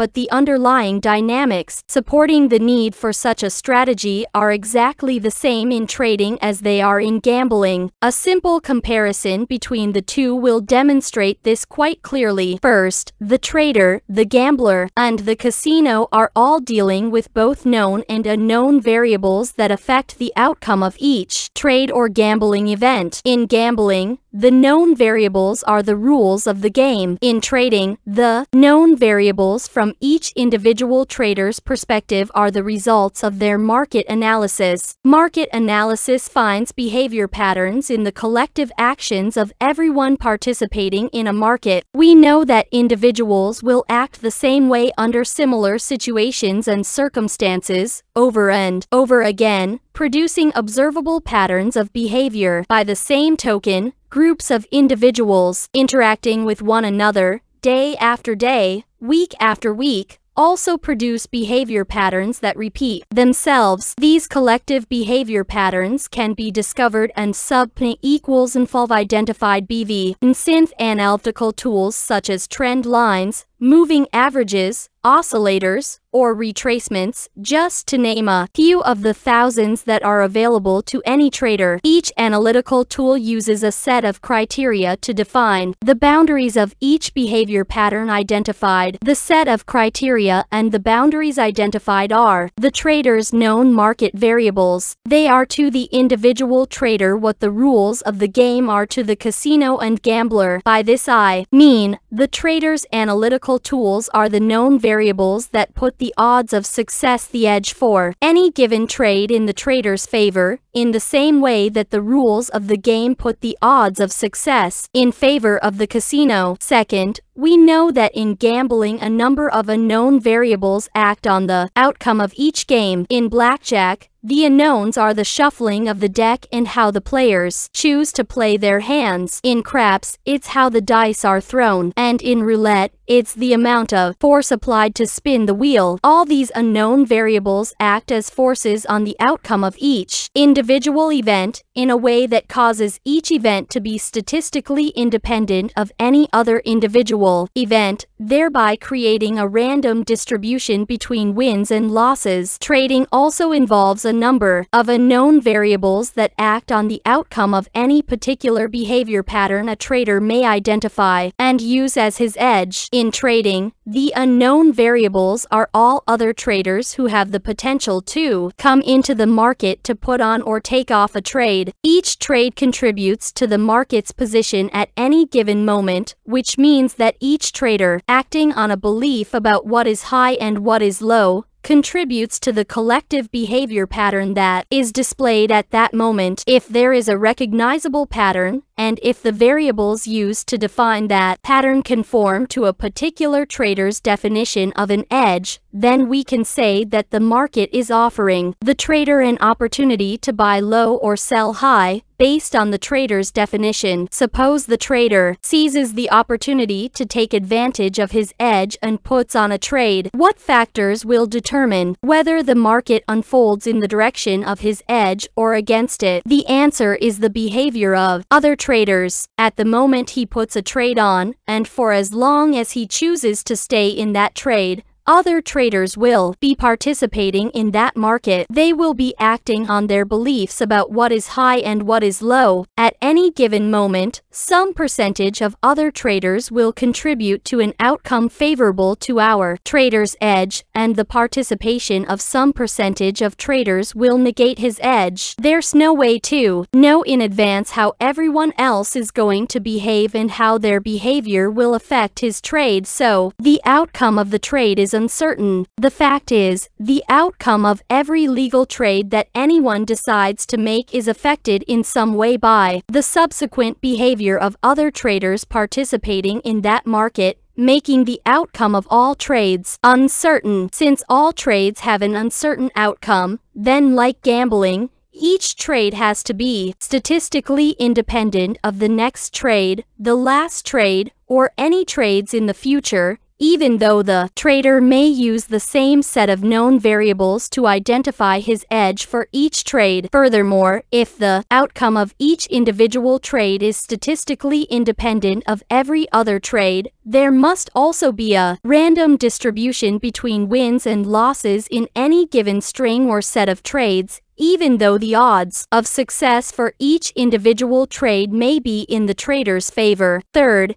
casino owners don't try to predict or know in advance the outcome of each individual event, aside from the fact that it would be extremely difficult, given all the unknown variables operating in each game. It isn't necessary to create consistent results. Casino operators have learned that all they have to do is keep the odds in their favor and have a large enough sample size of events so that their edges have ample opportunity to work. Trading in the moment. Traders who have learned to think in probabilities approach the markets from virtually the same perspective. At the micro level, they believe that each trade or edge is unique. What they understand about the nature of trading is that at any given moment, the market may look exactly the same on a chart as it did at some previous moment, and the geometric measurements and mathematical calculations used to determine each edge can be exactly the same from one edge to the next, but the actual consistency of the market itself from one moment to the next is never the same. For any particular pattern to be exactly the same now as it was in some previous moment would require that every trader who participated in that previous moment be present. What's more, each of them would also have to interact with one another in exactly the same way over some period of time to produce the exact same outcome to whatever pattern was being observed. The odds of that happening are non-existent. It is extremely important that you understand this phenomenon because the psychological implications for your trading couldn't be more important. We can use all the various tools to analyze the market's behavior and find the patterns that represent the best edges, and from an analytical perspective, these patterns can appear to be precisely the same in every respect, both mathematically and visually. But if the consistency of the group of traders who are creating the pattern now is different by even one person from the group that created the pattern in the past, then the outcome of the current pattern has the potential to be different from the past pattern. The example of the analyst and chairman illustrates this point quite well. It takes only one trader somewhere in the world with a different belief about the future to change the outcome of any particular market pattern and negate the edge that pattern represents. The most fundamental characteristic of the market's behavior is that each now-moment market situation,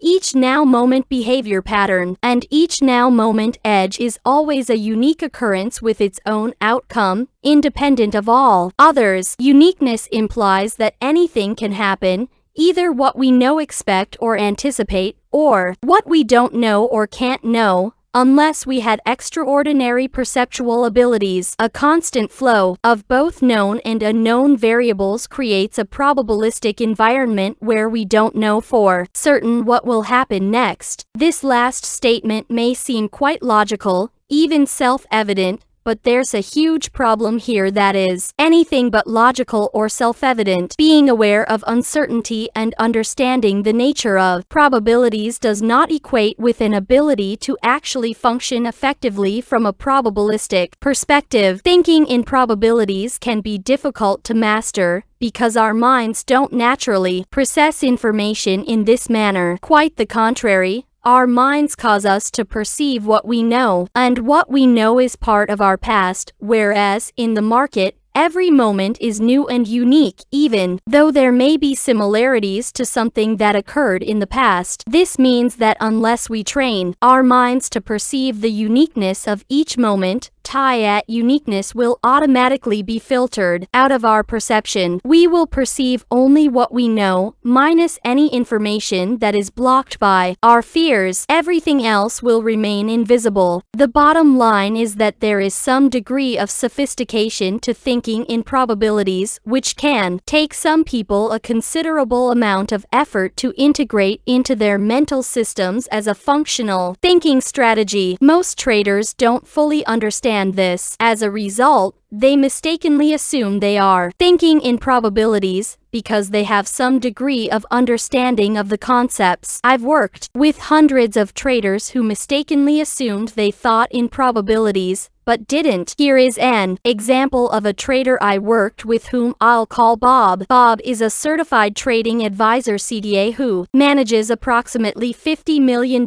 in investments. He's been in the business for almost 30 years. He came to one of my workshops because he was never able to produce more than a 12 to 18% annual return on the accounts he managed. This was an adequate return, but Bob was extremely dissatisfied because his analytical abilities suggested that he should be achieving an annual return of 150 to 200%. I would describe Bob as being well versed in the nature of probabilities. In other words, he understood the concepts, but he didn't function from a probabilistic perspective. Shortly after attending the workshop, he called to ask me for some advice. Here is the entry from my journal written immediately after that phone conversation. September 28, 95. Bob called with a problem. He put on a belly trade and put his stop in the market. The market traded about a third of the way to his stop and then went back to his entry point, where he decided to bail out of the trade. Almost immediately after he got out, the bellies went 500 points in the direction of this trade, but of course he was out of the market. He didn't understand what was going on. First, I asked him what was at risk. He didn't understand the question. He assumed that he had accepted the risk because he put in a stop. I responded that just because he put in a stop it didn't mean that he had truly accepted the risk of the trade. There are many things that can be at risk: losing money, being wrong, not being perfect, etc., depending on one's underlying motivation for trading. I pointed out that a person's beliefs are always revealed by their actions. We can assume that he was operating out of a belief that to be a disciplined trader one has to define the risk and put a stop in, and so he did. But a person can put in a stop and at the same time not believe that he is going to be stopped out or that the trade will ever work against him, for that matter. By the way he described the situation,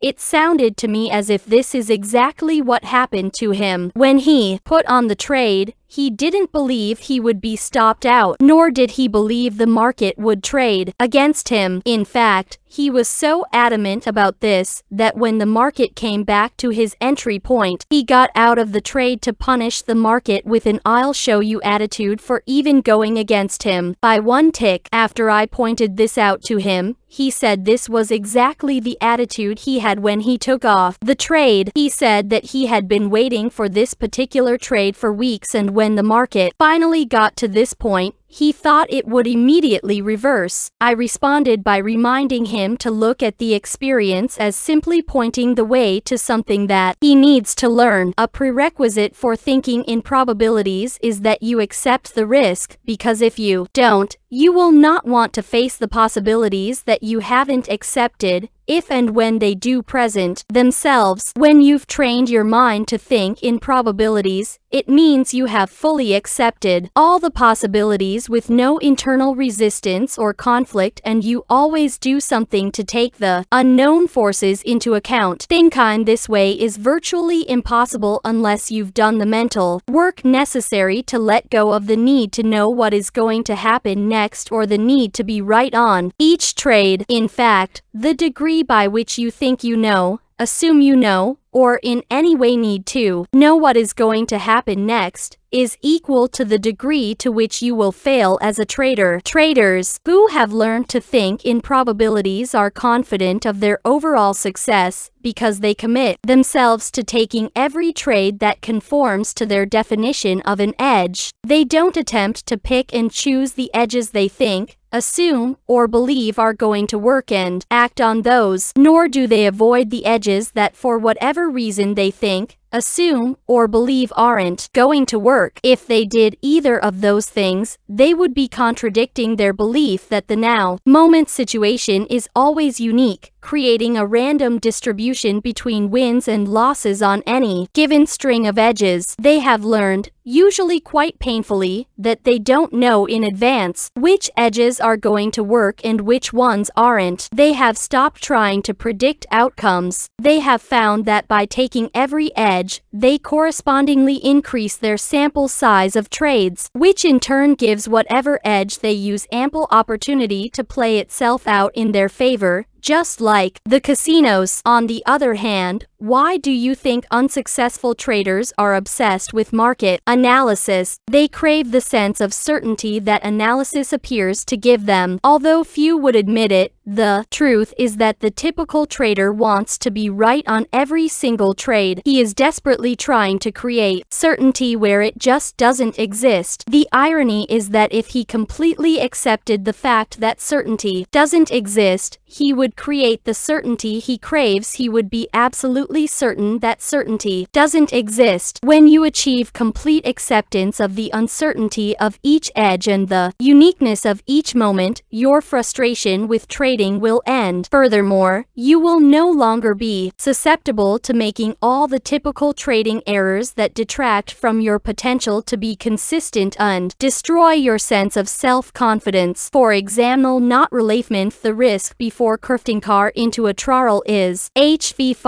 RHP most common of all trading errors, and starts the whole process of trading from an inappropriate perspective. In light of the fact that anything can happen, wouldn't it make perfect sense to decide before executing a trade what the market has to look, sound, or feel like to tell you your edge isn't working? So why doesn't the typical trader decide to do it or do it every single time? I have already given you the answer in the last chapter, but there's more to it and there's also some tricky logic involved. But the answer is simple. The typical trader won't predefine the risk of getting into a trade because he doesn't believe it's necessary. The only way he could believe it isn't necessary is if he believes he knows what's going to happen next. The reason he believes he knows what's going to happen next is because he won't get into a trade until he is convinced that he's right. At the point where he's convinced the trade will be a winner, it's no longer necessary to define the risk because if he's right, there is no risk. Typical traders go through the exercise of convincing themselves that they're right before they get into a trade, because the alternative, being wrong, is simply unacceptable. Remember that our minds are wired to associate. As a result, being wrong on any given trade has the potential to be associated with any or every other experience in a trader's life where he's been wrong. The implication is that any trade can easily tap him into the accumulated pain of every time he has been wrong in his life. Given the huge backlog of unresolved, negative energy surrounding what it means to be wrong that exists in most people, it's easy to see why each and every trade can literally take on the significance of a life or death situation. So, for the typical trader,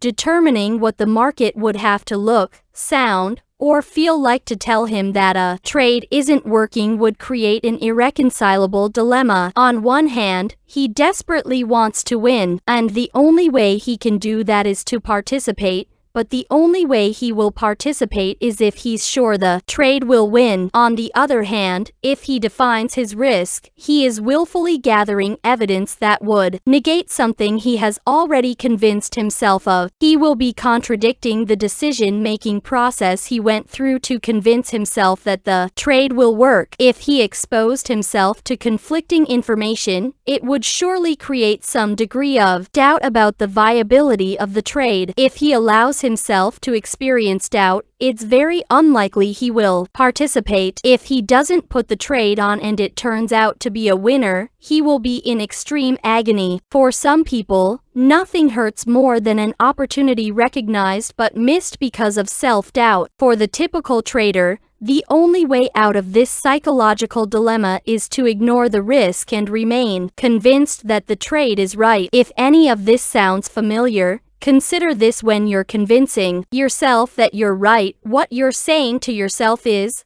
I know who's in this market and who's about to come into this market. I know what they believe about what is high or what is low. Furthermore, I know each individual's capacity to act on those beliefs, the degree of clarity or relative lack of inner conflict, and with this knowledge, I am able to determine how the actions of each of these individuals will affect price movement in its collective form a second, a minute, an hour, a day, or a week from now. Looking at the process of convincing yourself that you're right from this perspective, it seems a bit absurd, doesn't it? For the traders who have learned to think in probabilities, there is no dilemma. Predefining the risk doesn't pose a problem for these traders because they don't trade from a right or wrong perspective. They have learned that trading doesn't have anything to do with being right or wrong on any individual trade. As a result, they don't perceive the risks of trading in the same way the typical trader does. Any of the best traders, the probability thinkers, could have just as much negative energy surrounding what it means to be wrong as the typical trader, but as long as they legitimately define trading as a probability game, their emotional responses to the outcome of any particular trade are equivalent to how the typical trader would feel about flipping a coin, calling heads, and seeing the coin come up tails. A wrong call, but for most people, being wrong about predicting the flip of a coin would not tap them into the accumulated pain of every other time in their lives they had been wrong. Why? Most people know that the outcome of a coin toss is random. If you believe the outcome is random, then you naturally expect a random outcome. Randomness implies at least some degree of uncertainty. So when we believe in a random outcome, there is an implied acceptance that we don't know what that outcome will be. When we accept in advance of an event that we don't know how it will turn out, that acceptance has the effect of keeping our expectations neutral and open-ended. Now we're getting down to the very core of what ails the typical trader. Any expectation about the market's behavior that is specific, well-defined, or rigid instead of being neutral and open-ended is unrealistic and potentially damaging. I define an unrealistic expectation as one that does not correspond with the possibilities available from the market's perspective. If each moment in the market is unique and anything is possible, then any expectation that does not reflect these boundary-less characteristics is unrealistic. Managing expectations. The potential damage caused by holding unrealistic expectations comes from how it affects the way we perceive information. Expectations are mental representations of what some future moment will look, sound, taste, smell, or feel like. Expectations come from what we know. This makes sense because we can't expect something that we have no knowledge or awareness of. What we know is synonymous with what we have learned to believe about the ways in which the external environment can express itself. What we believe is our own personal version of the truth. When we expect something, we are projecting out into the future what we believe to be true. We are expecting the outside environment a minute, an hour, a day, a week, or a month from now to be the way we have represented it in our minds. We have to be careful about what we project out into the future,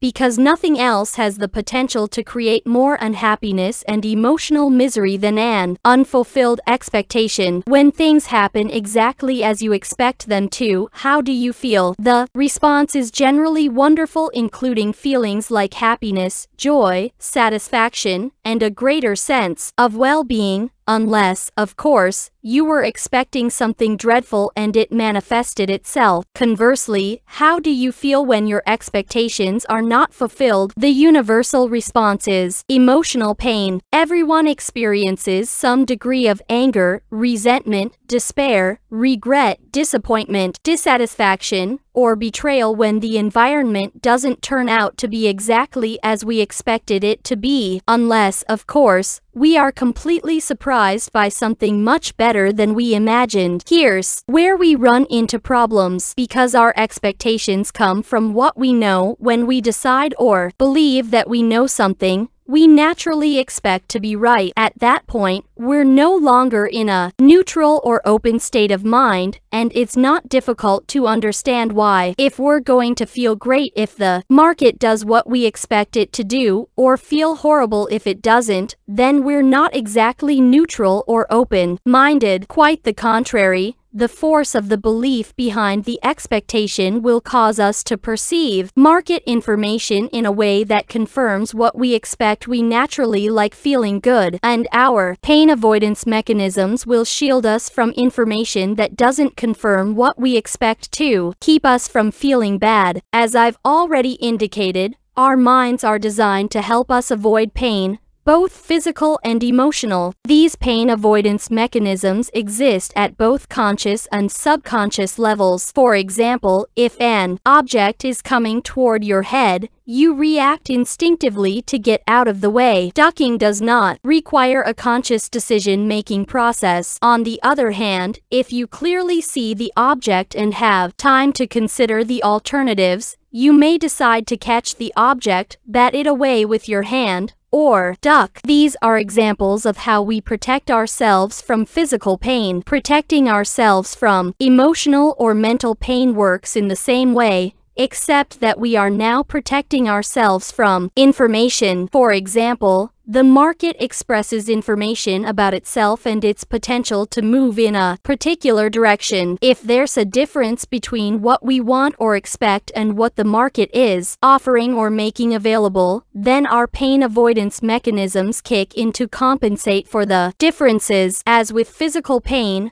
these mechanisms operate at both the conscious and subconscious levels. To protect ourselves from painful information at the conscious level, we rationalize, justify, make excuses, willfully gather information that will neutralize the significance of the conflicting information, get angry to ward off the conflicting information, or just plain lie to ourselves. At the subconscious level, the pain avoidance process is much more subtle and mysterious. At this level, our minds may block our ability to see other alternatives, even though in other circumstances we would be able to perceive them. Now, because they are in conflict with what we want or expect, our pain avoidance mechanisms can make them disappear as if they didn't exist. To illustrate this phenomenon, the best example is one I have already given you. We are in a trade where the market is moving against us. In fact, the market has established a trend in the opposite direction to what we want or expect. Ordinarily, we would have no problem identifying or perceiving this pattern if it weren't for the fact that the market was moving against our position. But the pattern loses its significance, becomes invisible because we find it too painful to acknowledge. To avoid the pain, we narrow our focus of attention and concentrate on information that keeps us out of pain, regardless of how insignificant or minute. In the meantime, the information that clearly indicates the presence of a trend and the opportunity to trade in the direction of that trend becomes invisible. The trend doesn't disappear from physical reality, but our ability to perceive it does. Our pain avoidance mechanisms block our ability to define and interpret what the market is doing as a trend. The trend will then stay invisible until the market either reverses in our favor or we are forced out of the trade because the pressure of losing too much money becomes unbearable. It's not until we are either out of the trade or out of danger that the trend becomes apparent,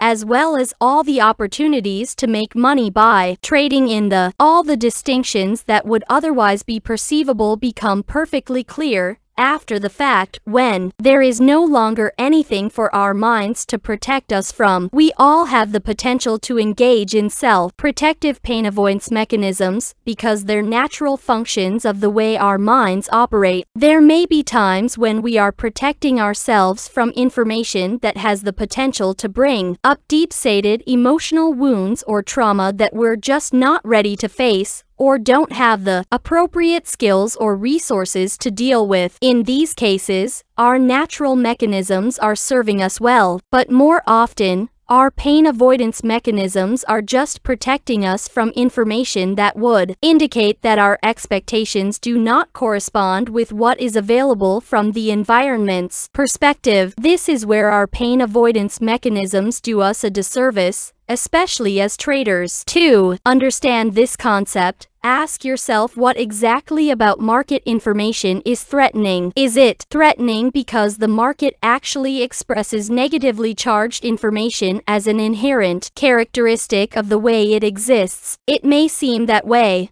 but at the most fundamental level, what the market gives us to perceive are upticks and downticks, or up bars and down bars. These up and down ticks form patterns that represent edges. Now, are any of these ticks or the patterns they form negatively charged? Again, it may certainly seem that way, but from the market's perspective, the information is neutral. Each uptick, downtick, or pattern is just information telling us the market's position. If any of this information had a negative charge as an inherent characteristic of the way it exists, then wouldn't everyone exposed to it experience emotional pain? For example, if both you and I get hit on the head with a solid object, there probably wouldn't be much difference in how we would feel. We'd both be in pain. Any part of our bodies coming into contact with a solid object with some degree of force will cause anyone with a normal nervous system to experience pain. We share the experience because our bodies are constructed in basically the same way. The pain is an automatic physiological response to the impact with a tangible object. Information in the form of words or gestures expressed by the environment, or up and down ticks expressed by the market, can be just as painful as being hit with a solid object. But there's an important difference between information and objects. Information is not tangible. Information doesn't consist of atoms and molecules. To experience the potential effects of information, whether negative or positive, requires an interpretation. The interpretations we make are functions of our unique mental frameworks. Everyone's mental framework is unique for two fundamental reasons. First,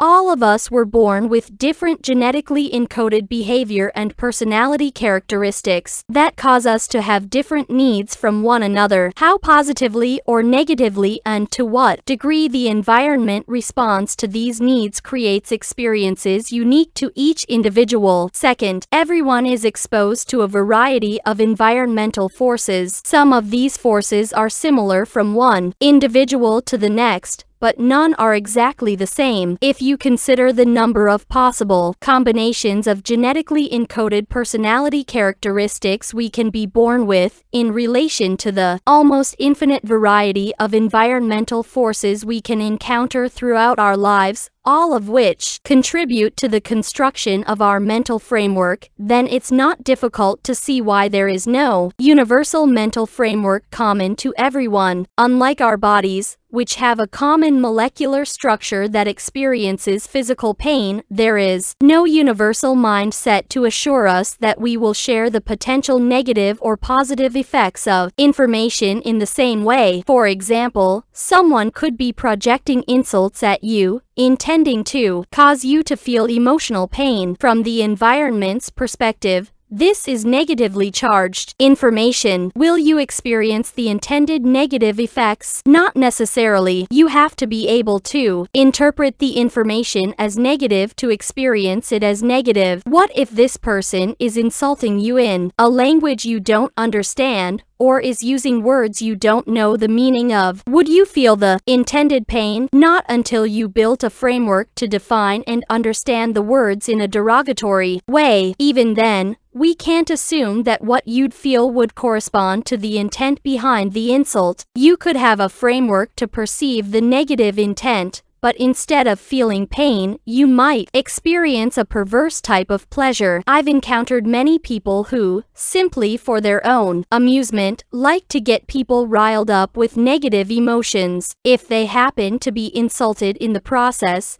It creates a sense of joy because then they know how successful they've been. A person expressing genuine love is projecting positively charged information into the environment. Let's say the intent behind the expression of these positive feelings is to convey affection, endearment, and friendship. Are there any assurances that the person or persons this positively charged information is being projected toward will interpret and experience it as such? No, there aren't. A person with a very low sense of self-esteem, or someone who experienced a great deal of hurt and disappointment in relationships, will often misinterpret an expression of genuine love as something else. In the case of a person with low self-esteem, if he doesn't believe he deserves to be loved in such a way, he will find it difficult, if not impossible, to interpret what he is being offered as genuine or real. In the second case, where one has a significant backlog of hurt and disappointment in relationships,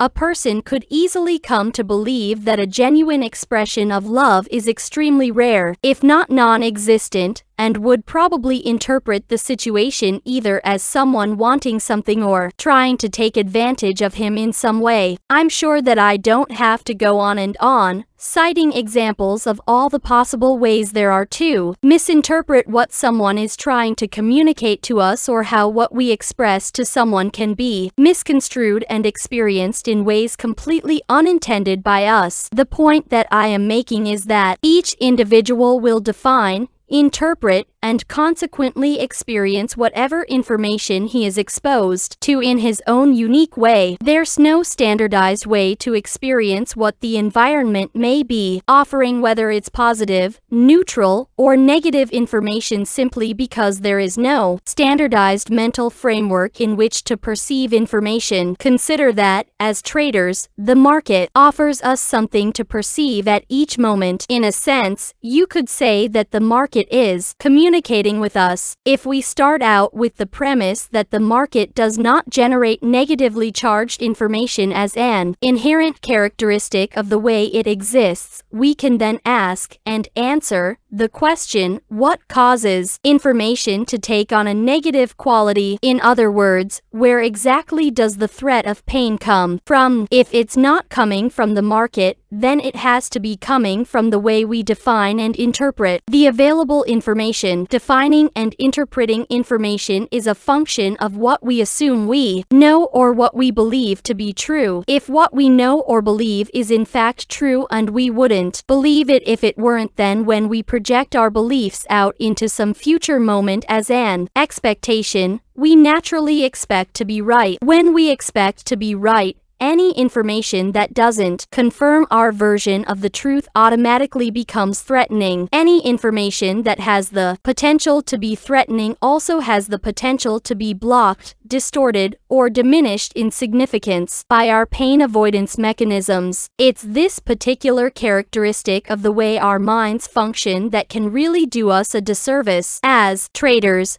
we can't afford to let our pain avoidance mechanisms cut us off from what the market is communicating to us about what is available in the way of the next opportunity to get in, get out, add to, or subtract from a position, just because it's doing something that we don't want or expect. For example, when you're watching a market one you rarely, if ever, trade in with no intention of doing anything, do any of the up or down ticks cause you to feel angry, disappointed, frustrated, disillusioned, or betrayed in any way? No. The reason is that there's nothing at stake. You're simply observing information that tells you where the market is at that moment. If the up and down ticks that you're watching form into some sort of behavior pattern you've learned to identify, don't you readily recognize and acknowledge the pattern? Yes, for the same reason there's nothing at stake. There is nothing at stake because there's no expectation. You haven't projected what you believe, assume, or think you know about that market into some future moment. As a result, there's nothing to be either right about or wrong about. So the information has no potential to take on a threatening or negatively charged quality. With no particular expectation, you haven't placed any boundaries on how the market can express itself. Without any mental boundaries, you will be making yourself available to perceive everything you've learned about the nature of the ways in which the market moves. There's nothing for your pain avoidance mechanisms to exclude, distort, or diminish from your awareness in order to protect you. In my workshops, I always ask participants to resolve the following primary trading paradox. In what way does a trader have to learn how to be rigid and flexible at the same time? The answer is we have to be rigid in our rules and flexible in our expectations. We need to be rigid in our rules so that we gain a sense of self-trust that can and will always protect us in an environment that has few, if any, boundaries. We need to be flexible in our expectations so we can perceive with the greatest degree of clarity and objectivity what the market is communicating to us from its perspective. At this point, it probably goes without saying that the typical trader does just the opposite. He is flexible in his rules and rigid in his expectations. Interestingly enough, the more rigid the expectation, the more he has to either bend, violate, or break his rules in order to accommodate his unwillingness to give up what he wants in favor of what the market is offering. Eliminating the emotional risk. To eliminate the emotional risk of trading, you have to neutralize your expectations about what the market will or will not do at any given moment or in any given situation. You can do this by being willing to think from the market's perspective. Remember, the market is always communicating in probabilities. At the collective level, your edge may look perfect in every respect, but at the individual level, every trader who has the potential to act as a force on price movement can negate the positive outcome of that edge. To think in probabilities, you have to create a mental framework or mindset that is consistent with the underlying principles of a probabilistic environment. A probabilistic mindset pertaining to trading consists of 5 fundamental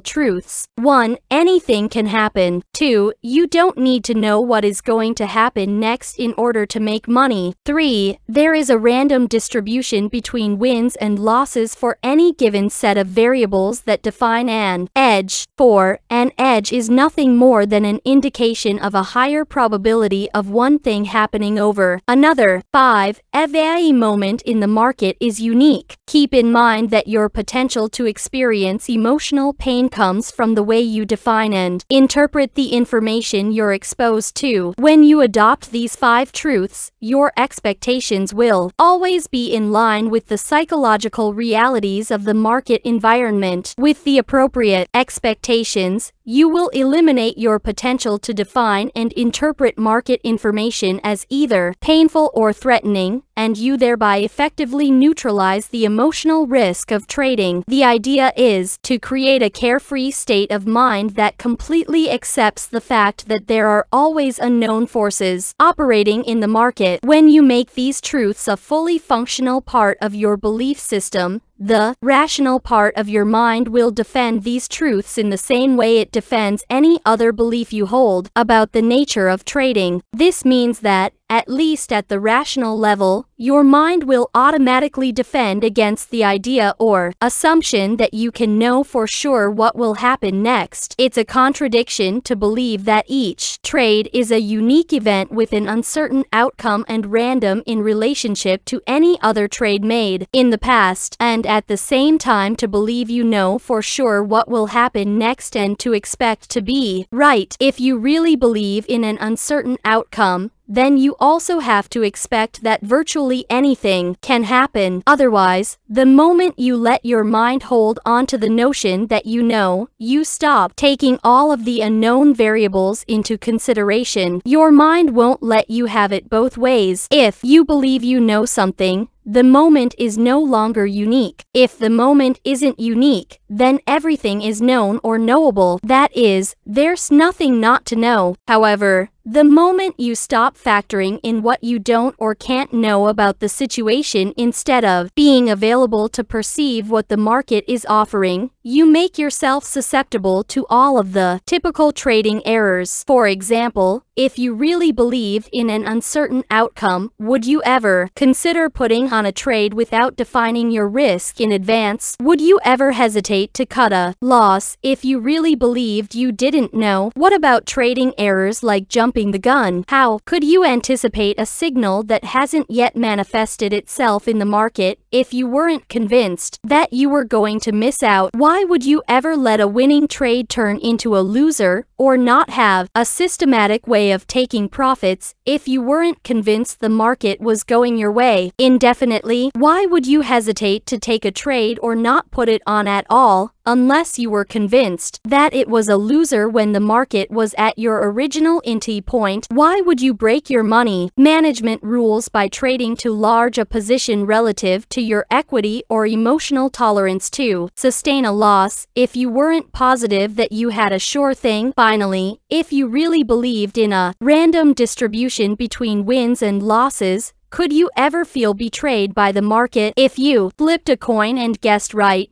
you wouldn't necessarily expect to be right on the next flip simply because you were right on the last, nor would you expect to be wrong on the next flip if you were wrong on the last because you believe in a random distribution between the sequence of heads and tails. Your expectations would be perfectly aligned with the reality of the situation. You would certainly like to be right, and if you were that, would be great. But if you were wrong, then you would not feel betrayed by the flip, because you know and accept that there are unknown variables at work that affect the outcome. Unknown means not something your rational thinking process can take into consideration in advance of the hierarchy veil. IV accept that you don't know. As a result, there is little, if any, potential to experience the kind of emotional pain that wells up when you feel betrayed. As a trader, when you're expecting a random outcome, you will always be at least a little surprised at whatever the market does, even if it conforms exactly to your definition of an edge and you end up with a winning trade. However, expecting a random outcome doesn't mean that you can't use your full reasoning and analytical abilities to project an outcome, or that you can't guess what's going to happen next, or have a hunch or feeling about it, because you can. Furthermore, you can be right in each instance. You just can't expect to be right. And if you are right,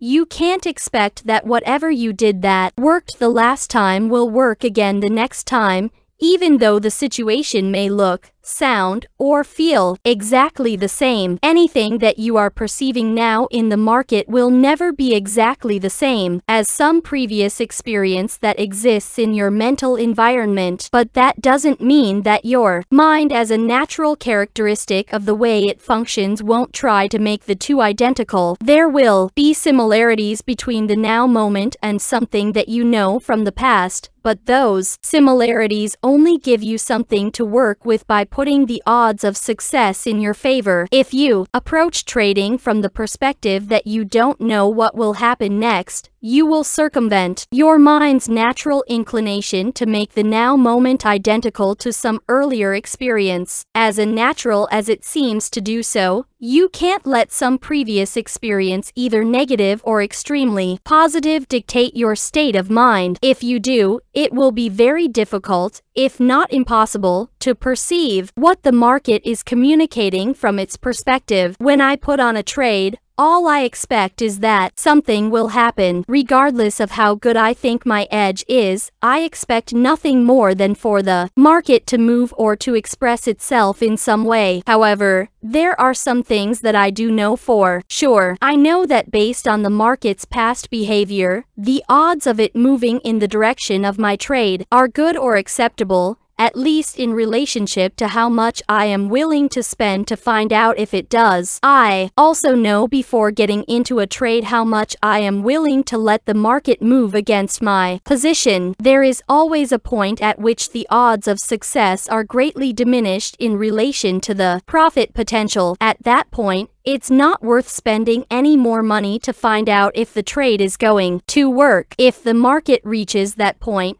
I know without any doubt, hesitation, or internal conflict that I will exit the trade. The loss doesn't create any emotional damage because I don't interpret the experience negatively. To me, losses are simply the cost of doing business or the amount of money I need to spend to make myself available for the winning trades. If, on the other hand, the trade turns out to be a winner, in most cases I know for sure at what point I am going to take my profits. If I don't know for sure, I certainly have a very good idea. The best traders are in the now moment because there's no stress. There's no stress because there's nothing at risk other than the amount of money they are willing to spend on a trade. They are not trying to be right or trying to avoid being wrong. Neither are they trying to prove anything. If and when the market tells them that their edges aren't working or that it's time to take profits, their minds do nothing to block this information. They completely accept what the market is offering them, and they wait for the next edge. Chapter 8. Working with your beliefs. Now the task before you is to properly integrate the 5 fundamental truths presented in Chapter 7 in your mental environment at a functional level. To help you do that, we will take an in-depth look at beliefs, their nature, properties, and characteristics. However, before we do that, I will review and organize the major concepts presented thus far into a much clearer and more practical framework. What you learn from this and the next 2 chapters will form the foundation for understanding everything you need to do to achieve your goals as a trader. Defining the problem. At the most fundamental level, the market is simply a series of up and down ticks that form patterns. Technical analysis defines these patterns as edges. Any particular pattern defined as an edge is simply an indication that there is a higher probability that the market will move in one direction over the other. However, there is a major mental paradox here because a pattern implies consistency,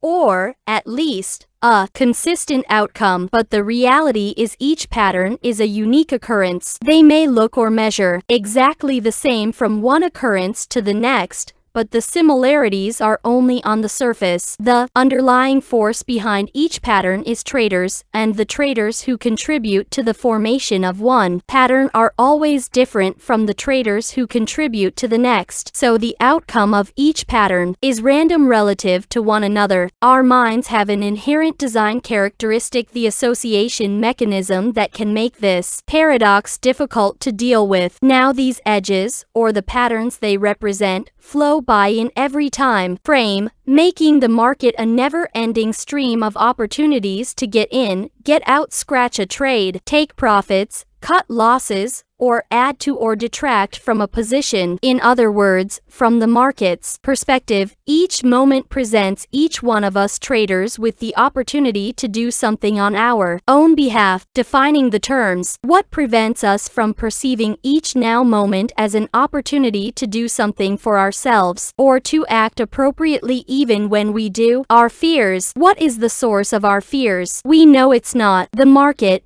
because from the market's perspective, the up and down ticks and the patterns they create are neither positively or negatively charged. As a result, the up and down ticks themselves have no capacity to cause us to enter into any particular state of mind, negative or positive, lose our objectivity, make errors, or take us out of the opportunity flow. If it's not the market that causes us to experience a negatively charged state of mind, then what does cause it? The way we define and interpret the information we perceive. If that's the case, then what determines what we perceive and how we define and interpret that information? What we believe, or what we assume to be true. Our beliefs working in conjunction with the association and pain avoidance mechanisms act as a force on our 5 senses, causing us to perceive, define, and interpret market information in a way that is consistent with what we expect. What we expect is synonymous with what we believe or assume to be true. Expectations are beliefs projected into some future moment. Each moment from the market's perspective is unique, but if the information being generated by the market is similar in quality, properties, or characteristic to something that is already in our mind, minds, the two sets of information outside and inside automatically become linked. When this connection is made, it triggers a state of mind: confidence,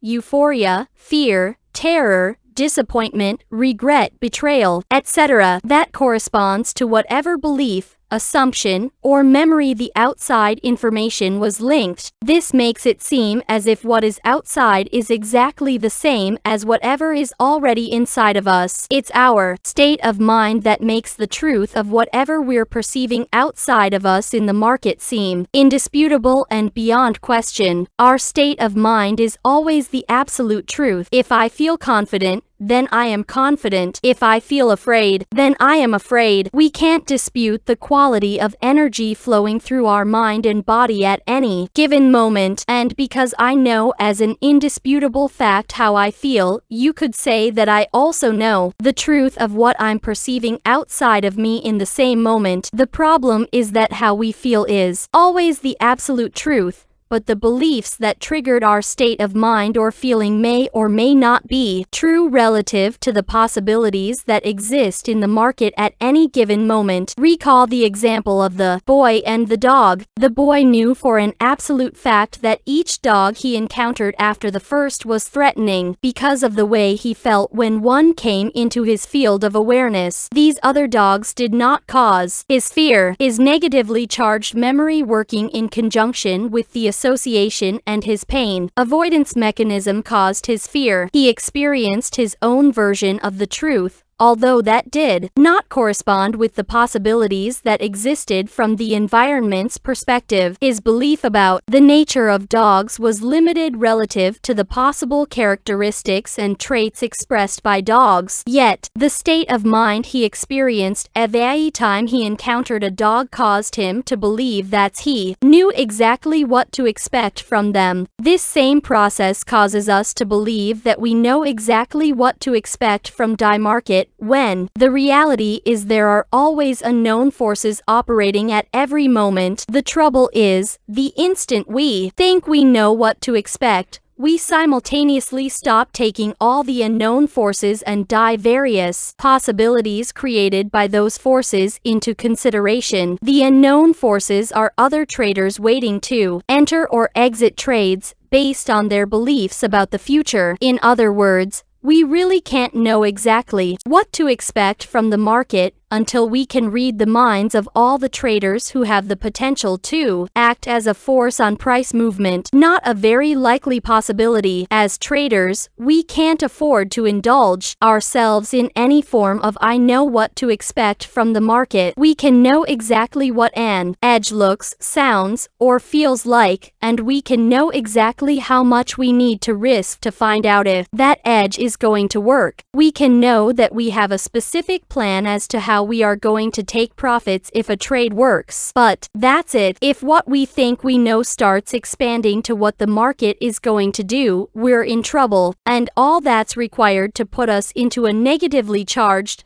I know what to expect from the market state of mind is for any belief, memory, or attitude to cause us to interpret the up and down ticks or any market information as anything but an opportunity to do something on our own behalf. What are the objectives? Ultimately, of course, making money is everyone's objective, but if trading were only a matter of making money, reading this book wouldn't be necessary. Putting on a winning trade or even a series of winning trades requires absolutely no skill. On the other hand, creating consistent results and being able to keep what we've created does require skill. Making money consistently is a byproduct of acquiring and mastering certain mental skills. The degree to which you understand this is the same degree to which you will stop focusing on the money and focus instead on how you can use your trading as a tool to master these skills. What are the skills? Consistency is the result of a carefree,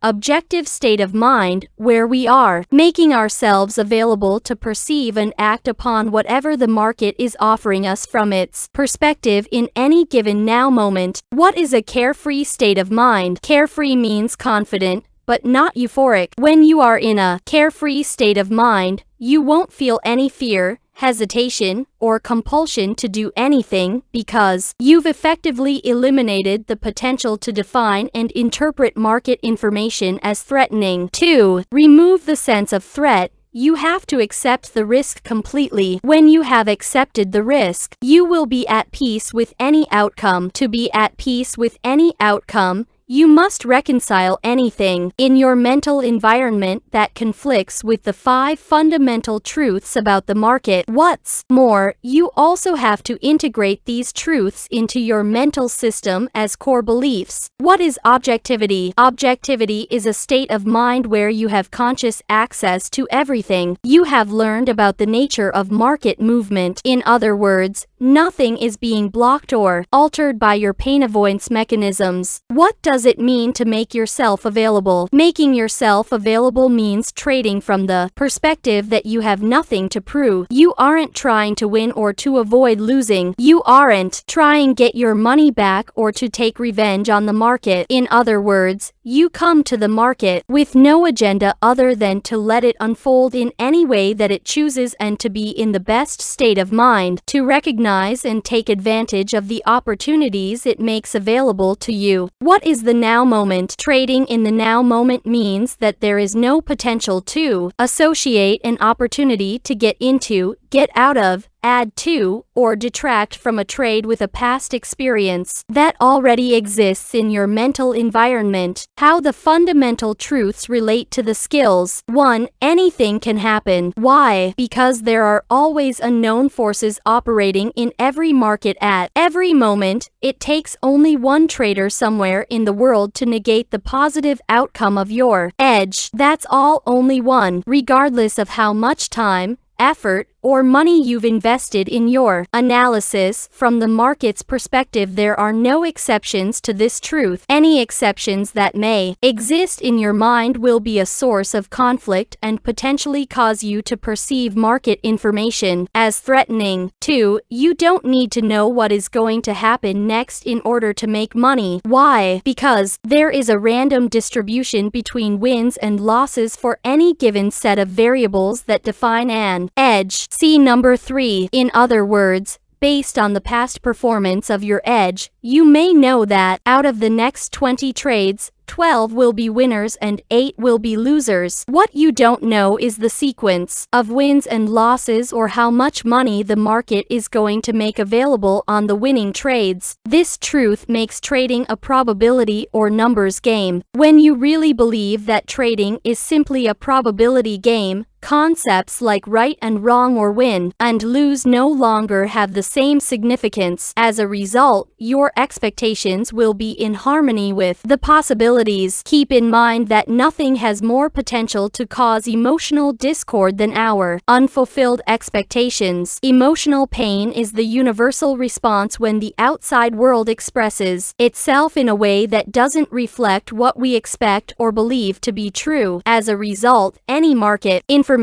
that does not confirm our expectations is automatically defined and interpreted as threatening. That interpretation causes us to adopt a negatively charged, defensive state of mind where we end up creating the very experience we are trying to avoid. Market information is only threatening if you are expecting the market to do something for you. Otherwise, if you don't expect the market to make you right, you have no reason to be afraid of being wrong. If you don't expect the market to make you a winner, you have no reason to be afraid of losing. If you don't expect the market to keep going in your direction indefinitely, there is no reason to leave money on the table. Finally, if you don't expect to be able to take advantage of every opportunity just because you perceived it and it presented itself, you have no reason to be afraid of missing out. On the other hand, if you believe that all you need to know is 1. The odds are in your favor before you put on a trade. 2. How much it's going to cost to find out if the trade is going to work. 3. You don't need to know what's going to happen next to make money on that trade. And 4. Anything can happen. Then how can the market make you wrong? What information could the market generate about itself that would cause your pain avoidance mechanisms to kick in so that you exclude that information from your awareness? None that I can think of. of. If you believe that anything can happen and that you don't need to know what is going to happen next to make money, then you will always be right. Your expectations will always be in harmony with the conditions as they exist from the market's perspective, effectively neutralizing your potential to experience emotional pain. By the same token, how can a losing trade or even a series of losers have the typical negative effect if you really believe that trading is a probability or numbers game? If your edge puts the odds in your favor, then every loss puts you that much closer to a win. When you really believe this, your response to a losing trade will no longer take on a negative emotional quality. 3. There is a random distribution between wins and losses for any given set of variables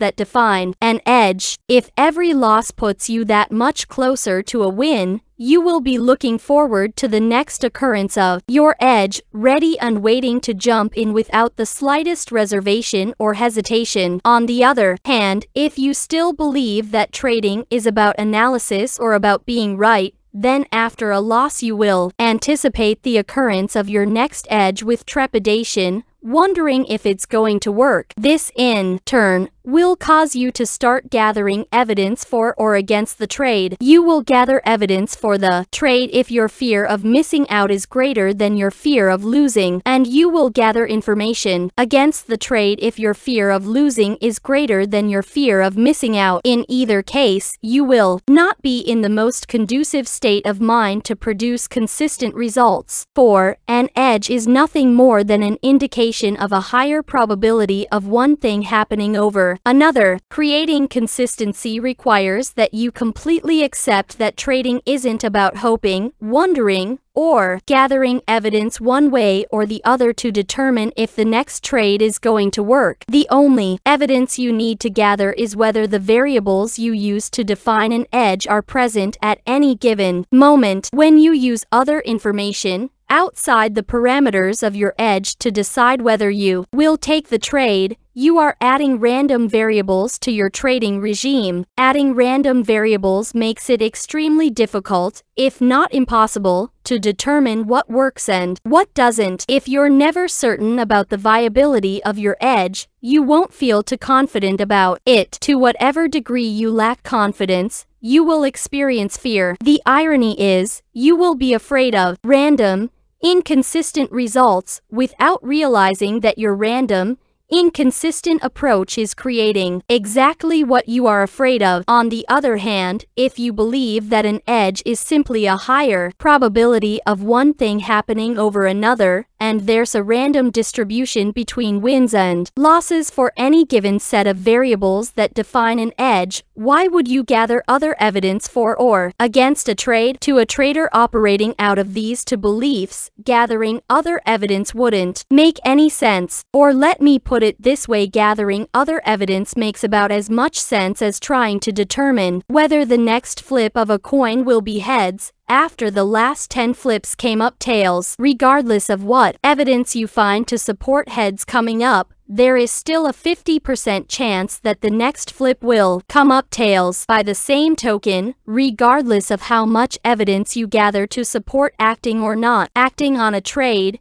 it still only takes one trader somewhere in the world to negate the validity of any, if not all, of your evidence. The point is, why bother? If the market is offering you a legitimate edge, determine the risk and take the trade. 5. Every moment in the market is unique. Take a moment and think about the concept of uniqueness. Unique means not like anything else that exists or has ever existed. As much as we may understand the concept of uniqueness, our minds don't deal with it very well on a practical level. As we have already discussed, our minds are hardwired to automatically associate without conscious awareness anything in the exterior environment that is similar to anything that is already inside of us in the form of a memory, belief, or attitude. This creates an inherent contradiction between the way we naturally think about the world and the way the world exists. No two moments in the external environment will ever exactly duplicate themselves. To do so, every atom or every molecule would have to be in the exact same position they were in some previous moment. Not a very likely possibility, yet based on the way our minds are designed to process information, we will experience the now moment in the environment as being exactly the same as some previous moment as it exists inside our minds. If each moment is like no other, then there's nothing at the level of your rational experience that can tell you for sure that you know what will happen next. So I will say again, why bother trying to know? When you try to know, you are, in essence, trying to be right. I am not implying here that you can't predict what the market will do next and be right, because you most certainly can. It's in the trying that you run into all of the problems. If you believe that you correctly predicted the market once, you will naturally try to do it again. As a result, your mind will automatically start scanning the market for the same pattern, circumstance, or situation that existed the last time you correctly predicted its movement. When you find it, your state of mind will make it seem as if everything is exactly as it was the last time. The problem is that from the market's perspective, it is not the same. As a result, you are setting yourself up for disappointment. What separates the best traders from all the rest is that they have trained their minds to believe in the uniqueness of each moment, although this training usually takes the form of losing several fortunes before they really believe in the concept of uniqueness. This belief acts as a counteracting force, neutralizing the automatic association mechanism. When you truly believe that each moment is unique, then by definition there isn't anything in your mind for the association mechanism to link that moment to. This belief acts as an internal force causing you to disassociate the now moment in the market from any previous moment filed away in your mental environment. The stronger your belief in the uniqueness of each moment, the lower your potential to associate. The lower your potential to associate, the more open your mind will be to perceive what the market is offering you from its perspective. Moving toward the zone. When you completely accept the psychological realities of the market, you will correspondingly accept the risks of trading. When you accept the risks of trading, you eliminate the potential to define market information in painful ways. When you stop defining and interpreting market information in painful ways, there is nothing for your mind to avoid, nothing to protect against. When there's nothing to protect against, you will have access to all that you know about the nature of market movement. Nothing will get blocked, which means you will perceive all the possibilities you have learned about objectively. And since your mind is open to a true exchange of energy, you will quite naturally start discovering other possibilities, edges that you formerly couldn't perceive. For your mind to be open to a true exchange of energy, you can't be in a state of knowing or believing that you already know what's going to happen next. When you are at peace with not knowing what's going to happen next, you can interact with the market from a perspective where you will be making yourself available to let the market tell you, from its perspective, what is likely to happen next. At that point, you will be in the best state of mind to spontaneously enter the zone where you are tapped into the now moment opportunity flow. Chapter 9. The nature of beliefs. At this point, if you can sense the benefits of adopting the 5 fundamental truths about trading, then the task is to learn how to properly integrate these truths into your mental system as core beliefs that are not in conflict with any other beliefs you may hold. At first glance, this may seem like a daunting task, and under other circumstances I would agree with you, but it won't be, because in Chapter 11 I'll give you a simple trading exercise specifically designed to properly install these truths as beliefs at a functional level. A functional level is one where you find yourself just naturally operating out of a carefree state of mind, perceiving exactly what you need to do and doing it without hesitation or internal conflict. However, I do have a word of caution for those of you who have already looked at the exercise. On the surface, the trading exercise looks so simple that you may be tempted to do it now. Before you thoroughly understand the implications of what you are doing, I strongly suggest that you reconsider. There are some subtle yet profound dynamics involved in the process of learning how to install new beliefs and change any existing beliefs that are in conflict with the new ones.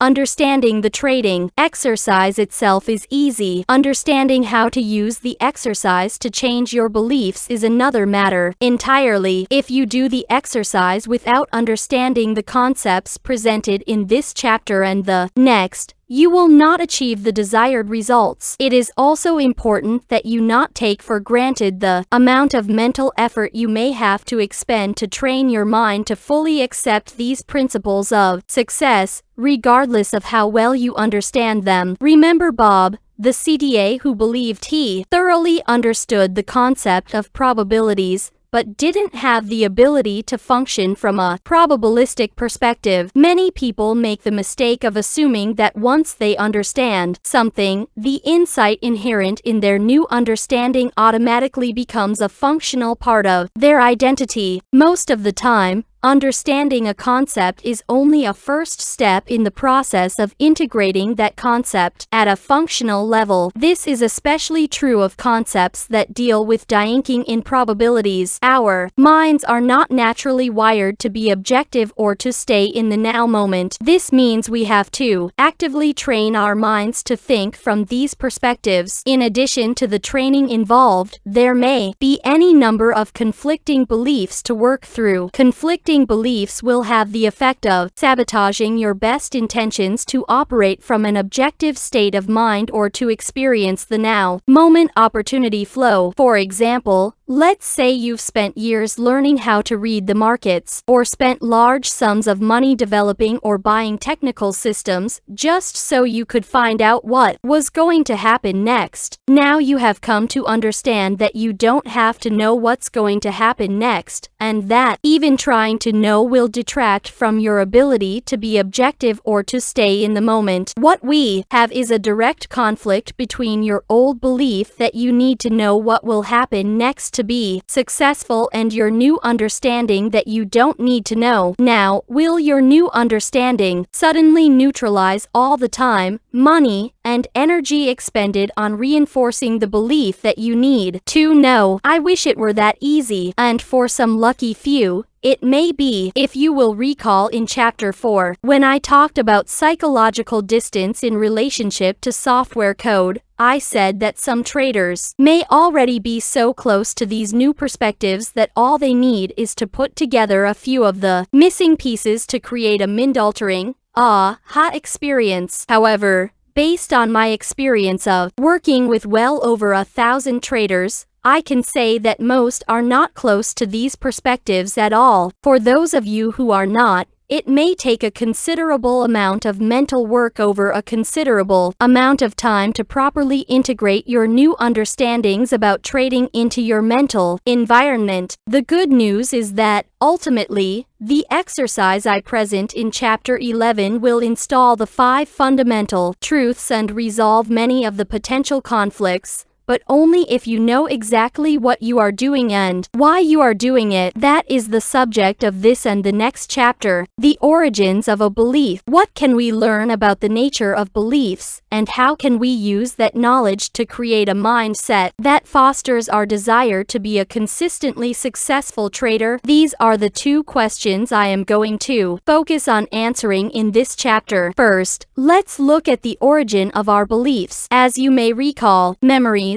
distinctions, and beliefs exist in the form of energy, specifically structured energy. Earlier, I lumped these 3 mental components together to illustrate 1. That memories, distinctions and beliefs do not exist as physical matter. 2. That the cause and effect relationship that exists between ourselves and the external environment brings these components into existence. And 3. How the cause and effect relationship reverses so that we can perceive in the external environment what we have learned about. To get at the origins of our beliefs, we're going to have to unbundle these components to illustrate the difference between a memory and a belief. The best way to do this is to imagine ourselves in the mind of an infant. I would think that at the very beginning of a child's life, the memories of his experiences would exist in their purest form. By that I mean that the memories of what he has seen, heard, smelled, touched, or tasted exist in his mind as pure sensory information that is not organized or attached to any specific words or concepts. Therefore, I am going to define a pure memory as sensory information stored in its original form. A belief, on the other hand, is a concept about the nature of the way the external environment expresses itself. A concept combines pure sensory information with a symbol system we call language. For example, most infants have a pure memory of how it feels to be lovingly nurtured by a parent, but it isn't until the infant is taught to link or associate certain words with the pure sensory information stored in his memory that he will form a concept about how it feels to be lovingly nurtured. The phrase "life is wonderful" is a concept by themselves. The words make up a meaningless collection of abstract symbols, but if a child is either taught or decides to connect these words to his positively charged feelings of being nurtured, then the letters are no longer a collection of abstract symbols and the words are no longer an abstract phrase. Life is wonderful becomes a definitive distinction about the nature of existence or the way the world works. By the same token, if the child didn't get enough nurturing relative to his needs, he could just as easily link his feelings of emotional pain to a concept like life isn't fair or the world is an awful place. In any case, when the positive or negative energy from our memories or experiences become linked to a set of words we call a concept, the concept becomes energized and, as a result, is transformed into a belief about the nature of reality. If you consider that concepts are structured by the framework of a language and energized by our experiences, it becomes clear why I refer to beliefs as structured energy. When a belief comes into existence, what does it do? What is its function? In some ways it seems ludicrous to ask those questions. After all, we all have beliefs. We are constantly expressing our beliefs, both verbally and through our actions. Furthermore, we are constantly interacting with other people's beliefs as they express them. Yet, if I ask, what exactly does a belief do? Chances are your mind will go blank. On the other hand, if I were to ask about the functions of your eyes, ears, nose, or teeth, you would have no problem answering, since beliefs are such important component parts of our makeup. In terms of their impact on the quality of our lives, it certainly has to be one of life's great ironies that they are also the least thought about and understood. What I mean by least thought about is, if we have a problem with one of our body parts, we naturally focus our attention on that part and think about what we need to do to fix the problem. However, it doesn't necessarily occur to us that the problems we may be having with the quality of our lives, for example, lack of happiness, a sense of dissatisfaction, or lack of success in some area are rooted in our beliefs. This lack of consideration is a universal phenomenon. One of the prominent characteristics of beliefs is that they make what we experience seem self-evident and beyond question. In fact, if it weren't for your intense desire to experience consistent success as a trader, it's unlikely you would be delving into this topic at all. Usually, it takes years of extreme frustration before people begin examining their beliefs as the source of their difficulties. However,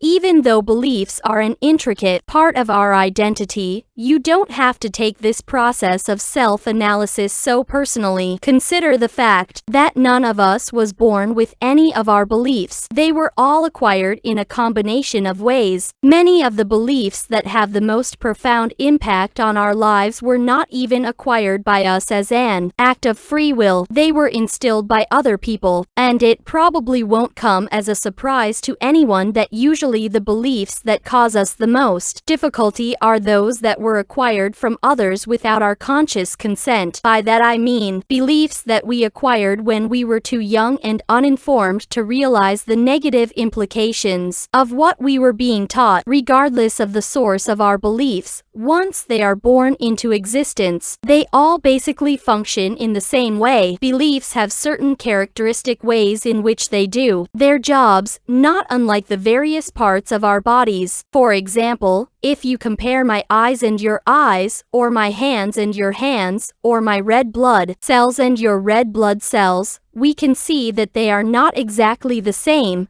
but they have characteristics in common that cause them to function in similar ways. By the same token, a belief that life is wonderful will perform its function in the same way as a belief that life is awful. The beliefs themselves are different, and the effect that each has on the quality of the holder's life will be vastly different, but both beliefs will function in exactly the same manner. Beliefs and their impact on our lives. In the broadest sense, our beliefs shape the way we experience our lives. As I have already said, we're not born with any of our beliefs. They're acquired, and as they accumulate, we live our lives in a way that reflects what we have learned to believe. Consider how different your life would be if you had been born into a culture, religion, or political system that has very little, if anything, in common with the one you were born into. It might be hard to imagine, but what you would have learned to believe about the nature of life and how the world works may not be remotely similar to what you currently believe, yet you would hold these other beliefs with the same degree of certainty as your current beliefs. How beliefs shape our lives. 1. They manage our perception and interpretation of environmental information in a way that is consistent with what we believe. 2. They create our expectations. Keep in mind that an expectation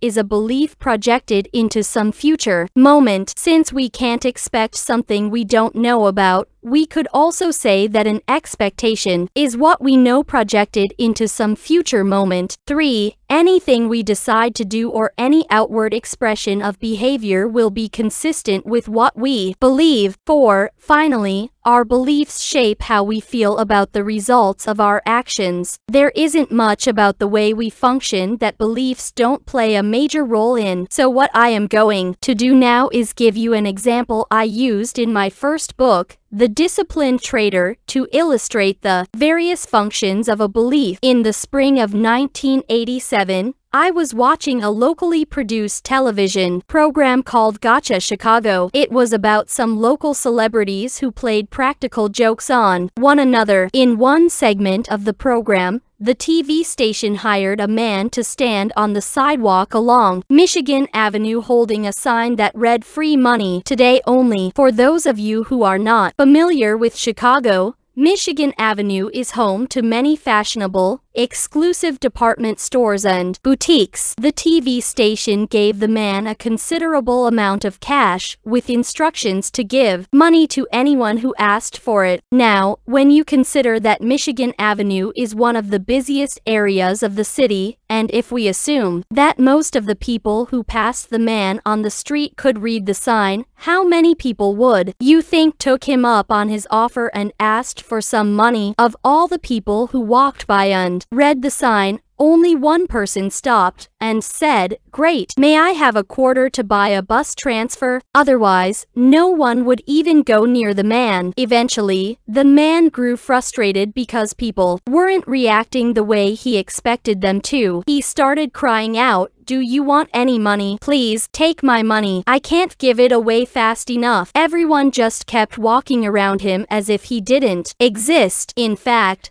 I noticed that several people went out of their way to avoid him. As a man wearing a suit and carrying a briefcase approached, he went right up to him and said, "Would you like some money?" The man responded, "Not today." Really frustrated now, he shot back, "How many days does this happen? Would you please take this?" As he tried to hand the man some cash, the man responded with a terse no and walked on. What was going on here? Why wouldn't anyone, except for the person who needed a bus transfer, ask for the money? If we assume that most or all of the passers-by could read the sign, but still didn't make any effort to get the money, then one possible explanation for their behavior is that they just didn't care about money. This is extremely unlikely though, considering how much of our lives is devoted to the pursuit of money. If we agree that people could read the sign and that money is very important to most of us, then what could have stopped these people from helping themselves? The environment was making available an experience that most people would love to have, someone giving them money with no strings attached. Yet everyone walked by, oblivious to what was awaiting them. They must not have been able to perceive what was available. That's hard to imagine, because the sign clearly stated free money today only. However, it's not hard to imagine if you consider that most people have a belief, an energized concept about how the world works, that free money doesn't exist. If free money really doesn't exist, then how does someone reconcile the obvious contradiction between that belief and the sign saying that it does? That's easy. Just decide the man with the sign is crazy. What else could account for such bizarre behavior if, in fact, free money doesn't exist? The reasoning process that could compensate for the contradiction might go something like this. Everyone knows getting money with no strings attached rarely happens, certainly not from a stranger on one of the busiest streets in the city. In fact, if the man were really giving away money, he would already be mobbed. He might even be endangering his life. He must be crazy. I had better take a wide path around him. Who knows what he might do? Notice that every component of the thought process described is consistent with the belief that free money doesn't exist. 1. The words free money were neither perceived nor interpreted as they were intended from the environment's perspective. 2.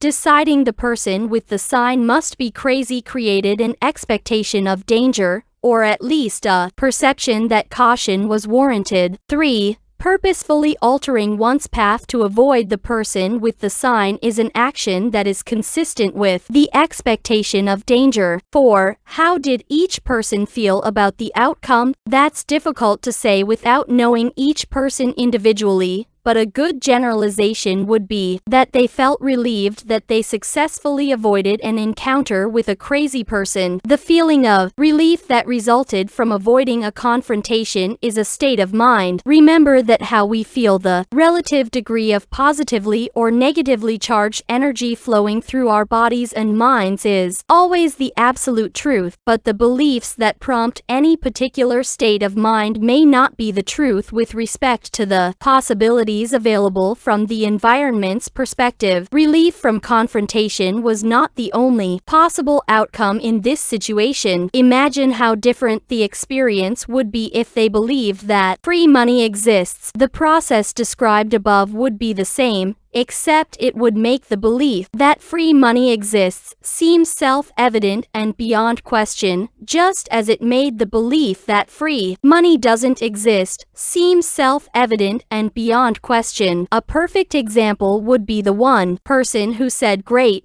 may I have a quarter for a bus transfer?" When I saw this, I had the anybody for a quarter. A panhandler is someone who definitely believes in the existence of free money. Therefore, his perception and interpretation of the sign were exactly what was intended by the TV station. His expectation and behavior were consistent with his belief that free money exists. And how would he feel about the results? He got his quarter, so I would assume he felt a sense sense of satisfaction. Of course, what he didn't know is that he could have gotten a lot more. There's another possible outcome for our scenario. Let's look at a hypothetical example of someone who believes that free money doesn't exist, but who takes a what-if approach to the situation. In other words, some people can be so intrigued and curious about the possibilities that they decide to temporarily suspend their belief that free money doesn't exist. This temporary suspension allows them to act outside the boundaries created by a belief in order to see what happens. So instead of ignoring the man with the sign, which would be our hypothetical person's first inclination, he walks up to him and says, "Give me $10. The man promptly pulls a $10 bill out of his pocket and gives it to him. What happens now? How does he feel, having experienced something unexpected that completely contradicted his belief? For most people, the belief that free money doesn't exist is acquired through unpleasant circumstances. To put it mildly, the most common way is being told that we can't have something because it's too expensive. How many times does the typical child hear, "Who do you think you are anyway? Money doesn't grow on trees, you know." In other words, it is probably a negatively charged belief, so the experience of having money handed to him with no strings attached and without any negative comments would likely create a state of mind of pure elation. In fact, most people would be so happy that they'd feel compelled to share that happiness and this new discovery with everyone they knew. I can imagine him going back to his office or going home, and the moment he encounters someone he knows, the first words out of his mouth will be, "You won't believe what happened to me today." And even though he desperately wants those he meets to believe his story, they probably won't. Why? Because their belief that free money doesn't exist will cause them to interpret his story in a way that negates its validity. To take this example a little further, imagine what would happen to this person's state of mind if it occurred to him that he could have asked for more money. He is in a state of pure elation. However, the moment the thought either pops into his mind or someone he relates his story to offers the idea that he could have asked for a lot more money, his state of mind will immediately shift to a negatively charged state of regret or despair. Why? He tapped into a negatively charged belief about what it means to miss out on something or not get enough. As a result, instead of being happy over what he got, he will lament what he could have had but didn't get. Beliefs versus the truth. In all three of these examples, including the hypothetical one, everybody experienced their own unique version of the situation. If asked, each person would describe what he or she experienced from their perspective, as if it were the only true and valid version of the reality of the situation. The contradiction between these three versions of the truth suggests to me a larger philosophical issue that needs to be resolved. If beliefs limit our awareness of the information being generated by the physical environment so that what we perceive is consistent with whatever we believe, then how do we know what the truth is? To answer this question, we have to consider four ideas. 1. The environment can express itself in an infinite combination of ways. When you combine all the forces of nature interacting with everything created by humans, then add to that the forces generated by all the possible ways people can express themselves, the result is a number of possible versions of reality that would surely overwhelm even the most open-minded person. 2. Until we have acquired the ability to perceive every possible way in which the environment can express itself, our beliefs will always represent a limited version of what is possible from the environment's perspective, making our beliefs a statement about reality, but not necessarily a definitive statement of reality. 3. If you find yourself taking exception to the second statement, then consider that if our beliefs were a true, 100% accurate reflection of physical reality, then our expectations would always be fulfilled. If our expectations were always fulfilled, we would be in a perpetual state of satisfaction. How could we feel other than happy, joyful, elated, and with a complete sense of well-being if physical reality was consistently showing up exactly as we expected it to. 4. If you can accept the third statement as being valid, then the corollary is also true. If we are not experiencing satisfaction, then we must be operating out of a belief or beliefs that don't work very well relative to the environmental conditions. We taking these 4 ideas into consideration, I can now answer the question, what is the truth? The answer is, whatever works. If beliefs impose limitations on what we perceive as possible, and the environment can express itself in an infinite combination of ways, then beliefs can only be true relative to what we are attempting to accomplish at any given moment. In other words, the relative degree of truth inherent in our beliefs can be measured by how useful they are. Each of us has internally generated forces: curiosity, needs, wants, desires, goals, and aspirations that compel or motivate us to interact with the physical environment. The particular set of steps we take to fulfill the object of our curiosity, needs, wants, desires, goals, or aspirations is a function of what we believe to be true in any given circumstance or situation. That truth, whatever it is, will determine 1. The possibilities we perceive in relation to what is available from the environment's perspective. 2. How we interpret what we perceive. 3. The decisions we make. 4. Our expectations of the outcome. 5. The action we take, and 6. How we feel about the results of our efforts. At any given moment, if we find ourselves in a state of satisfaction, happiness, or well-being in relation to whatever we are attempting to accomplish, we can say that our truth, meaning whatever beliefs we are operating from, are useful because the process, as stated above, worked. What we perceived was not only consistent with our objective, it was also consistent with what was available from the environment's perspective. Our interpretation of the information we perceived resulted in a decision, expectation, and action that were in harmony with the environmental situation and circumstance. There was no resistance or counteracting force offered by the environment or in our own mind that would diminish the outcome we were trying to achieve. As a result, we find ourselves in a state of satisfaction, happiness, and well-being. On the other hand, if we find ourselves in a state of dissatisfaction, disappointment, frustration, confusion, despair, regret, or hopelessness, we can say that relative to the environmental situation and circumstances, the beliefs we are operating from don't work well or at all, and therefore are not useful. Simply put,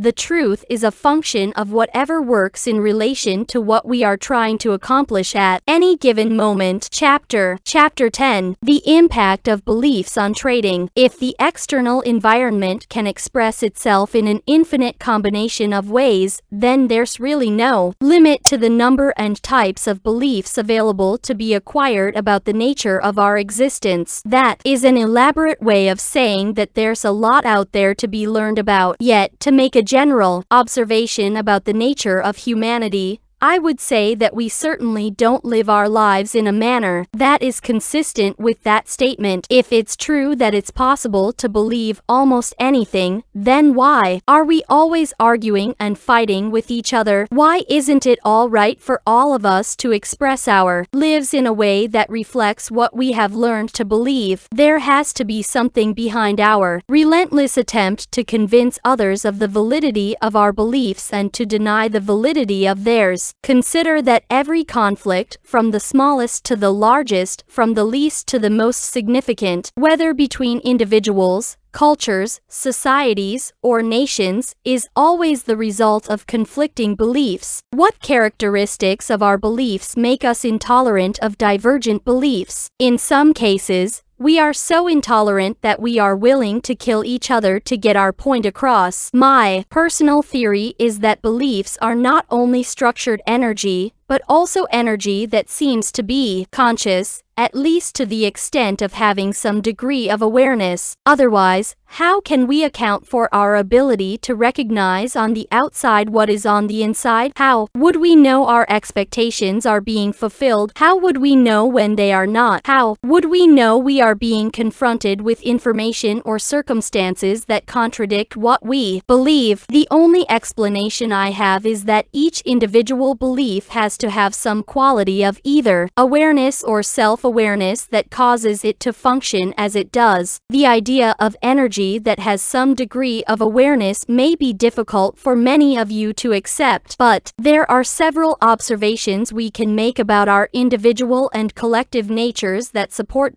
possibility. First, everyone wants to be believed. It doesn't matter what the belief is. The experience of being believed feels good. I think these positive feelings are universal, meaning that they apply to everyone. Conversely, no one likes to be disbelieved. It doesn't feel good. If I said, "I don't believe you," the negative feeling that would resonate throughout your body and mind is also universal. By the same token, none of us likes to have our beliefs challenged. The challenge feels like an attack. Everyone, regardless of the belief, seems to respond in the same way. The typical response is to argue, defend ourselves, our beliefs, and, depending on the situation, attack back. When expressing ourselves, we seem to like being listened to. If we sense our audience isn't paying attention, how does it feel? Not good. Again, I think this response is universal. Conversely, why is it so difficult to be a good listener? Because to be a good listener, we actually have to listen without thinking about how we are going to express ourselves. The moment we can either politely or rudely interrupt the person who's speaking. What's the compelling force behind our inability to listen without waiting to interrupt? Don't we like being with people with similar beliefs because it feels comfortable and secure? Don't we avoid people with dissimilar or conflicting beliefs because it feels uncomfortable or even threatening? The bottom line implication is, the moment we acquire a belief, it seems to take on a life of its own,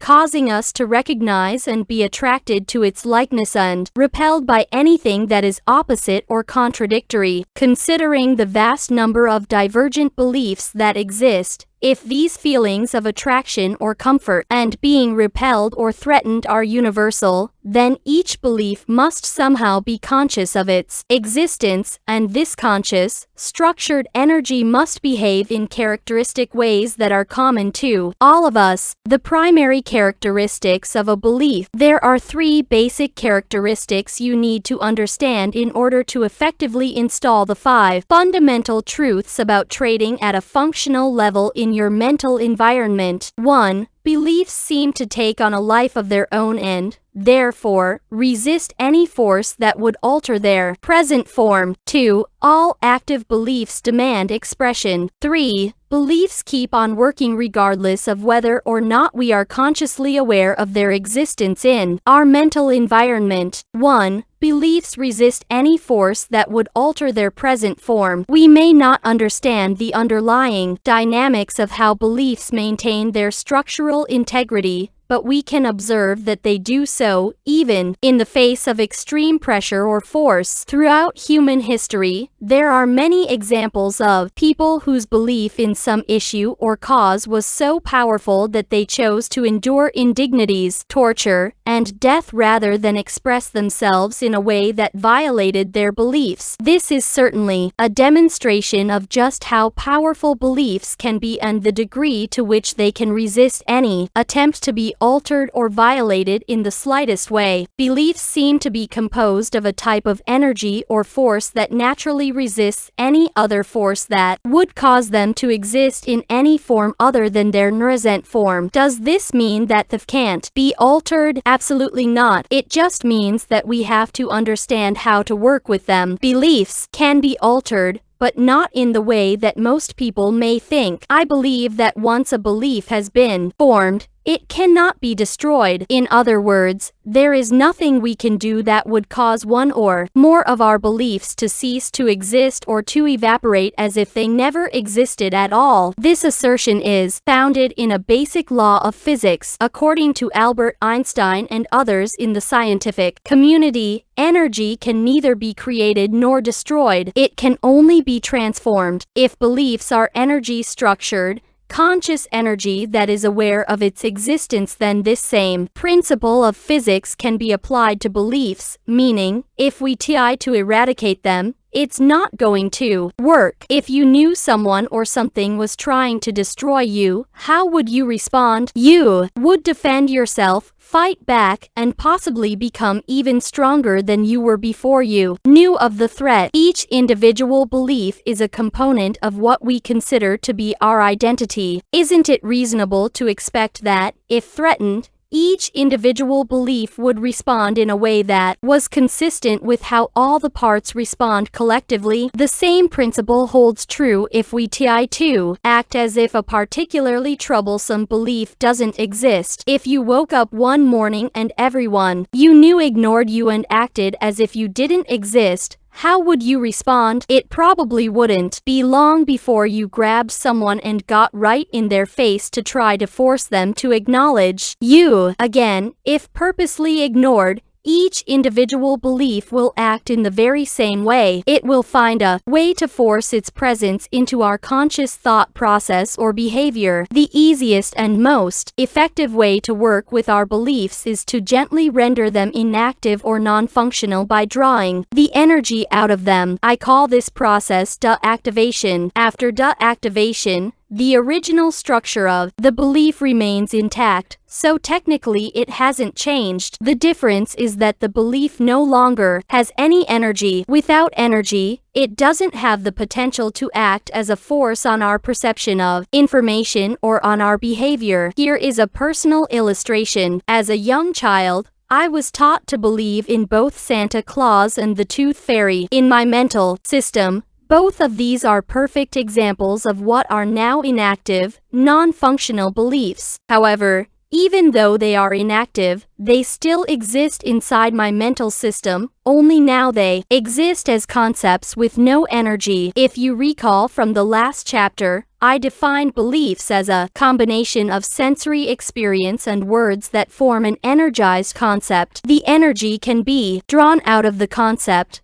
but the concept itself remains intact in its original form. However, without energy, it no H15th not shall to act on my perception of information or on my behavior. So, as I'm sitting here typing into my computer, if someone came up to me and said that Santa Claus was at the door, how do you think I would define and interpret this information? I would treat it as being irrelevant or a joke, of course. However, if I were 5 years old and my mother told me that Santa Claus was at the front door, her words would have instantly tapped me into a huge reservoir of positively charged energy that would have compelled me to jump up and run to the front door as fast as I could. Nothing would have been able to stop me. I would have overcome any obstacle in my path. At some point, my parents told me Santa Claus didn't exist. Of course, my first reaction was disbelief. I didn't believe them, nor did I want to believe them. Eventually, they convinced me. However, the process of convincing me did not destroy my belief in Santa Claus or cause it not to exist any longer. It just took all the energy out of the belief. The belief was transformed into a non-functional, inactive concept about how the world works. I'm not sure where all that energy went, but I know that some of it was transferred to a belief that Santa Claus doesn't exist. Now I have two contradictory distinctions about the nature of the world that exist in my mental system. 1. Santa exists. 2. Santa doesn't exist. The difference between them is in the amount of energy they contain. The first has virtually no energy. The second has energy. So from a functional perspective, there is no contradiction or conflict. I propose that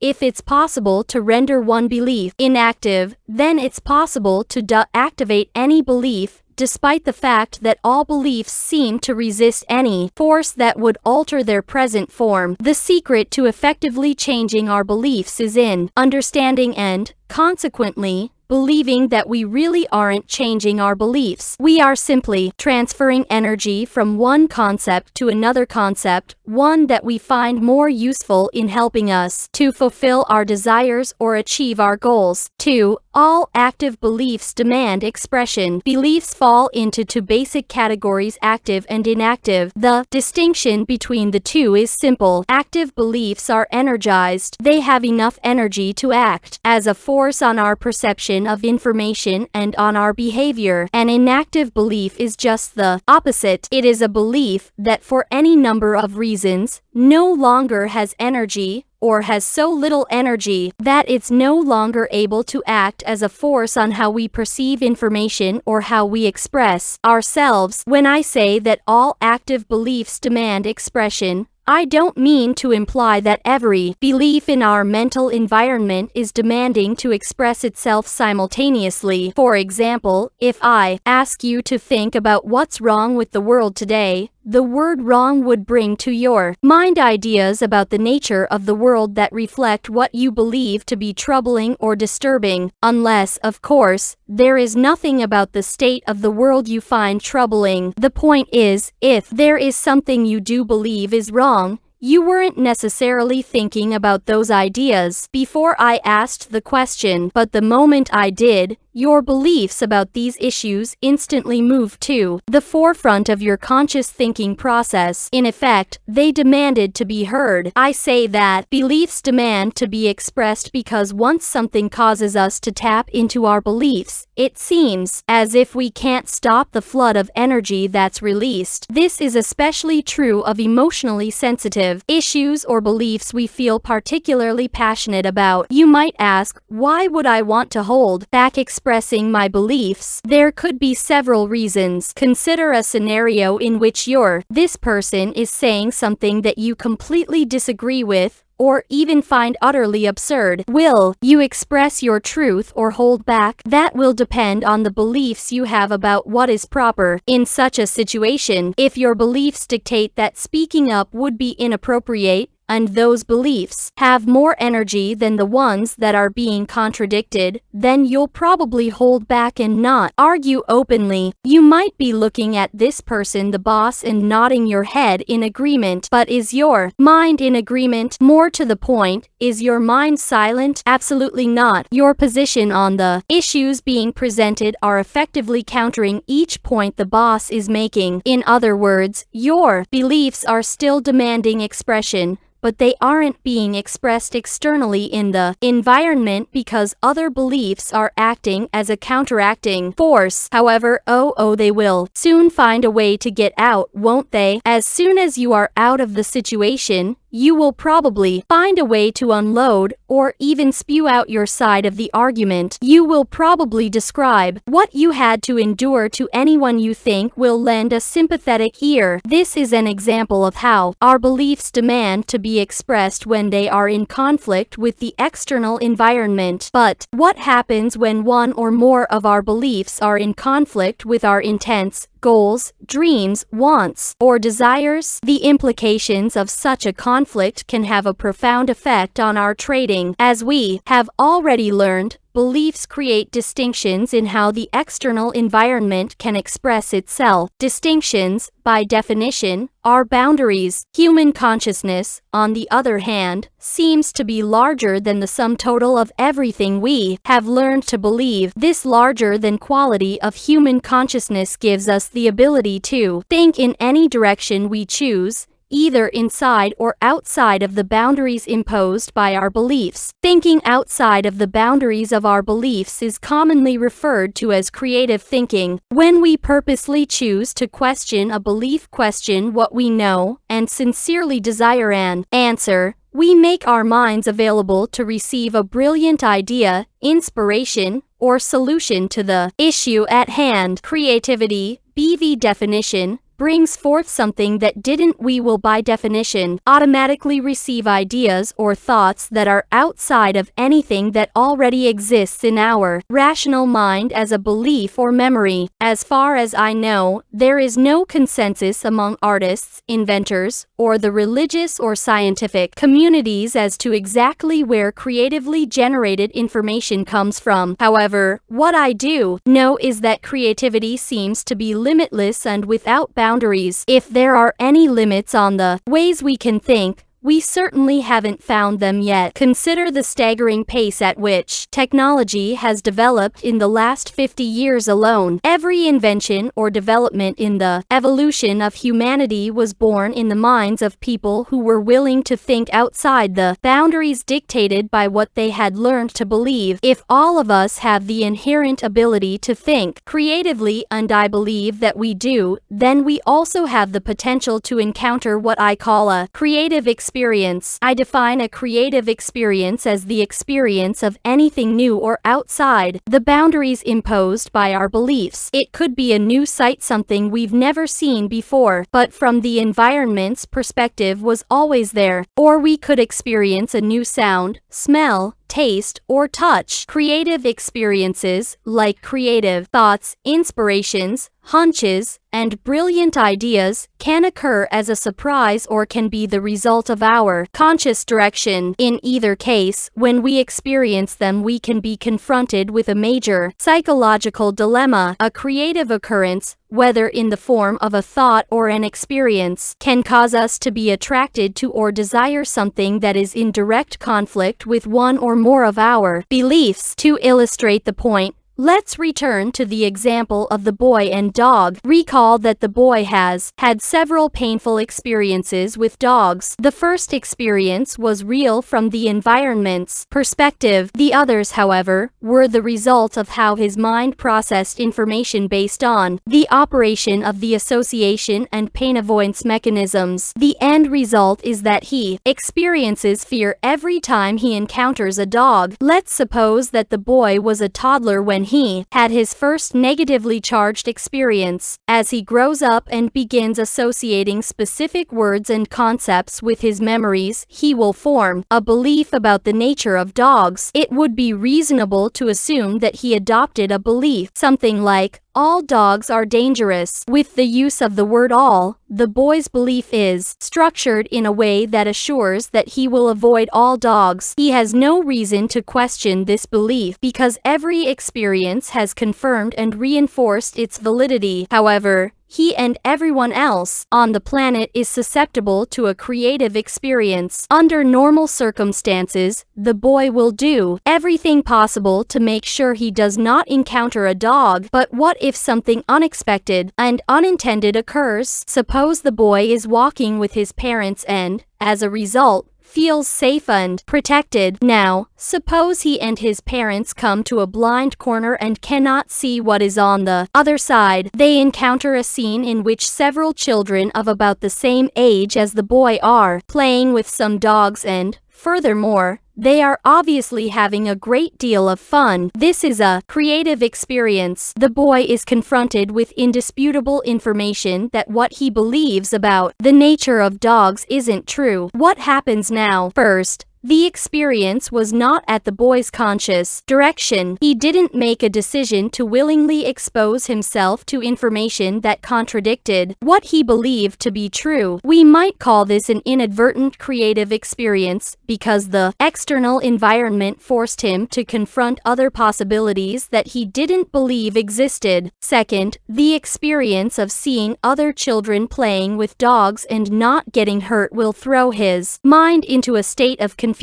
After the confusion wears off, meaning as he begins to accept the possibility that not all dogs are dangerous, several scenarios are possible. Seeing other children his own age with whom he could strongly identify having such a great time playing with dogs could cause the boy to decide that he wants to be like the other children and have fun with dogs too. If that's the case, this inadvertent creative encounter has caused him to be become attracted to express himself in a way that he formerly didn't believe was possible interacting with dogs. In fact, the notion was so impossible that it wouldn't have even occurred to him to consider it. Now, he not only considers it, he desires it. Will he be able to express himself in a way that is consistent with his desire? The answer to this question is a matter of energy dynamics. There are two forces within the boy that are in direct conflict with each other, competing for expression: his belief that all dogs are dangerous and his desire to have fun and be like the other children. What he will do the next time he encounters a dog will be determined by which has more energy, his belief or his desire. Given the intensity of the energy in his belief that all dogs are dangerous, we can reasonably assume that his belief will have far more energy than his desire. If that's the case, then he will find his next encounter with a dog very frustrating. Even though he may want to touch or pet the dog, he'll find that he can't interact with it in any way. The word all in his belief will act as a paralyzing force, preventing him from fulfilling his desire. He might be well aware of the fact that the dog he wants to pet is not dangerous and won't hurt him, but he won't be able to pet it until the balance of energy tips in favor of his desire. If the boy genuinely wants to interact with dogs, he will have to overcome his fear. This means that he will have to activate his belief that all dogs are dangerous so he can properly install a belief about dogs that is more consistent with his desire. We know that dogs can express themselves in a wide range of ways, from loving and gentle to mean and nasty. However, very few dogs on a percentage basis fall into the mean and nasty category. A good belief for the boy to adopt, then, would be something like, most dogs are friendly, but some can be mean and nasty. This belief would allow him to learn to recognize characteristics and behavior patterns that will tell him which dogs he can play with and which ones to avoid. However, the larger issue is, how can the boy activate the all in the belief that all dogs are dangerous so he can overcome his fear? Remember that all beliefs naturally resist any force that would alter their present form. But, as I indicated above, the appropriate approach is not to try to alter the belief, but rather to draw the energy out of it and channel that energy into another belief that is better suited to our purposes. 2. To activate the concept the word all represents, the boy will have to create a positively charged experience with a dog. At some point, he will have to step through his fear and touch one. Doing this might require a great deal of effort on the boy's part over a considerable amount of time. Early in the process, his new realization about dogs might be strong enough only to allow him to be in the presence of a dog at a distance and not run away. However, each encounter with a dog, even at a distance, that doesn't result in a negative outcome will draw more and more of the negative energy out of his belief that all dogs are dangerous. Eventually, each new positive experience will allow him to close the gap between himself and a dog, little by little, to the point that he can actually touch one. From an energy dynamics perspective, he will be able to touch a dog when his desire to do so is at least 1 degree greater in intensity than his belief that all dogs are dangerous. The moment he actually does touch a dog, it will have the effect of drawing most of the remaining negative energy out of the all concept and transfer it to a belief that reflects his new experience. Although it's probably not that common, there are people who, for various reasons, are motivated enough to purposely put themselves through the above described process. However, they may not be consciously aware of the dynamics involved. People who work through a childhood fear of this magnitude usually do so somewhat haphazardly over a period of years, without knowing for sure exactly how they did it unless they seek and get competent professional help. Later on, as adults, if they are asked or if they happen to encounter a situation that reminds them of their past, for instance, observing a child who is terrified of dogs, they typically characterize the process they went through as, "I remember when I was afraid of dogs. but I grew out of it. The end result of the first scenario was that the boy worked through his fear by deactivating his limiting belief about the nature of dogs. This allowed him to express himself in a way that he finds pleasing and that otherwise would have been impossible. The second scenario that could result from the child's inadvertent creative experience with dogs is that he isn't attracted to the possibility of playing with a dog. In other words, he could not care less about being like the other children or interacting with dogs. In this case, his belief that all dogs are dangerous and his new realization that all dogs are not dangerous will exist in his mental environment as contradictory concepts. This is an example of what I call an active contradiction, when two active beliefs are in direct conflict with each other,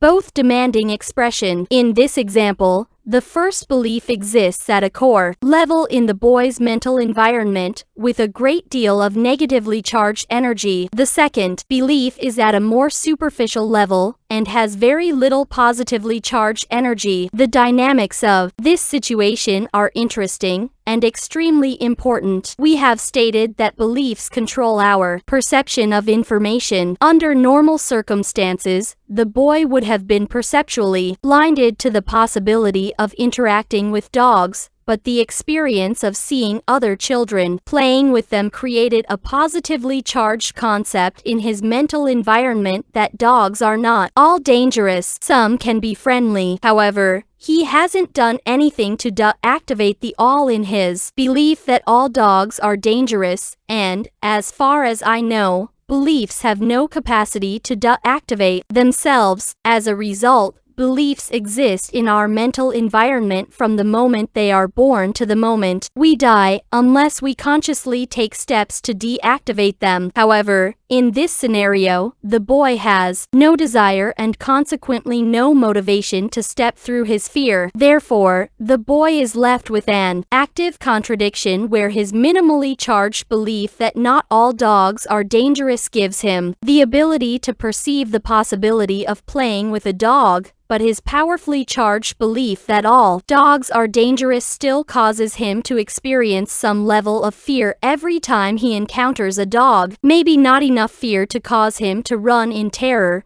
because some of that fear will be offset by the other belief, but there will certainly be enough fear to cause a great deal of discomfort. The ability to see and consequently know that a situation is not dangerous, but at the same time find ourselves immobilized with fear, can be quite baffling if we don't understand that what we discover as the result of thinking creatively or realize from an inadvertent creative experience doesn't necessarily have enough energy to become a dominant force in our mental environment. In other words, our new awareness or discovery could very well have enough energy to act as a credible force on our perception of information, thereby causing us to perceive possibilities that would otherwise be invisible, but it might not have enough energy to act as a credible force on our behavior. In making this statement, I am operating out of the assumption that it takes more energy to act or express ourselves than the amount of energy it takes to observe something. On the other hand, new awareness and discoveries instantly and effortlessly become dominant forces if there's nothing inside us that's in conflict with them. But if there are conflicting beliefs and we aren't willing to deactivate the conflicting forces expending some effort,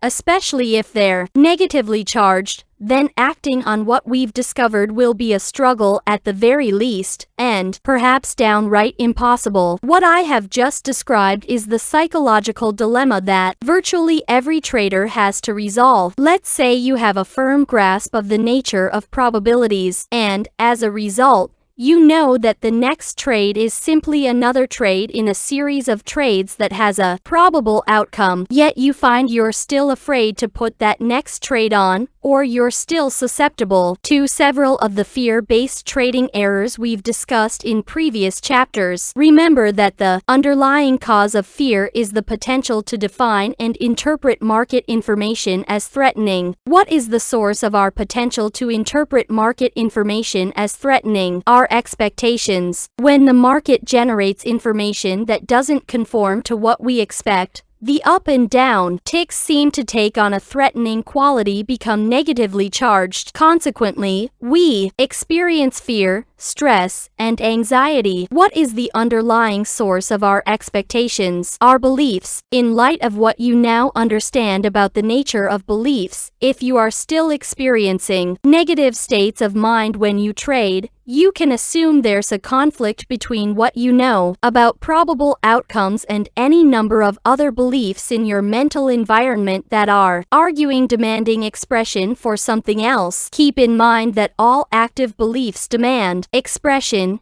even if we don't want them to. To think in probabilities, you have to believe that every moment in the market is unique, or more specifically, that every edge has a unique outcome. When you believe at a functional level that every edge has a unique outcome, meaning that it's a dominant belief without any other beliefs arguing for something different, you will experience a state of mind that is free of fear, stress, and anxiety when you trade. It really can't work any other way. A unique outcome is not something we have already experienced, therefore it is not something we can already know. If it were known, it could not be defined as unique. When you believe that you don't know what is going to happen next, what exactly are you expecting from the market? If you said I don't know, you are absolutely right. If you believe that something will happen and that you don't need to know exactly what that something is to make money, then whereas the potential to define and interpret market information as threatening and painful. If you said there is none, you are absolutely right again. Here is one more example of how beliefs demand expression. Let's look at a situation where a child's first encounter with a dog was a very positive experience. As a result, he has absolutely no problem interacting with dogs, any dog for that matter,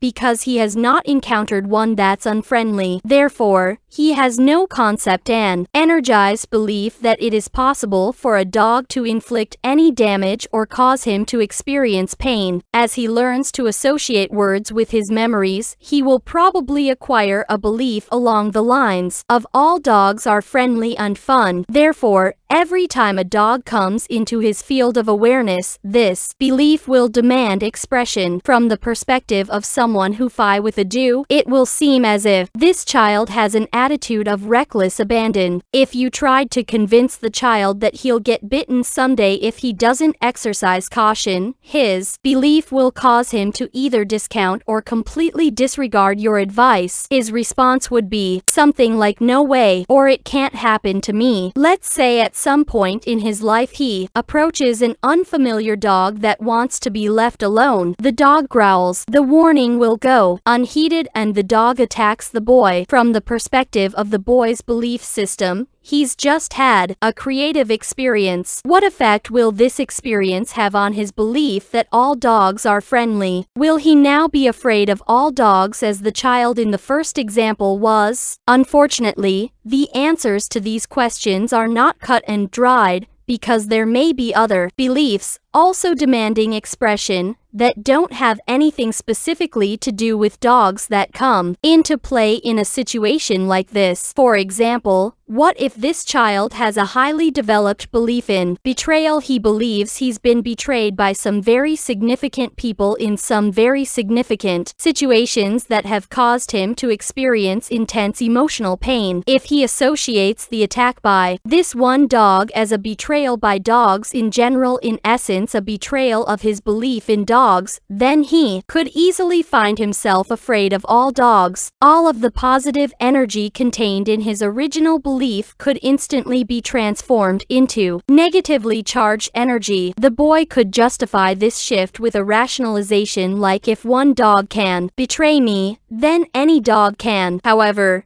I do think this is an extreme and very unlikely occurrence. What is more likely is the word all in his original belief will instantly be deactivated and that energy will get transferred to a new belief that better reflects the true nature of dogs. This new experience caused an energy shift that forced him to learn something about the nature of dogs that he otherwise refused to consider possible. His belief in the friendliness of dogs remains intact. He will still play with dogs, but he will now exercise some discretion by consciously looking for signs of friendliness or unfriendliness. I think that a fundamental truth about the nature of our existence is every moment in the market, as well as in every of life, has elements of what we know, similarities, and elements that we don't or can't know because we haven't experienced it yet. Until we actively train our minds to expect a unique outcome, we will continue experiencing only what we know. Everything else, other information and possibilities that are not consistent with what we know and expect, will pass us by,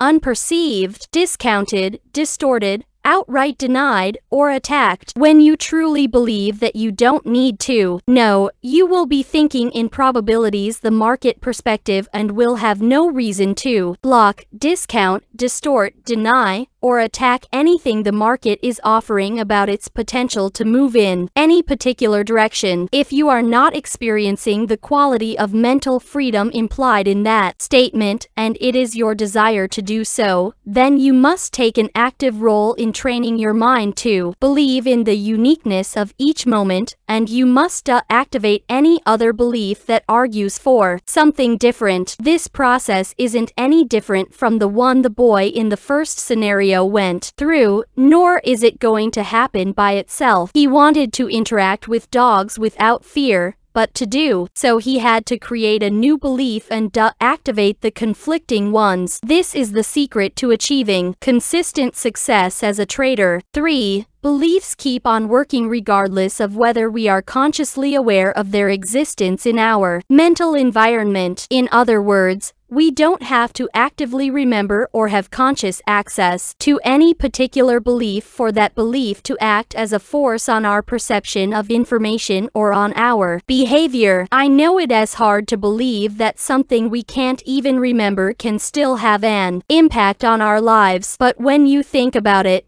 much of what we learn throughout our lives is stored at an unconscious or subconscious level. If I asked you to remember each specific skill you had to learn so that you could drive a car with confidence, chances are you wouldn't remember all the things you needed to concentrate and focus on while you were in the process of learning. The first time I had the opportunity to teach a teenager how to drive, I was absolutely amazed at how much there was to learn, how much of the process I took for granted and no longer thought about at a conscious level. Possibly the best example that illustrates this characteristic is people who drive under the influence of alcohol. On any given day or night, there are probably thousands of people who have had so much to drink that they have no idea that they have no conscious awareness of how they drove from point A to point B. It is difficult to imagine how this is possible unless you consider that driving skills and one's belief in his ability to drive operate automatically on a much deeper level than waking consciousness. Certainly, some percentage of these drunk drivers get into accidents, but when you compare the accident rate with the estimated number of people driving under the influence of alcohol, it's remarkable that there aren't a great many more accidents. In fact, a drunk driver is probably most likely to cause an accident when he either falls asleep or something requires a conscious decision and a fast reaction. In other words, the driving conditions are such that operating out of one's subconscious skills is not enough. Self-evaluation and trading. How this characteristic applies to our trading is also quite profound. The trading environment offers us an arena of unlimited opportunities to accumulate wealth, but just because the money is available and we can perceive the possibility of getting it, that doesn't necessarily mean that we as individuals have an unlimited sense of self-valuation. In other words, there could be a huge gap between how much money we desire for ourselves, how much we perceive is available, and how much we actually believe we are worth or deserve. Everyone has a sense of self-valuation. The easiest way to describe this sense is to list every active belief,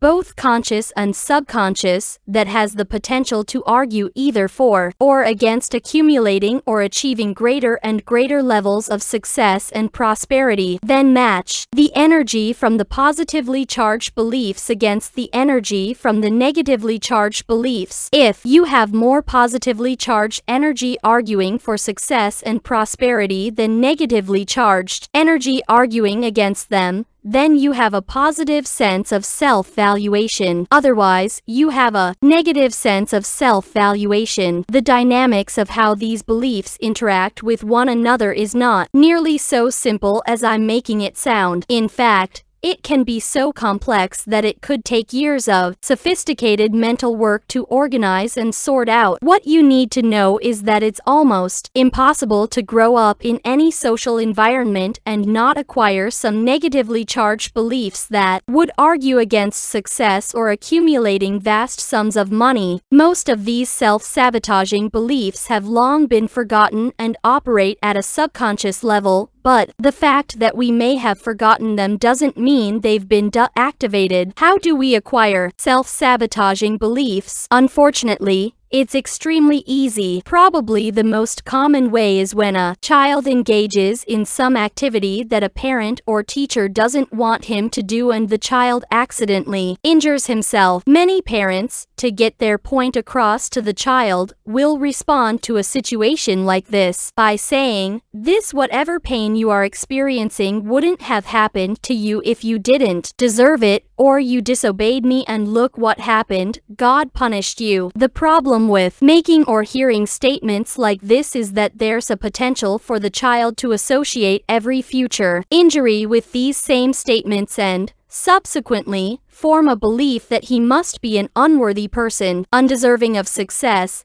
happiness, or love. Anything we feel guilty about can have an adverse effect on our sense of self-worth. Usually guilt is associated with being a bad person, and most people believe that bad people should be punished, certainly not rewarded. Some religions teach children that having a lot of money isn't godly or spiritual. Some people believe that making money in certain ways is wrong, even though it may be perfectly legal and moral from society's perspective. Again, you may not have a spui for recollection of learning something that would argue against the success you perceive as possible, but that doesn't mean that what you learned is no longer having an effect. The way these subconscious self-sabotaging beliefs manifest themselves in our trading is usually in the form of lapses in focus or concentration, resulting in any number of trading errors, like putting in a buy for a sell or vice versa, or allowing yourself to give in to distracting thoughts that compel you to leave the screen,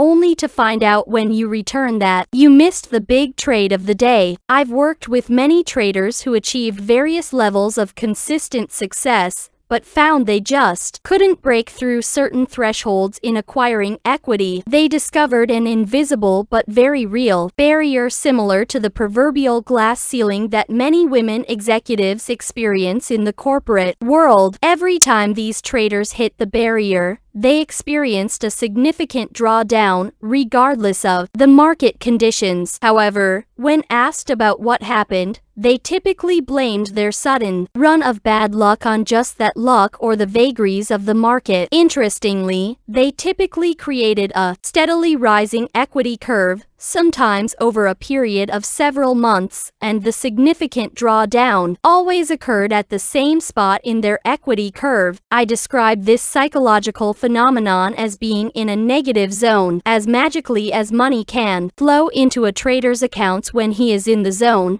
it can just as easily flow out if he is in a negative zone where unresolved self-valuation issues mysteriously act on his perception of information and behavior. I am not implying here that you have to deactivate every belief that would argue against your ever-expanding positive sense of self-valuation, because you don't, but you must be aware of the presence of such beliefs and take specific steps in your trading regimen to compensate when they start expressing themselves. Chapter 11. Thinking like a trader. If you asked me to distill trading down to its simplest form, I would say that it is a pattern recognition, numbers game. We use market analysis to identify the patterns, define the risk, and determine when to take profits. The trade either works or it doesn't. In any case, we go on to the next trade. It's that simple, but it's certainly not easy. In fact, trading is probably the hardest thing you'll ever attempt to be successful at. That's not because it requires intellect, quite the contrary, but because the more you think, you know, the less successful you'll be. Trading is hard because you have to operate in a state of not having to know, even though your analysis may turn out at times to be perfectly correct. To operate in a state of not having to know, you have to properly manage your expectations. To properly manage your expectations, you must realign your mental environment so that you believe without a shadow of a doubt in the 5 fundamental truths. In this chapter, I am going to give you a trading exercise that will integrate these truths about the market at a functional level in your mental environment. In the process, I'll take you through the 3 stages of development of a trader. The first stage is the mechanical stage. In this stage, you 1. Build the self-trust necessary to operate in an unlimited environment. 2. Learn to flawlessly execute a trading system. 3. Train your mind to think in probabilities, the 5 fundamental truths. 4. Create a strong, unshakable belief in your consistency as a trader. Once you have completed this first stage, you can then advance to the subjective stage of trading. In this stage, you use anything you have ever learned about the nature of market movement to do whatever it is you want to do. There's a lot of freedom in this stage, so you will have to learn how to monitor your susceptibility to make the kind of trading errors that are the result of any unresolved self-valuation issues I referred to in the last chapter. The third stage is the intuitive stage. Trading intuitively is the most advanced stage of development. It is the trading equivalent of earning a black belt in the martial arts. The difference is that you can't try to be intuitive, because intuition is spontaneous. It doesn't come from what we know at a rational level. The rational part of our mind seems to be inherently mistrustful of information received from a source that it doesn't understand. Sensing that something is about to happen is a form of knowing that is very different from anything we know rationally. I've worked with many traders who frequently had a very strong intuitive sense of what was going to happen next, only to be confronted with the rational part of themselves that consistently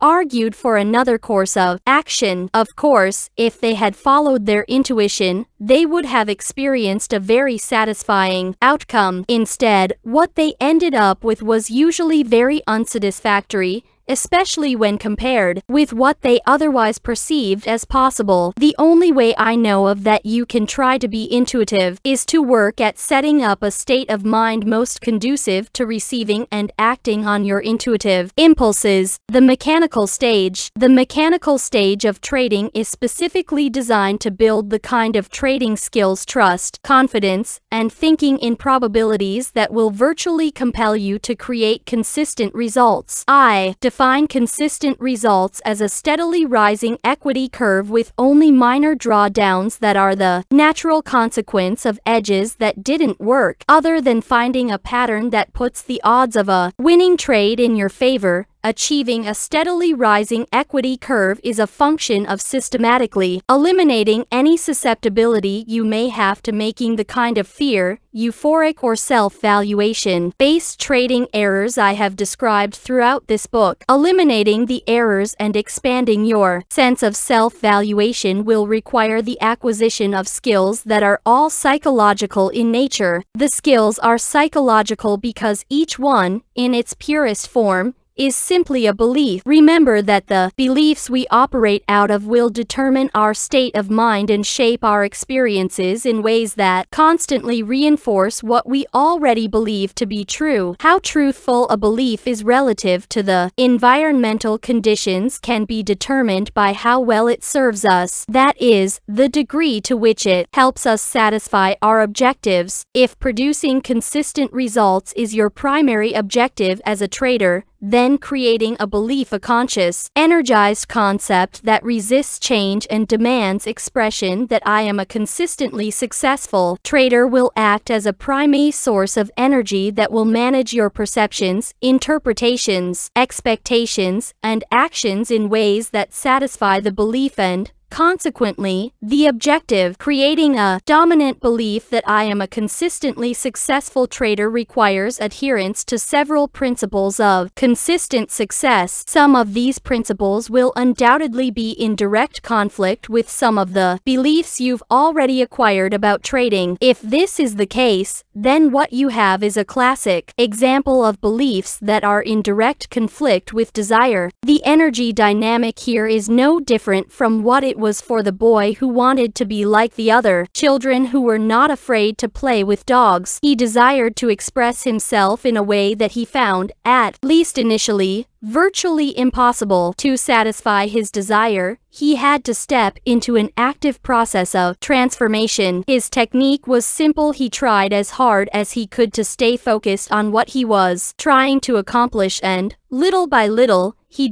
activated the conflicting belief and strengthened the belief that was consistent with his desire. At some point, if that is your desire, then you will have to step into the process of transforming yourself into a consistent winner. When it comes to personal transformation, the most important ingredients are your willingness to change, the clarity of your intent, and the strength of your desire. Ultimately, for this process to work, you must choose consistency over any other reason or justification you have for trading. If all of these ingredients are sufficiently present, then regardless of the internal obstacles you find yourself up against, what you desire will eventually prevail. Observe yourself. The first step in the process of creating consistency is to start noticing what you're thinking, saying, and doing. Why? Because everything we think, say, or do as a trader contributes to and, therefore, reinforces some belief in our mental system. Because the process of becoming consistent is psychological in nature,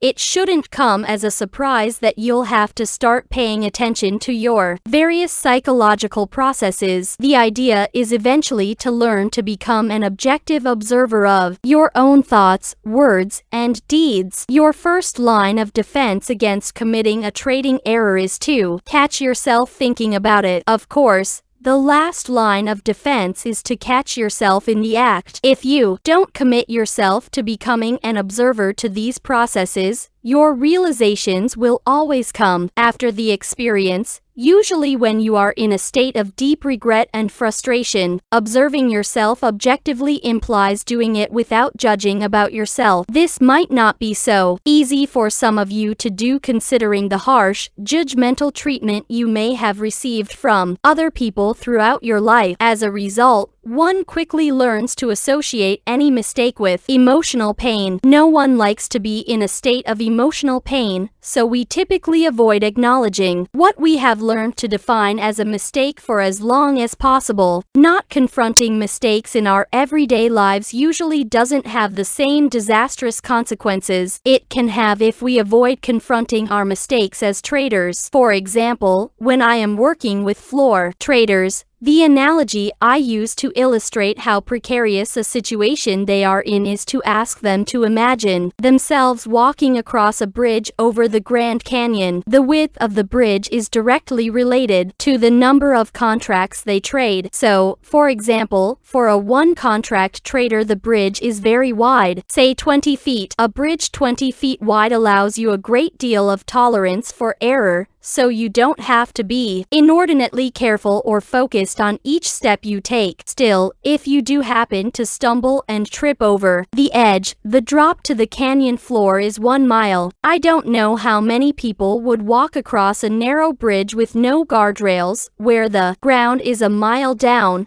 but my guess is relatively few. Similarly, few people will take the kinds of risks associated with trading on the floor of the futures exchanges. Certainly, a one-contract floor trader can do a great deal of damage to himself, not unlike falling off a mile-high bridge. But a one-contract trader also can give himself a wide tolerance for errors, miscalculations, or unusually violent market moves, where he could find himself on the wrong side. On the other hand, one of the biggest floor traders I ever worked with trades for his own account with an average position of 500 treasury bond futures at a time. He often puts on a position of well over 1,000 contracts. A position of 1,000 T-bond contracts amounts to $31,500 per tick, the smallest incremental price change that a bond contract can make. Of course, T-bond futures can be very volatile and can trade several ticks in either direction in a matter of seconds. As the size of a trader's position increases, the width of our bridge over the Grand Canyon narrows. In the case of the large bond trader, the bridge has narrowed to the size of a thin wire. Obviously, he has to be extremely well balanced and very focused on each step that he takes. The slightest misstep or gust of wind could cause him to fall off the wire. Next stop, 1 mile down. Now, when he's in the trading pit, that tiny misstep or slight gust of wind is the equivalent to one distracting thought. That's all, just a thought or anything else where he allows himself to lose his focus for even a second or two. In that moment of distraction, he could miss his last favorable opportunity to liquidate his position. The next price level with enough volume to take him out of his trade could be several ticks away, either creating a huge loss or forcing him to give a substantial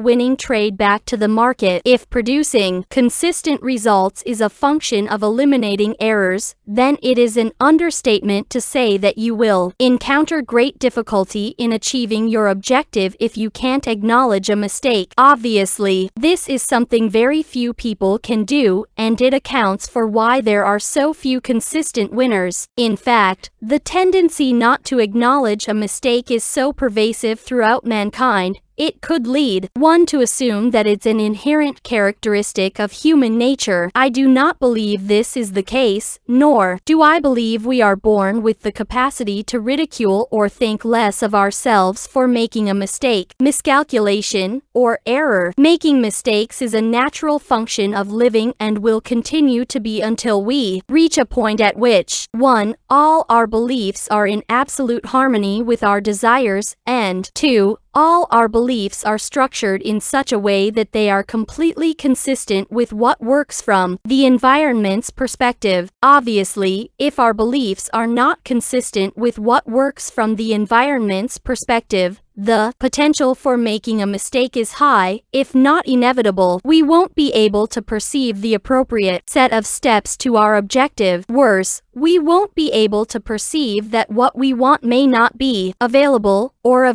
in the quantity we desire or at the time when we want it. On the other hand, mistakes that are the result of beliefs that are in conflict with our objectives aren't always apparent or obvious. We know they will act as opposing forces, expressing their versions of the truth on our consciousness, and they can do that in many ways. The most difficult to detect is a distracting thought that causes a momentary lapse in focus or concentration. On the surface, this may not sound significant, but, as in the analogy of the bridge over the canyon, when there's a lot at stake, even a slightly diminished capacity to stay focused can result in an error of disastrous proportions. This principle applies whether it's trading, sporting events, or computer programming. When our intent is clear and undiminished by any opposing energy, then our capacity to stay focused is greater, and the more likely it is that we will accomplish our objective. Earlier, I defined a winning attitude as a positive expectation of our efforts, with an acceptance that whatever results we do get are a perfect reflection of our level of development and what we need to learn to do better. What separates the consistently great athletes and performers from everyone else is their distinct lack of fear of making a mistake. The reason they aren't afraid is that they don't have a reason to think less of themselves when they do make a mistake. meaning they don't have a reservoir of negatively charged energy waiting to well up and pounce on their conscious thought process like a lion, waiting for the right moment to pounce on its intended prey. What accounts for this uncommon capacity to quickly move beyond their errors without criticizing themselves? One explanation may be that they grew up with extremely unusual parents, teachers, and coaches who, by their words and examples, taught them to correct their miscalculations and errors with genuine love, affection, and acceptance. I say extremely unusual because many of us grew up with just the opposite experience. We were taught to correct our mistakes or miscalculations with anger, impatience, and a distinct lack of acceptance. Is it possible that, for the great athletes, their past positive experiences with respect to mistakes caused them to acquire a belief that mistakes simply point the way to where they need to focus their efforts to grow and improve themselves? With a belief like that, there's no source of negatively charged energy and consequently no source for self-denigrating thoughts. However, the rest of us, who did grow up experiencing a plethora of negative reactions to our actions, would naturally acquire beliefs about mistakes. Mistakes must be avoided at all costs. There must be something wrong with me if I make a mistake. I must be a screw-up, or I must be a bad person if I make a mistake. Remember that every thought, word, and deed reinforces some belief we have about ourselves. If, by repeated negative self-criticism, we acquire a belief that we're screw-ups, that belief will find a way to express itself in our thoughts, causing us to become distracted and to screw up on our words, causing us to say things about ourselves or about others if we notice the same characteristics in them that reflect our belief, and on our actions, causing us to behave in ways that are overtly self-sabotaging. If you're going to become a consistent winner, mistakes can't exist in the kind of negatively charged context in which they are held by most people. You have to be able to monitor yourself to some degree, and that will be difficult to do if you have the potential to experience emotional pain if and when you find yourself in the process of making an error. If this potential exists, you have two choices. 1. You can work on acquiring a new set of positively charged beliefs about what it means to make a mistake, along with activating any negatively charged beliefs that would argue otherwise or cause you to think less of yourself for making a mistake. 2. If you find this first choice undesirable, you can compensate for the potential to make errors by the way you set up your trading regime. This means that if you're going to trade and not monitor yourself, but at the same time you desire consistent results, then trading exclusively from the mechanical stage will resolve the dilemma. Otherwise, learning how to monitor yourself is a relatively simple process once you have rid yourself of negatively charged energy associated with mistakes. In fact, it's easy. All you have to do is decide why you want to monitor yourself, which means you first need to have a clear purpose in mind. When you're clear about your purpose, simply start directing your attention to what you think, say, or do. If and when you notice that you're not focused on your objective or on the incremental steps to accomplish your objective, choose to redirect your thoughts, words, or actions in a way that is consistent with what you are trying to accomplish. Keep redirecting as often as necessary. The more willfully you engage in this process, especially if you can do it with some degree of conviction, the faster you will create a mental framework free to function in a way that is consistent with your objectives, without any resistance from conflicting beliefs. The role of self-discipline. I call the process I just described self-discipline. I define self-discipline as a mental technique to redirect as best we can our focus of attention to the object of our goal or desire when that goal or desire conflicts with some other component belief of our mental environment. The first thing you should notice about this definition is that self-discipline is a technique to create a new mental framework. It is not a personality trait. People aren't born with self-discipline. In fact, when you consider how I define it, being born with discipline isn't even possible. However, as a technique to be used in the process of personal transformation. Anybody can choose to use self-discipline. Here is an example from my life that illustrates the underlying dynamics of how this technique works. In 1978, I decided that I wanted to become a runner. I don't exactly remember what my underlying motivation was, except that I had spent the previous 8 years in a very inactive lifestyle. I wasn't involved with any sports or hobbies, unless you call watching television a hobby. Previously, in both high school and at least part of college, I was very active in sports, especially ice hockey. However, coming out of college, my life was unfolding in the way that was very different from what I had expected. It was not to my liking, but at the time I felt powerless to do anything about it. This led to a period of inactivity, which is a nice way of saying that I was severely depressed. Again, I'm not sure what prompted me to suddenly want to become a runner. Maybe I saw some TV program that sparked my interest. I do, however, remember that the motivation was very strong, so I went out and bought myself some running shoes, put them on, and went out to run. The first thing I discovered was that I couldn't do it. I didn't have the physical stamina to run more than 50 or 60 yards. This was very surprising. I didn't realize, nor would I have ever believed, that I was so out of shape that I couldn't run even 100 yards. This realization was so disheartening that I didn't attempt to run again for 2 or 3 weeks. The next time out, I still couldn't run more than 50 or 60 yards. I tried again the next day with, of course, the same result. I became so discouraged about my deteriorated physical condition that I didn't run again for another 4 months. Now, it's the spring of 1979. I'm once again determined to become a runner, but, at the same time, very frustrated with my lack of progress. As I was contemplating my dilemma, it occurred to me that one of my problems was that I didn't have a goal to work towards. Saying that I wanted to be a runner was great,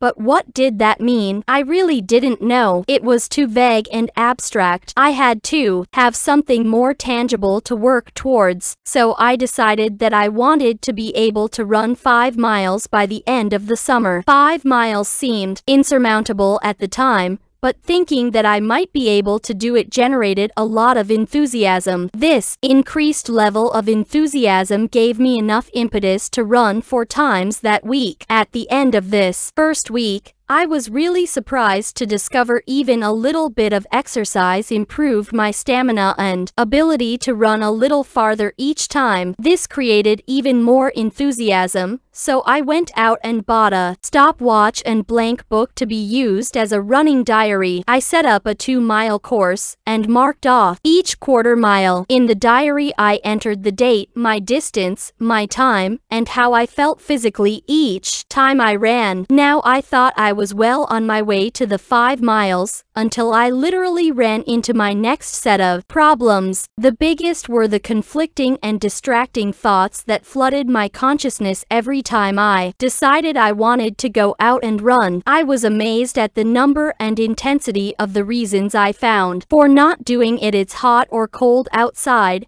It looks like it's going to rain. I'm still a little tired from the last time I ran, even though it was 3 days ago. Nobody else I know is doing this, or the most prevalent. I'll go as soon as this TV program is over. Of course, I never went. I didn't know any other way to deal with this conflicting mental energy except to redirect my conscious attention on what I was trying to accomplish. I really wanted to get to 5 miles by the end of the summer. I found that sometimes my desire was stronger than the conflict. As a result, I managed to get my running shoes on, actually step outside, and start running. However, More times than not, my conflicting and distracting thoughts caused me to stay put. In fact, in the beginning stages, I estimate that 2/3 of the time I was unable to get past the conflicting energy. The next problem I encountered was that when I started approaching the point where I was able to run 1 mile, I was so thrilled with myself that it occurred to me I was going to need an additional mechanism to get me to the 5 miles. I reasoned that once I got to the point where I could run 2 or maybe 3 miles,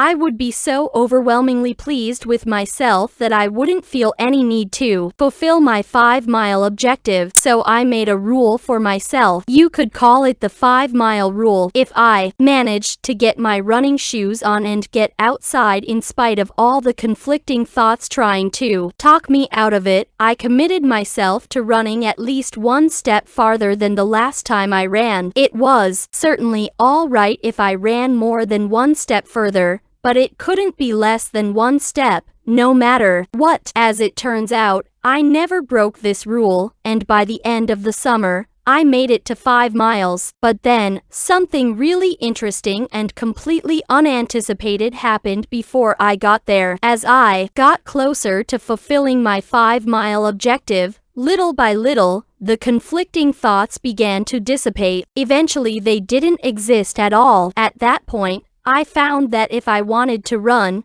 I was completely free to do so without any mental resistance, conflict, or competing thoughts. Given what a struggle it had been, I was amazed to say the least. The result, I went on to run on a very regular basis for the next 16 years. For those of you who may be interested, I don't run so much now because 5 years ago I decided to start playing ice hockey again. Hockey is an extremely strenuous sport. Sometimes I play as many as 4 times a week. Considering my age over UJ and the level of exertion the sport requires, it usually takes me a day or 2 to recover, which doesn't leave much room for running anymore. Now, if you take these experiences and put them into the context of what we now understand about the nature of beliefs, there are a number of observations we can make. 1. Initially, my desire to be a runner had no foundation of support in my mental system. In other words, there was no other source of energy and energized concept demanding expression consistent with my desire. 2. I actually had to do something to create that support. To create a belief that I am a runner required that I create a series of experiences consistent with the new belief. Remember that everything we think, say, or do contributes energy to some belief in our mental system. Each time I experienced a conflicting thought and was able to successfully refocus on my objective with enough conviction to get me into my running shoes and out the door, I added energy to the belief that I am a runner. And, just as important, I inadvertently drew energy away from all of the beliefs that would argue otherwise. I say inadvertently because there are various techniques specifically designed to identify and deactivate conflicting beliefs, but at that time in my life, I didn't understand the underlying dynamics of the process of transformation I was going through, so it wouldn't have occurred to me to avail myself of such techniques. 3. Now I can effortlessly from a mental perspective express myself as a runner, because I am a runner. That energized concept is now a functioning part of my identity. When I first started out, I happened to have a number of conflicting beliefs about running. As a result, I needed the technique of self-discipline to befkidik 1. Now I don't need self-discipline because Bachna RJ Yikar see who I am. When our beliefs are completely aligned with our goals or desires, there's no source of conflicting energy. If there's no source of conflicting energy, then there's no source of distracting thoughts, excuses, rationalizations, justifications, or mistakes, conscious or subconscious. 4. Beliefs can be changed, and if it's possible to change one belief, then it's possible to change any belief. If you understand that you really aren't changing them,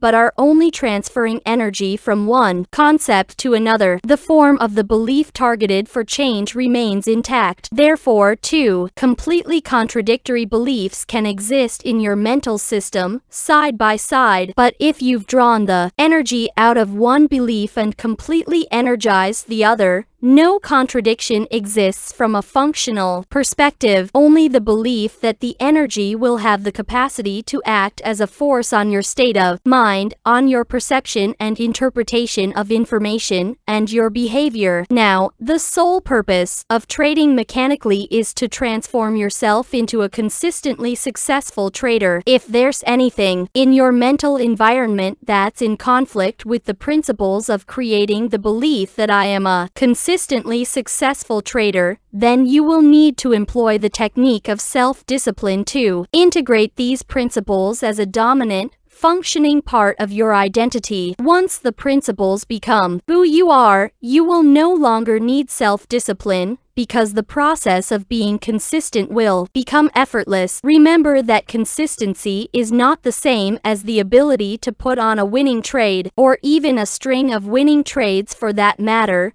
because putting on a winning trade requires absolutely no skill. All you have to do is guess correctly, which is no different than guessing the outcome of a coin toss, whereas consistency is a state of mind that, once achieved, won't allow you to be any other way. You won't have to try to be consistent because it will be a natural function of your identity. In fact, if you have to try, it's an indication that you haven't completely integrated the principles of consistent success as dominant, unconflicted beliefs. For example, predefining your risk is a step in the process of being consistent. If it takes any special effort to predefine your risk, if you have to consciously remind yourself to do it, if you experience any conflicting thoughts in essence trying to talk you out of doing it, or if you find yourself in a trade where you haven't predefined your risk, then this principle is not a dominant, functioning part of your identity. It isn't who you are. If it were, it wouldn't even occur to you not to predefine your risk. If and when all of the sources of conflict have been deactivated, there's no longer a potential for you to be any other way. What was once a struggle will become virtually effortless. At that point, it may seem to other people that you are so disciplined because you can do something they find difficult, if not impossible,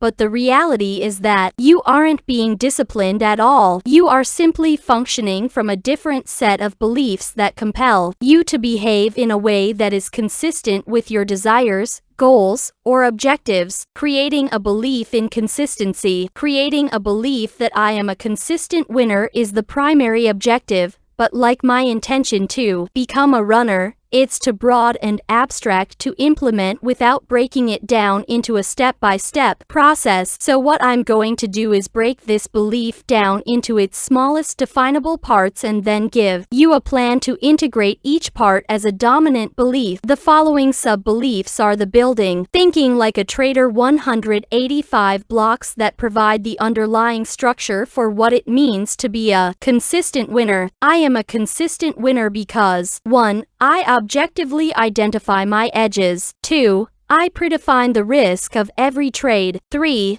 I completely accept risk or I am willing to let go of the trade. 4. I act on my edges without reservation or hesitation. 5. I pay myself as the market makes money available to me. 6. I continually monitor my susceptibility for making errors. 7. I understand the absolute necessity of these principles of consistent success and, therefore, I never violate them. These beliefs are the 7 principles of consistency. To integrate these principles into your mental system at a functional level requires that you purposely create a series of experiences that are consistent with them. This is no different from the boy who wanted to play with dogs or my desire to be a runner. Before he could play with a dog, the boy first had to make several attempts just to get close to one. Eventually, as the balance of energy in his mental system shifted, he could play with dogs without any internal resistance. To become a runner, I had to create the experience of running in spite of everything inside me that argued otherwise. Eventually, as the energy shifted more and more in favor of this new definition of myself, running became a natural expression of my identity. Obviously, what we're trying to accomplish here is far more complex than becoming a runner or petting a dog, but the underlying dynamics of the process are identical. We'll start with a specific objective. The first principle of consistency is the belief I objectively identify my edges. The key word here is objectively. Being objective means there's no potential to define,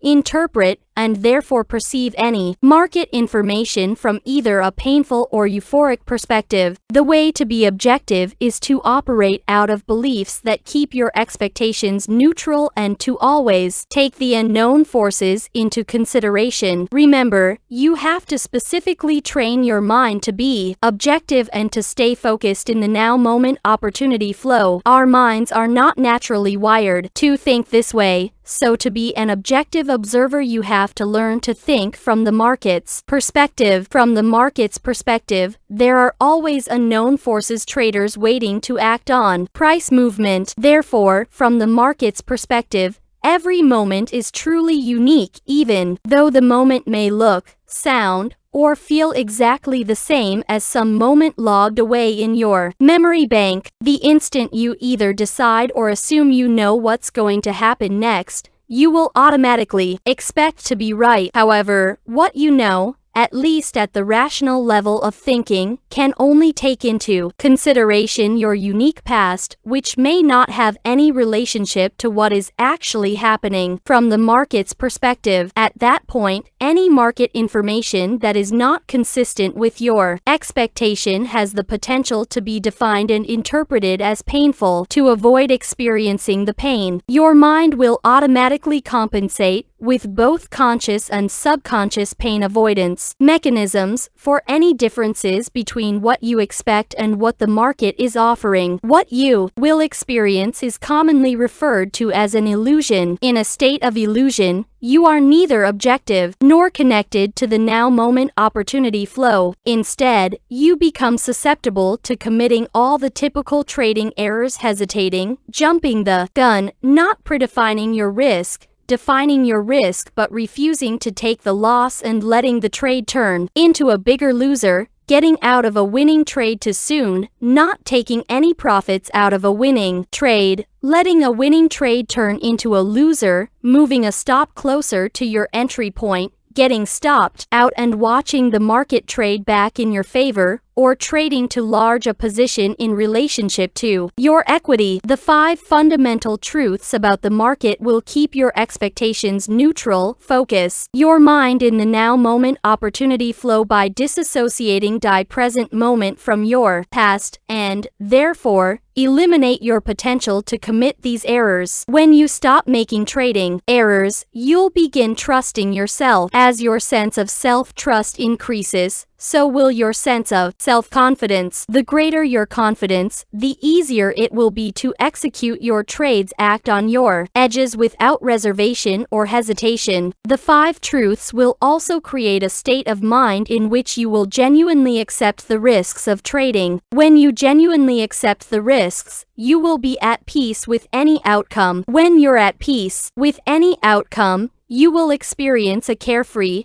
objective state of mind where you make yourself available to perceive and act upon whatever the market is offering you from its perspective at any given now moment. The first objective is to integrate as a dominant belief: I objectively identify my edges. The challenge now is, how do you get there? How do you transform yourself into a person who can consistently think in the market's perspective? The process of transformation starts with your desire and your willingness to refocus on the object of your desire. Self-discipline. Desire is a force. It does not have to coincide or agree with anything that you currently believe to be true about the nature of trading. A clear desire aimed squarely at a specific objective is a very powerful tool. You can use the force of your desire to create an entirely new version or dimension to your identity, shift energy between two or more conflicting concepts, or change the context or polarity of your memories from negative to positive. I'm sure you are familiar with the saying, make up your mind. The implication of making up our minds is that we decide exactly what we desire with so much clarity, absolutely no lingering doubts, and with so much conviction that literally nothing stands in our way, either internally or externally. If there's enough force behind our resolve, it's possible to experience a major shift in our mental structure virtually instantaneously.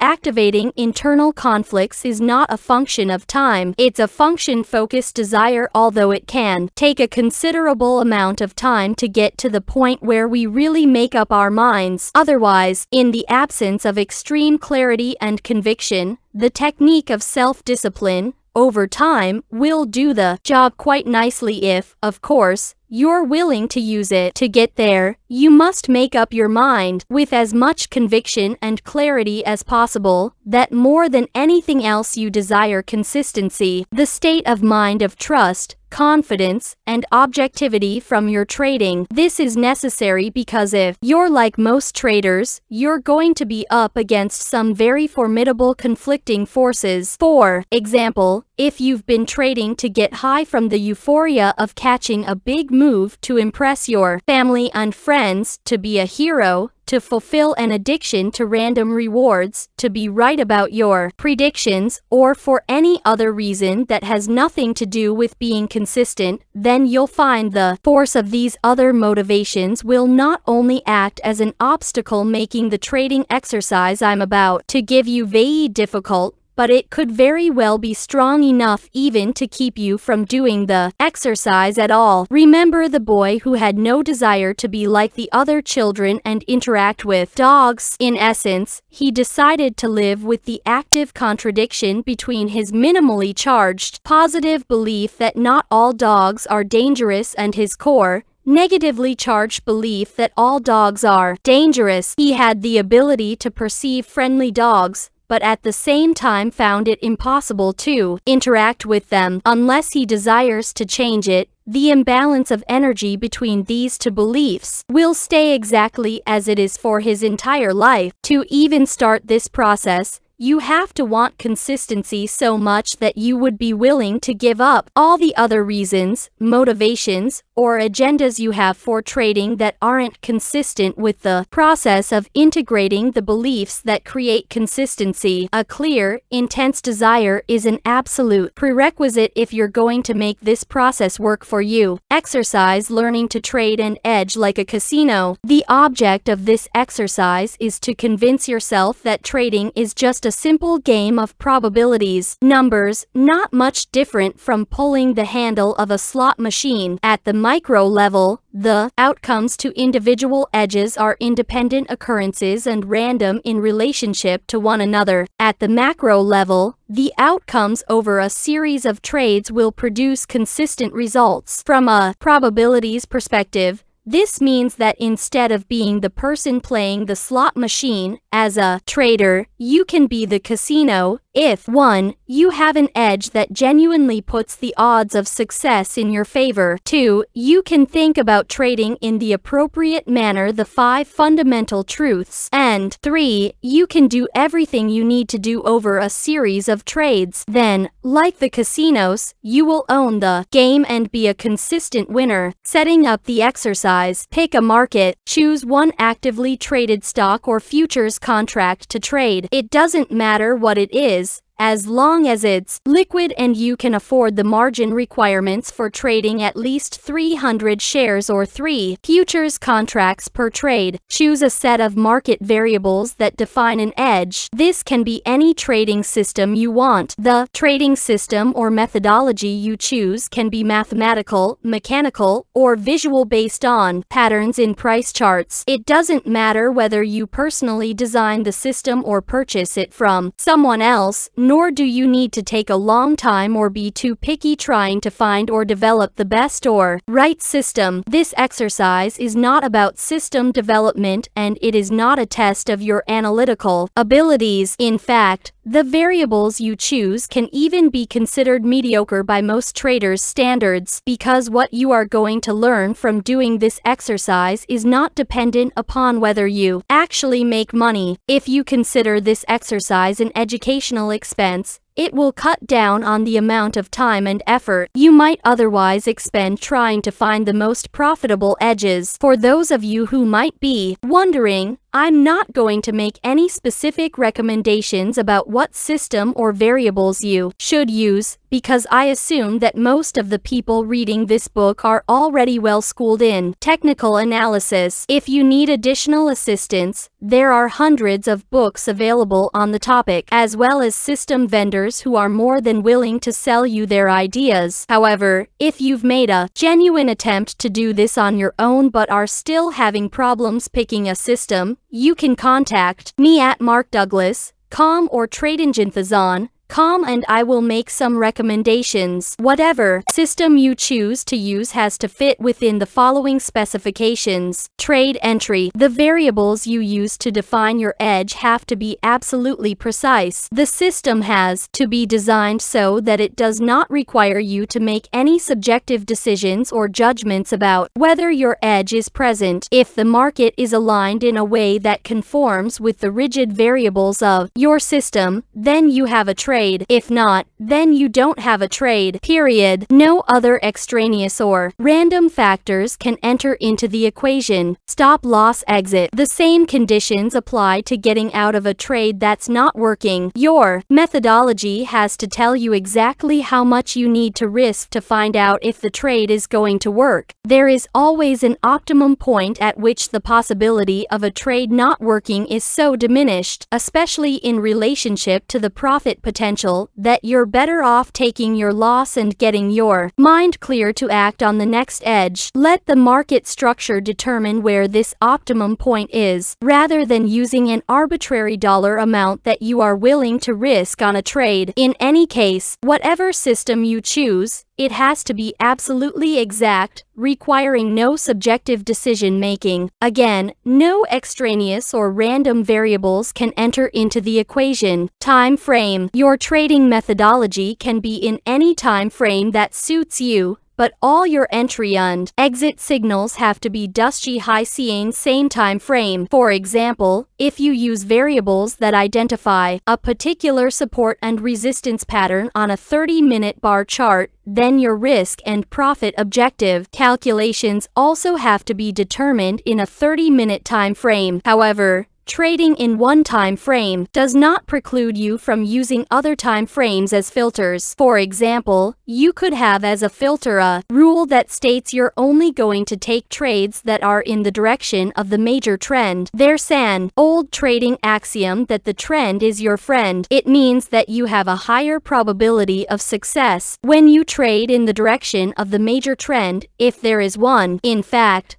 the lowest risk trade with the highest probability of success occurs when you are buying dips support in an uptrending market or selling rallies resistance in a downtrending market. To illustrate how this rule works, let's say that you've chosen a precise way of identifying support and resistance patterns in a 30-minute time frame as your edge. The rule is that you are only going to take trades in the direction of the major trend. A trending market is defined as a series of higher highs and higher lows for an uptrending market and a series of lower highs and lower lows for a downtrending market. The longer the time frame, the more significant the trend. so a trending market on a daily bar chart is more significant than a trending market on a 30-minute bar chart. Therefore, the trend on the daily bar chart would take precedence over the trend on the 30-minute bar chart and would be considered the major trend. To determine the direction of the major trend, look at what is happening on a daily bar chart. If the trend is up on the daily, you are only going to look for a sell-off or retracement down to what your edge defines as support on the 30-minute chart. That's where you will become a buyer. On the other hand, if the trend is down on the daily, you are only going to look for a rally up to what your edge defines as a resistance level to be a seller on the 30-minute chart. Your objective is to determine, in a down trending market, how far it can rally on an intraday basis and still not violate the symmetry of the longer trend. In an uptrending market, your objective is to determine how far it can sell off on an intraday basis without violating the symmetry of the longer trend. There's usually very little risk associated with these intraday support and resistance points because you don't have to let the market go very far beyond them to tell you the trade isn't working. Taking profits, believe it or not, of all the skills one needs to learn to be a consistently successful trader, learning to take profits is probably the most difficult to master. A multitude of personal, often very complicated psychological factors, as well as the effectiveness of one's market analysis, enter into the equation. Unfortunately, sorting out this complex matrix of issues goes way beyond the scope of this book. I point this out so that those of you who might be inclined to beat yourselves up for leaving money on the table can relax and give yourselves a break. Even after you've acquired all the other skills, it might take a very long time before you get this one down pat. Don't despair. There is a way to set up a profit-taking regime that at least fulfills the objective of the fifth principle of consistency. I pay myself as the market makes money available to me. If you're going to establish a belief in yourself that you're a consistent winner, then you will have to create experiences that correspond with that belief, because the object of the belief is winning consistently. How you take profits in a winning trade is of paramount importance. This is the only part of the exercise in which you will have some degree of discretion about what you do. The underlying premise is that, in a winning trade, you never know how far the market is going to go in your direction. Markets rarely go straight up or straight down. Many of the NASDAQ internet stocks in the fall of 1999 were an obvious exception to this statement. Typically, markets go up and then retrace some portion of the upward move, or go down and then retrace some portion of the downward move. These proportional racer ANTs can make it very difficult to stay in a winning trade. You would have to be an extremely sophisticated and objective analyst to make the distinction between a normal retracement, when the market still has the potential to move in the original direction of your trade, and a retracement that isn't normal, when the potential for any further movement in the original direction of your trade is greatly diminished, if not non-existent. If you never know how far the market is going to go in your direction, then when and how do you take profits? The question of when is a function of your ability to read the market and pick the most likely spots for it to stop. In the absence of an ability to do this objectively, the best course of action from a psychological perspective is to divide your position into thirds or quarters, and scale out the position as the market moves in your favor. If you are trading futures contracts, this means your minimum position for a trade is at least 3 or 4 contracts. For stocks, the minimum position is any number of shares that is divisible by 3 or 4, so you don't end up with an odd lot order. Here's the way I scale out of a winning position. When I first started trading,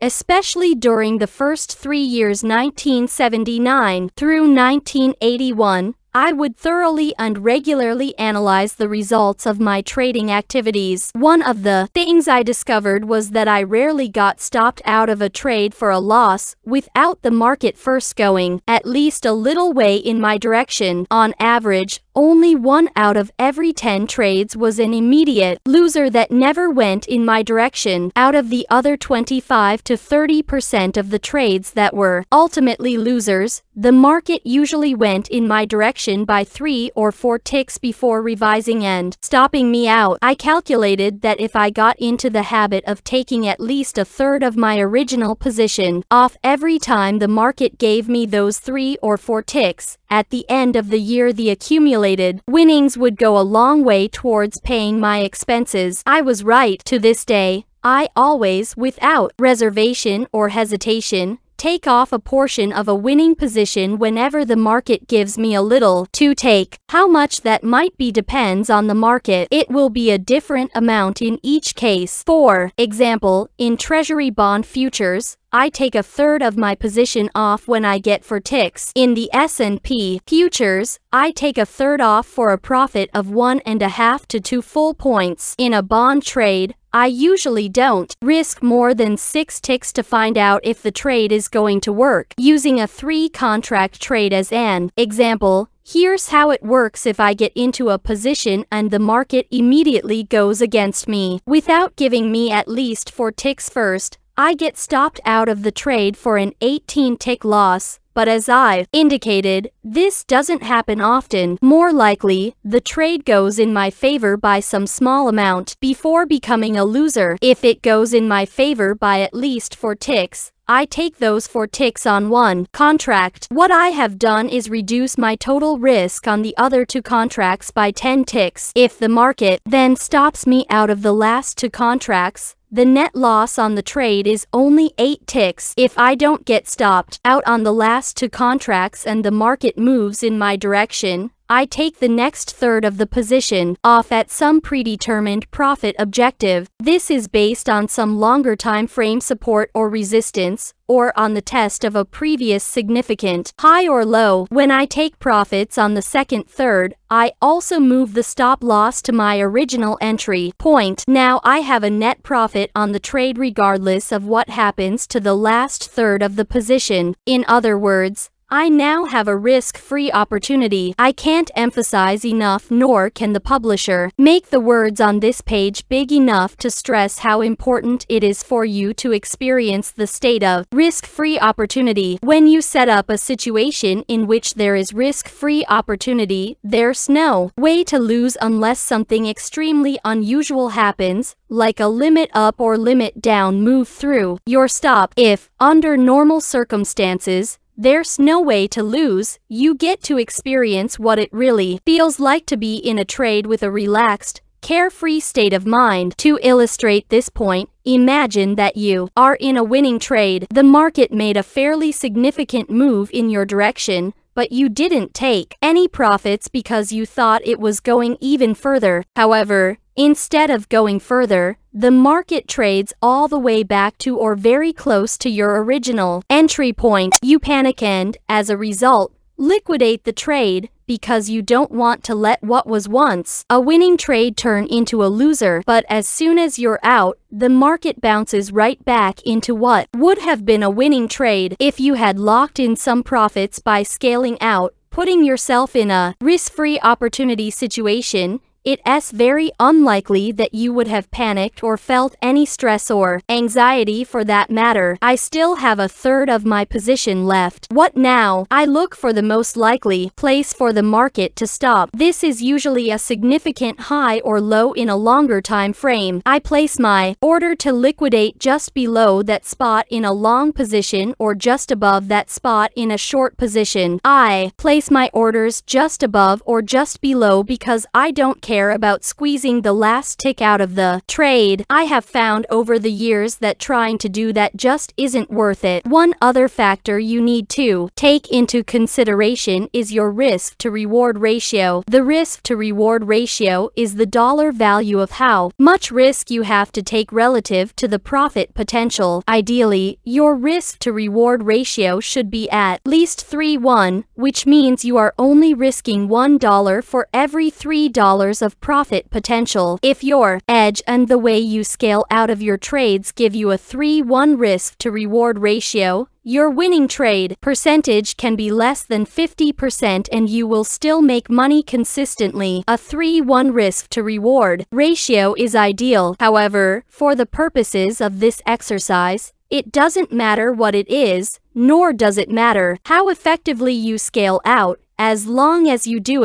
the best you can to pay yourself at reasonable profit levels when the market makes the money available. Every portion of a trade that you take off as a winner will contribute to your belief that you are a consistent winner. All the numbers will eventually come into better alignment as your belief in your ability to be consistent becomes stronger. Trading in sample sizes. The typical trader practically lives or dies emotionally on the results of the most recent trade. If it was a winner, he'll gladly go to the next trade. If it wasn't, he'll start questioning the viability of his edge to find out what variables work, how well they work, and what doesn't work. We need a systematic approach, one that doesn't take any random variables into consideration. This means that we have to expand our definition of success or failure from the limited trade-by-trade perspective of the typical trader to a sample size of 20 trades or more. Any edge you decide on will be based on some limited number of market variables or relationships between those variables that measure the market's potential to move either up or down. From the market's perspective, each trader who has the potential to put on or take off a trade can act as a force on price movement and is, therefore, a market variable. No edge or technical system can take into consideration every trader and his reasons for putting on or taking off a trade. As a result,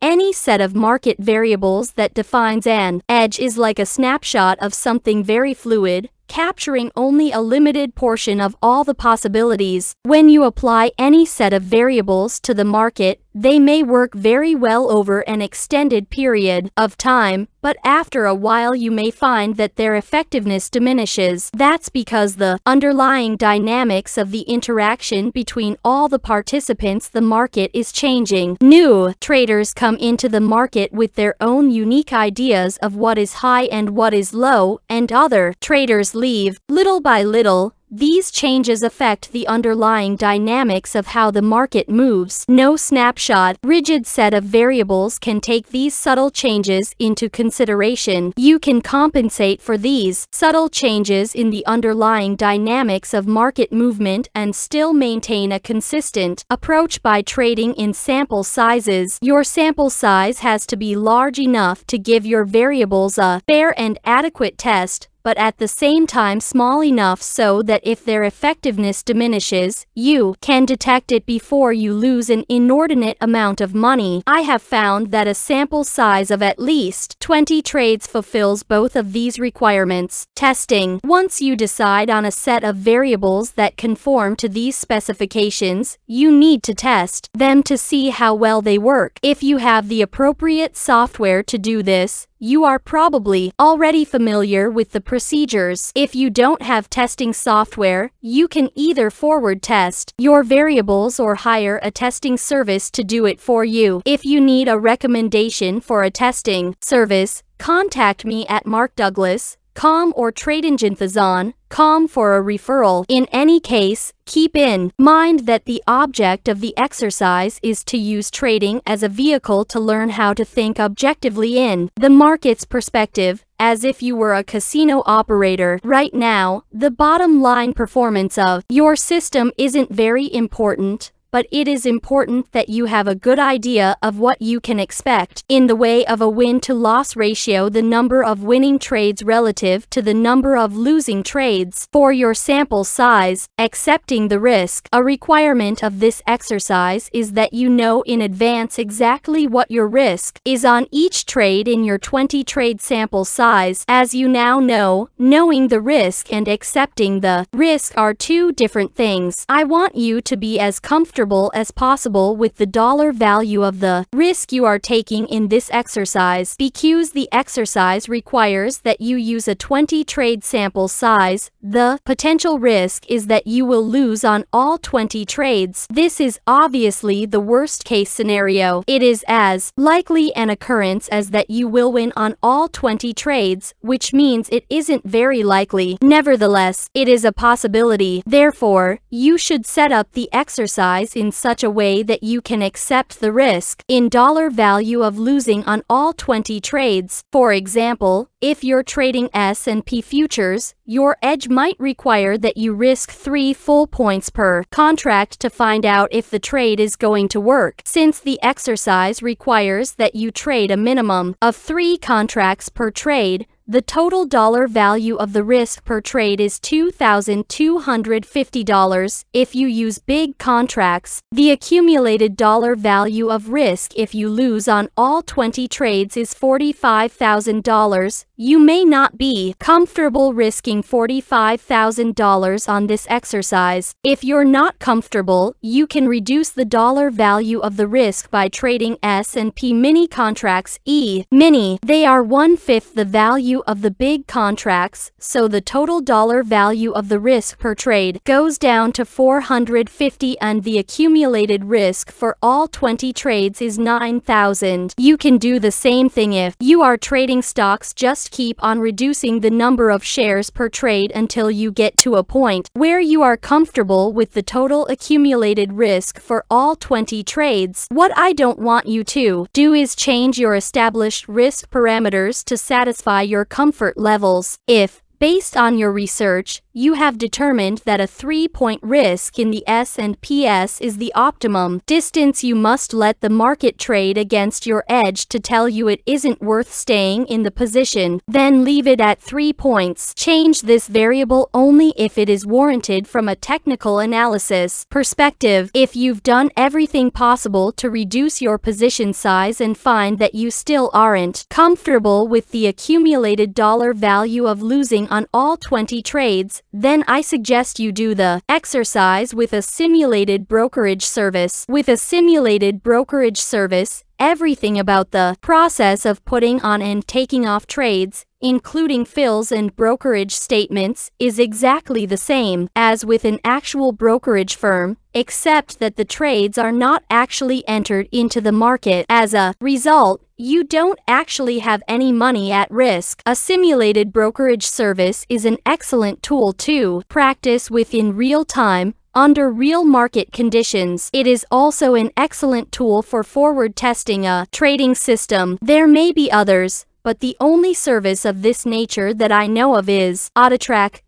Doing the exercise. When you have a set of variables that conforms to the specifications described, you know exactly what each trade is going to cost to find out if it's going to work, you have a plan for taking profits, and you know what you can expect as a win-loss ratio for your sample size, then you are ready to begin the exercise. The rules are simple. Trade your system exactly as you have designed it. This means you have to commit yourself to trading at least the next 20 occurrences of your edge, not just the next trade or the next couple of trades, but all 20, no matter what. You cannot deviate, use or be influenced by any other extraneous factors, or change the variables that define your edge until you have completed a full sample size. By setting up the exercise with rigid variables that define your edge, relatively fixed odds, and a commitment to take every trade in your sample size, you have created a trading regime that duplicates how a casino operates. Why do casinos make consistent money on an event that has a random outcome? Because they know that over a series of events, the odds are in their favor. They also know that to realize the benefits of the favorable odds, they have to participate in every event. They can't engage in a process of picking and choosing which hand of blackjack, spin of the roulette wheel, or roll of the dice they are going to participate in. by trying to predict in advance the outcome of each of these individual events. If you believe in the 5 fundamental truths and you believe that trading is just a probability game, not much different from pulling the handle of a slot machine, then you'll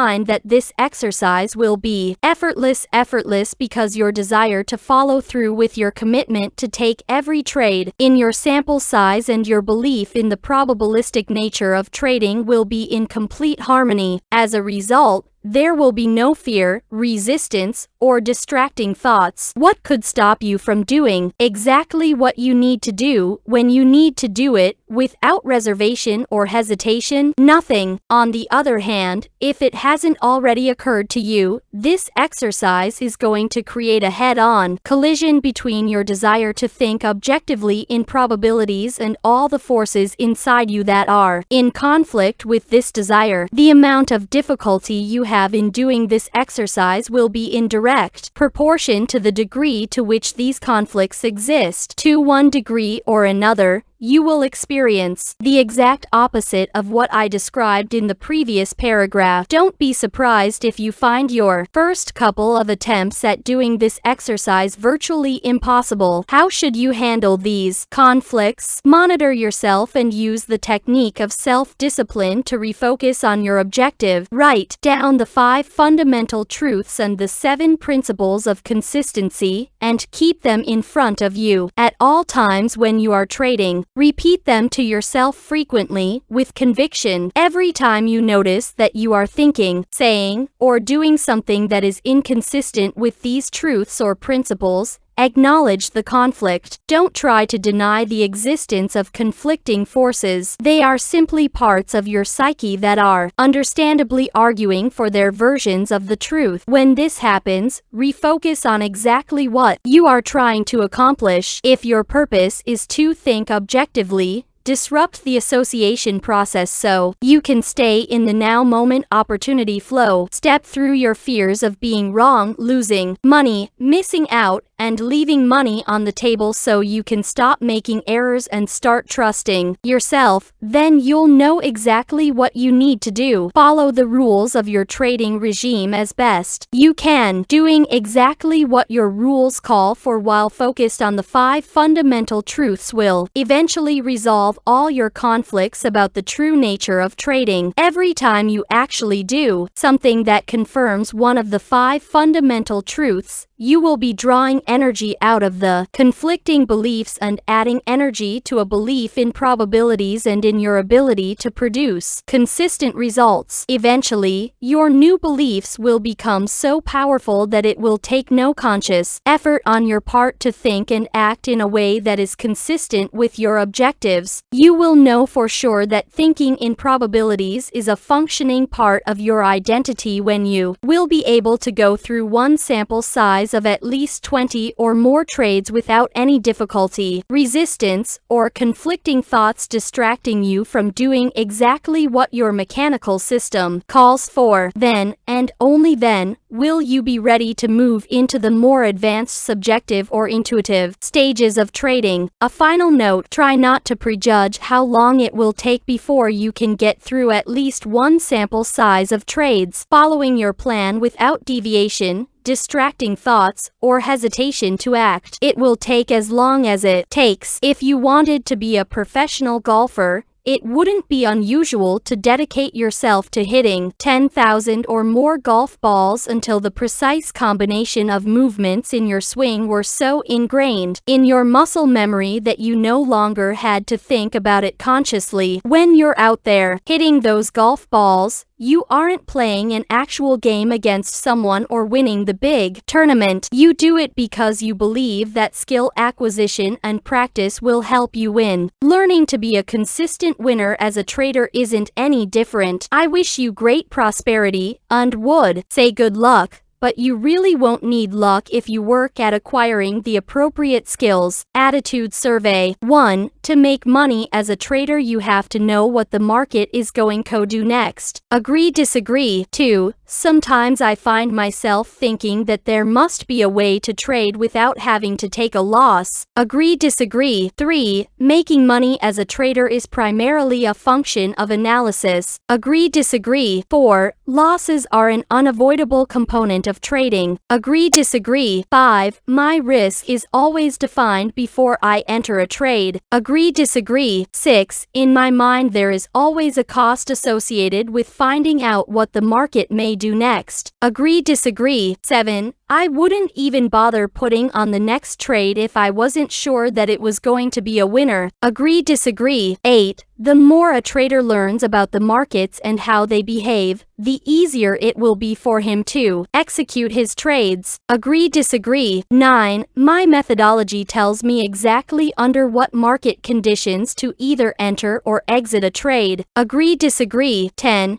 Even when I have a clear signal to reverse my position, I find it extremely difficult to do. Agree, disagree. 11. I have sustained periods of consistent success, usually followed by some fairly drastic drawdowns in my equity. Agree, disagree. 12. When I first started trading, I would describe my trading methodology as haphazard, meaning some success in between a lot of pain. Agree, disagree. 13. I often find myself feeling that the markets are against me personally. Agree, disagree. 14. As much as I might try to let go, I find it very difficult to put past emotional wounds behind me. Agree, disagree. 15. I have a money management philosophy that is founded in the principle of always taking some money out of the market when the market makes it available. Agree, disagree. 16. A trader's job is to identify patterns in the market's behavior that represent an opportunity and then to determine the risk of finding out if these patterns will play themselves out as they have in the past. Agree, disagree. 17. Sometimes I just can't help feeling that I am a victim of the market. Agree, disagree. 18. When I trade, I usually try to stay focused in one time frame. Agree, disagree. 19. Trading successfully requires a degree of mental flexibility far beyond the scope of most people. Agree, disagree. 20. There are times when I can definitely feel the flow of the market. However, I often have difficulty acting on these feelings. Agree, disagree. 21. There are many times when I am in a profitable trade and I know the move is basically over, but I still won't take my profits. Agree, disagree. 22. No matter how much money I make in a trade, I am rarely ever satisfied and feel that I could have made more. Agree, disagree. 23. When I put on a trade, I feel I have a positive attitude. I anticipate all of the money I could make from the trade in a positive way. Agree, disagree. 24. The most important component in a trader's ability to accumulate money over time is having a belief in his own consistency. Agree, disagree. 25. If you were granted a wish to be able to instantaneously acquire one trading skill, what skill would you choose? 26. I often spend sleepless nights worrying about the market. Agree, disagree. 27. Do you ever feel compelled to make a trade because you are afraid that you might miss out? Yes, no. 28. Although it doesn't happen very often,